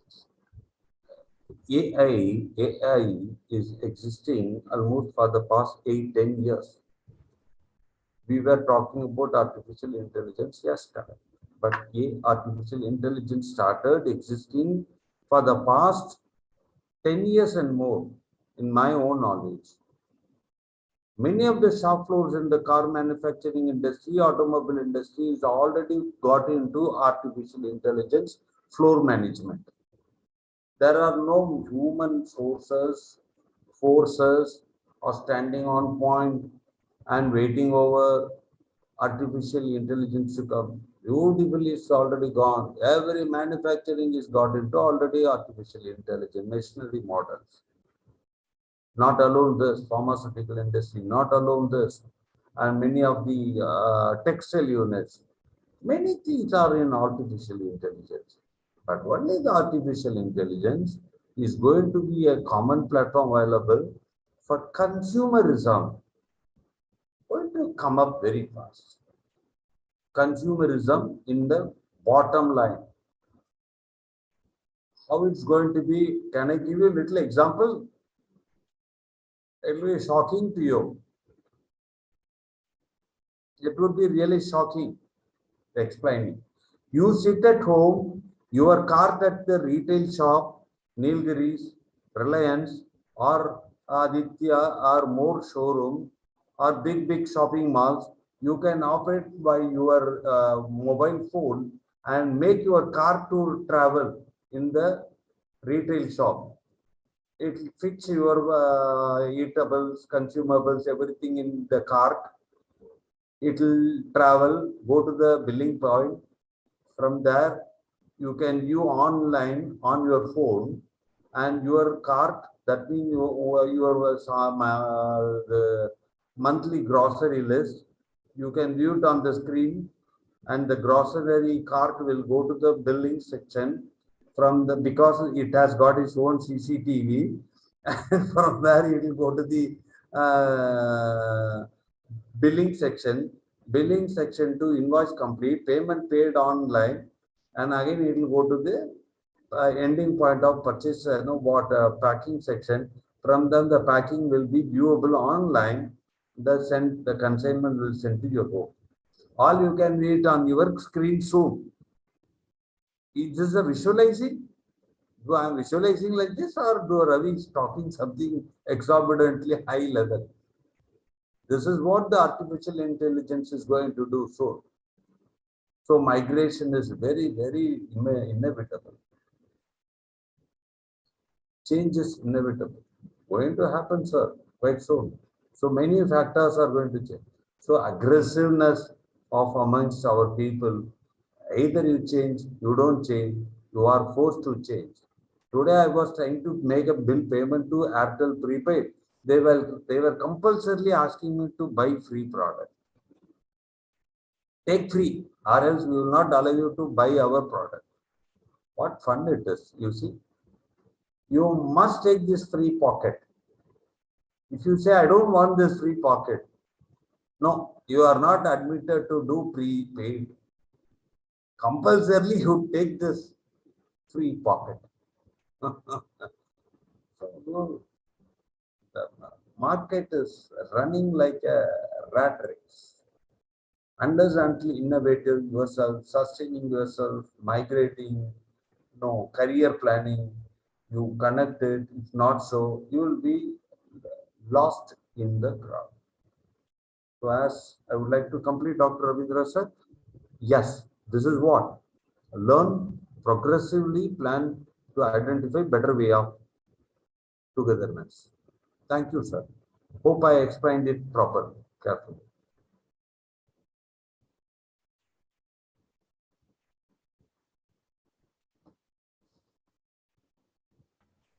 Yeah, thank you, Ravichandran.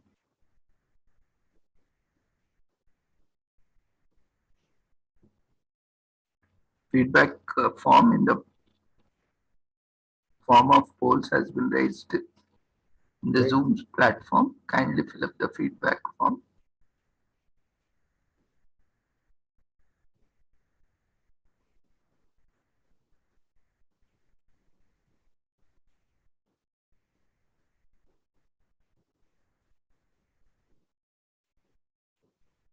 There is no link within the Zoom platform. There is a window that has come up. You're talking to me? For the feedback form, kindly everyone fill up the feedback form.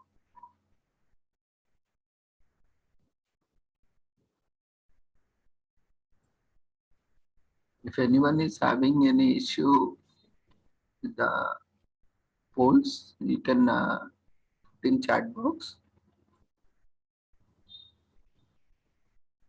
or you can raise your hand.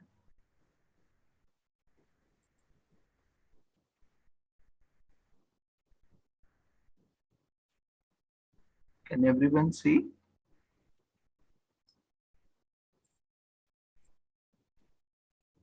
If you have any issue,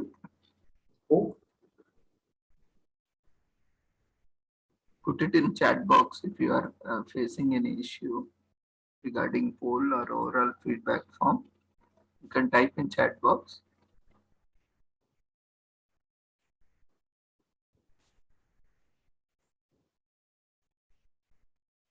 We have raised a poll window within the Zoom platform.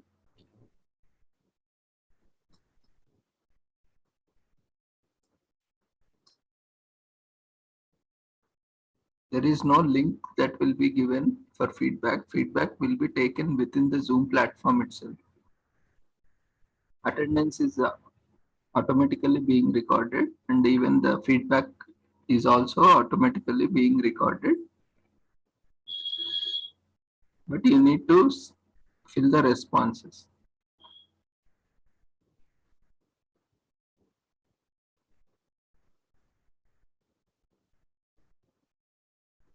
Everyone fill the overall feedback form. It is mandatory for receiving certificate.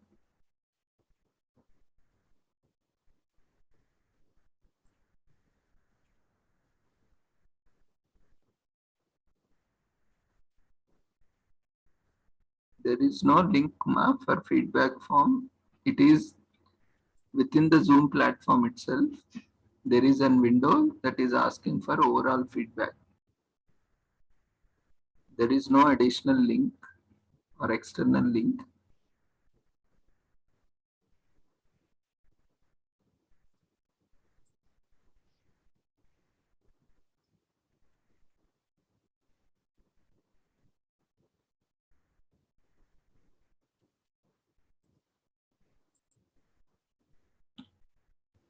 Registration form is different. Overall feedback form is different.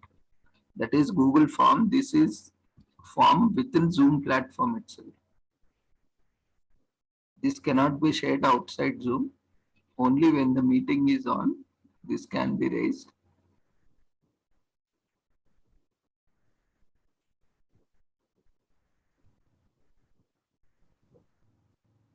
Whoever has filled the feedback form, you can message the chat box that you have filled it so that we know. If anyone is having any difficulty, let us know.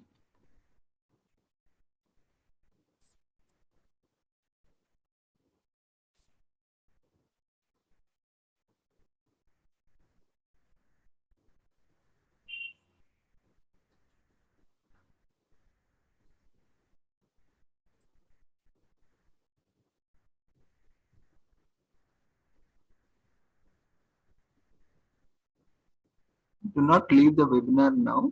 We will see if majority are able to fill it, then fine. Otherwise,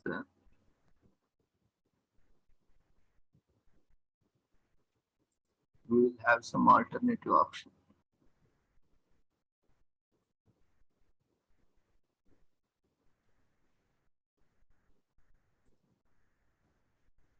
Everyone kindly fill up the overall feedback form. There is no link, it cannot be shared outside, only in the Zoom meeting itself, because it's feature of Zoom app. So we cannot share this form outside. So everyone kindly fill up the feedback form.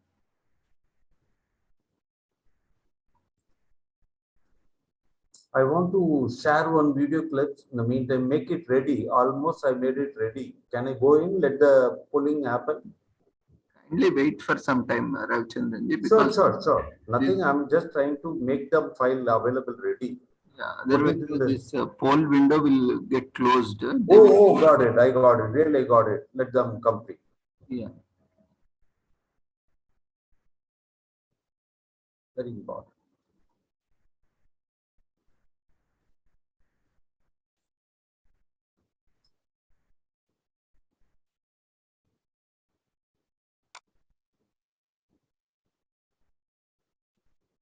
If anyone is having any issue like unable to view poll window, or if you have accidentally closed the poll window, let us know.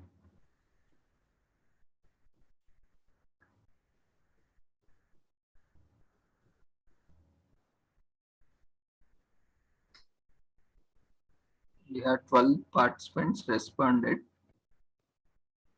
We have still more.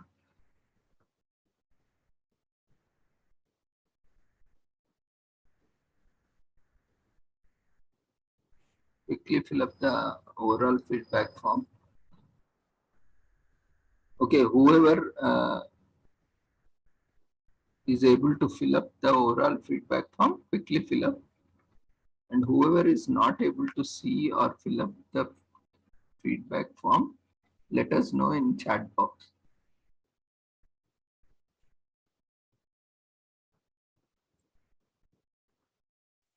Quickly everyone respond.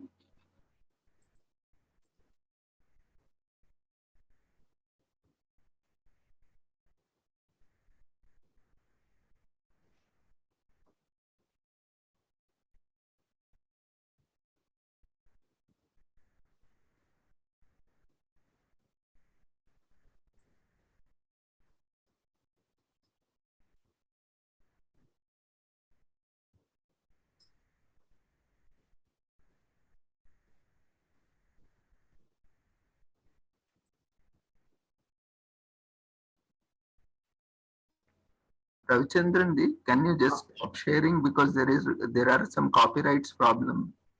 If you openly do that, you may land into problems. What should I do? You stop screen sharing and do it offline. Once it's ready, you can play it. Oh, is it so? Stop screen sharing. Is it? Okay. So that you can do it on your system. Yeah, I do understand. I'm really sorry. I didn't notice there are copyright issues. Yeah, yes, correct. Yeah, you have to be very careful. So, well, I got it. I'm sorry. Yeah.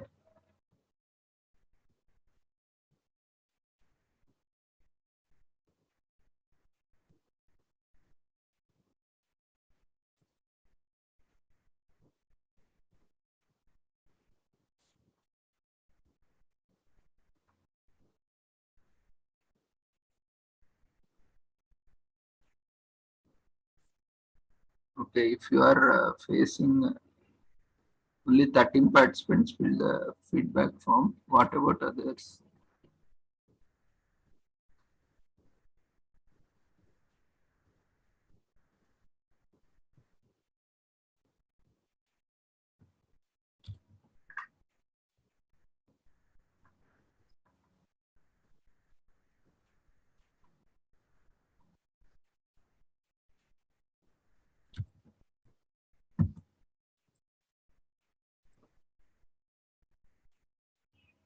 Okay, whoever is able to fill up the overall feedback form, and also we have shared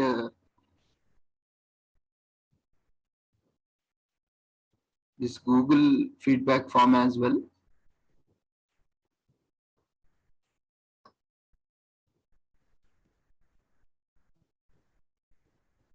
We will not be sharing this Google feedback form in coming days. We are getting away with this system. So kindly be alert. And if any window pops up in the Zoom session, do not close it.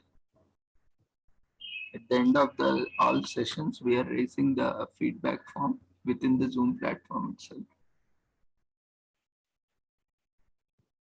Certificate will be provided on the website within 15 working days. So after 15 working days, you can check the webinar website link. There you can find the Google Drive link from where you can download the certificates.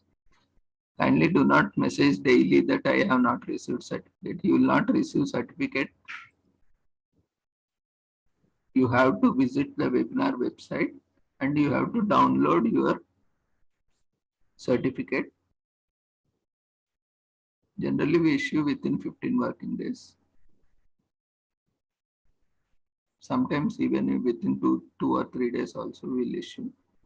So keep checking, wait till 15 working days, then contact us. Don't daily keep messaging, I have not received this, and don't keep posting everywhere in Facebook. So many people, their certificates are available, but they don't know how to use the technology. They don't know how to access, and they are posting, I have not received certificate. Instead of posting everywhere, put some efforts and go to website and search on it. You will find your certificate.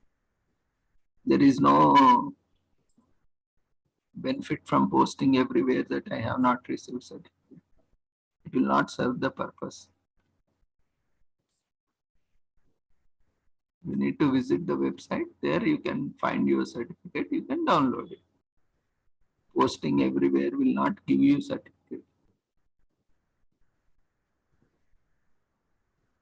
So kindly follow instructions carefully. All certificates we are issuing. Kindly be patient. Not everyone works in the same way. Even you also do not work in the same way as others. So understand that we all work in our own ways. We have our own systems to be followed.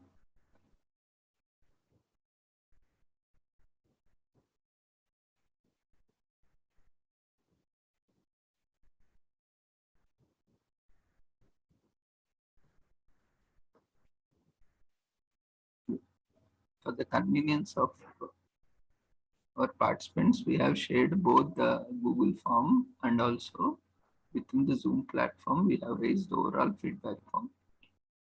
Kindly fill up both so that we know if someone is missing who is having problem.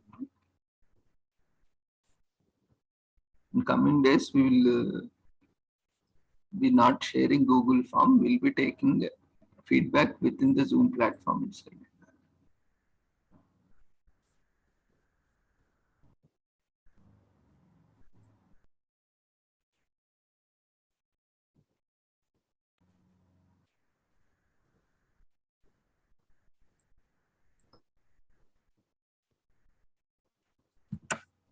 I have shared link once again in chat box.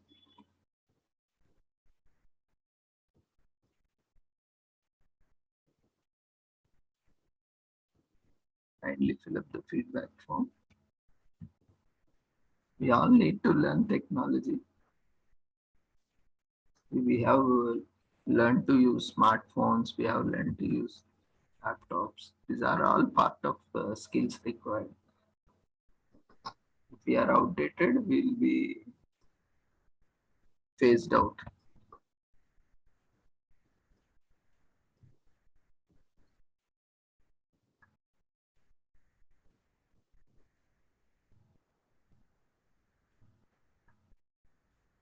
Okay, good. 17 responded in Zoom platform. Okay. Others also quickly respond so that we'll know whether you are able to access feedback form within the Zoom platform.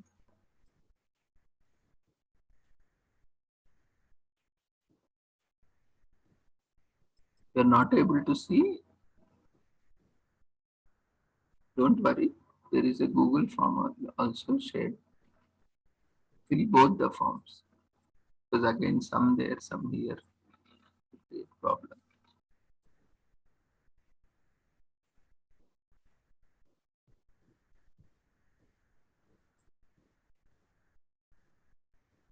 Seventeen of them taken the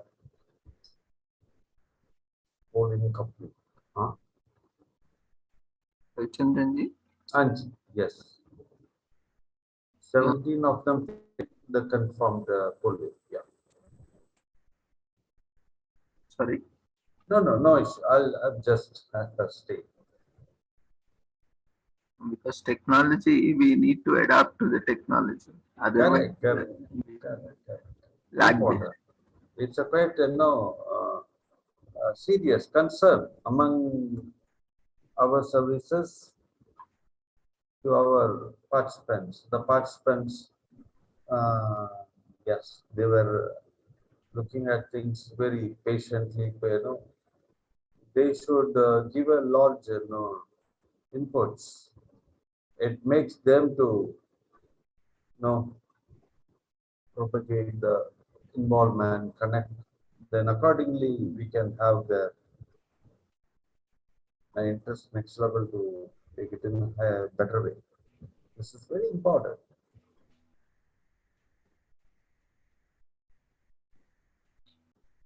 Okay, then whoever has filled both the forms, you can see if Zoom feedback form is not visible, kindly fill up the Google form.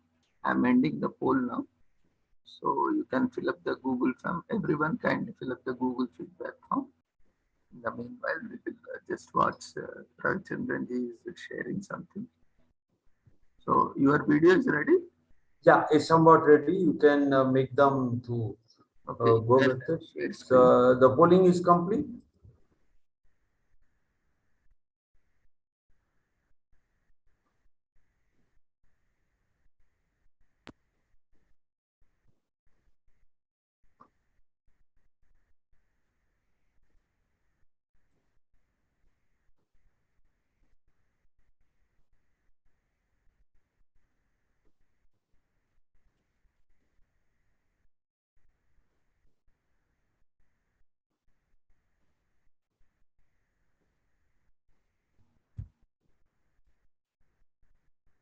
Chandranji.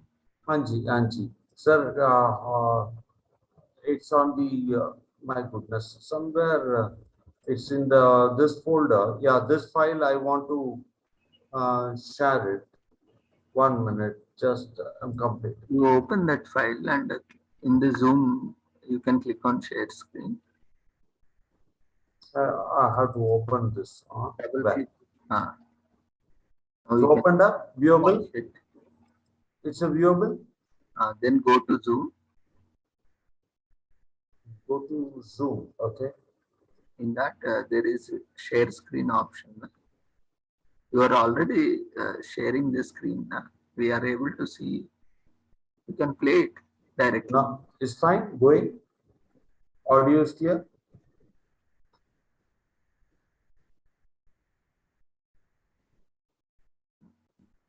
The top. Just audio is clear. No, it's paused now. When you play, we will be able to. Yeah. Audible.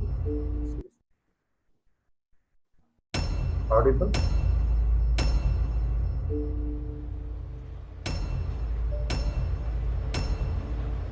It's a more on top of the train's windows, there are tiny Wi-Fi symbols. Usually when a train has Wi-Fi, they'll advertise that fact with a huge Wi-Fi symbol on the train. I guess Holland has more faith in the eyesight of your average transit user than here in the US. I'm having a hard time figuring out why they did the title this way. Okay, so each of the letters use the same colors as on an actual Rubik's Cube. Blue, green, orange, red, yellow, and white. And that's it. The font, curved text, and the word scrambled are just random. The title should have been blocky and had something more Rubik's Cube related. Nothing in this universe is in English, but this one ad is. Also, why woo of all things? Woo, I love cheeseburgers, woo! The escalator is moving so incredibly slow that they might as well just be regular stairs. The seeds on this cheeseburger ad look like they're popping out of the glass. Nothing else has that soft shadow style in Doctor? the ad, so the only explanation would be that it's actually coming off the picture. Also, when you're in a hurry and running up the stairs, you skip a step. Sheesh, no wonder she doesn't make it onto the train in time. No context needed. This part is really confusing to me. Is she grabbing the metal beam and using it to angle herself while she runs? If she is, her hand doesn't even touch it. It just kind of hovers around it. I was also thinking that maybe she could be scanning her phone, but her phone isn't even on. Plus, that pink dot looks more like a button than a scanner. Is she pressing the button? She can't be because she doesn't even touch it at all. This is hurting my brain. Ah. Her leg clips her other leg, and her headphone cord clips her shoulder. Ah, upskirt. Not the best idea to give the girl a skirt and then place the camera right under it, even if she is wearing pants. This run cycle animation is so snappy. One of her feet literally teleports from one frame to the next. Her phone turns on the second she touches it. That's the fastest phone I've ever seen in my life. I want one. Her phone is instantly open to this game. I didn't see her using Touch ID, so does she not have any password to unlock her phone? Does that mean I can steal it and have the world's fastest unlocking phone? One of the scratch textures on the Rubik's Cube are floating off the piece. How do you even manage that?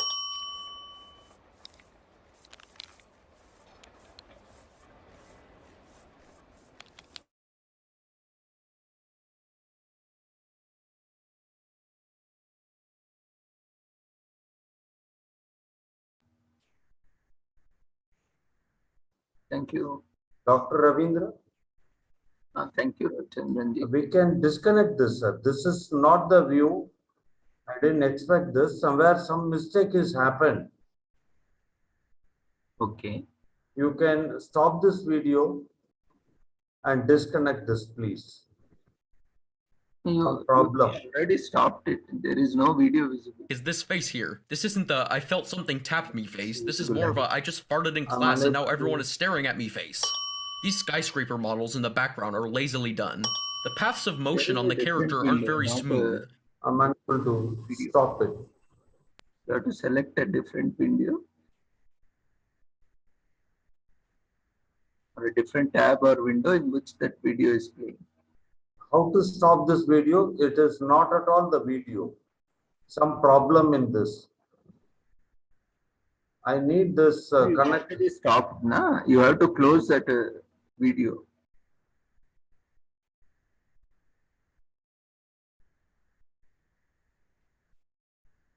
No, this is certainly not the one file is gone interpreted. Somewhere the mistake. It's okay now that we are also running. Yeah, we'll stop this. Conclude. Please stop this video, sir. I'm unable to stop it. And where it is got connect, I don't understand. Actually, there is nothing being shared from your end. So you can close in your system, you can close any open windows. As of I close it, sir. There is nothing being shared.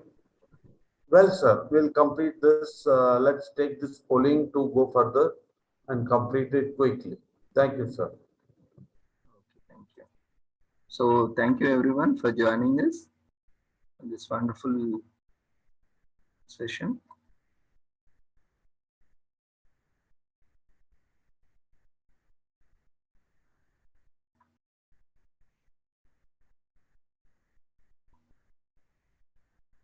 We thank all the speakers for the day. Matt Perliston, Manish Gupta ji, Bela Gupta ji, Divya Shah, Meera ji, and Ravichandran ji, and all other eminent speakers, and especially the participants without which this webinar couldn't have been successful. We thank you once again for joining us for the International Webinar on Peace, Mental Health, Emotional Intelligence Carriers, Press Freedom and Sustainable Development. We wish you all the success. Kindly fill up the feedback form before you leave the webinar. Certificate will be issued on the webinar website within 15 working days. You can check the website where you can find the Google Drive link from which you can download your e-certificate. kindly wait for 15 working days before you contact us for your certificate. Thank you, everyone. Keep joining us for sessions and join our Facebook group and Telegram channel to receive all the updates. If you would like to make any presentations on this platform, you are welcome. You can contact us with your topic and your details so that we can schedule your sessions. Thank you once again, everyone, for joining us. Have a great day. Take care. Bye.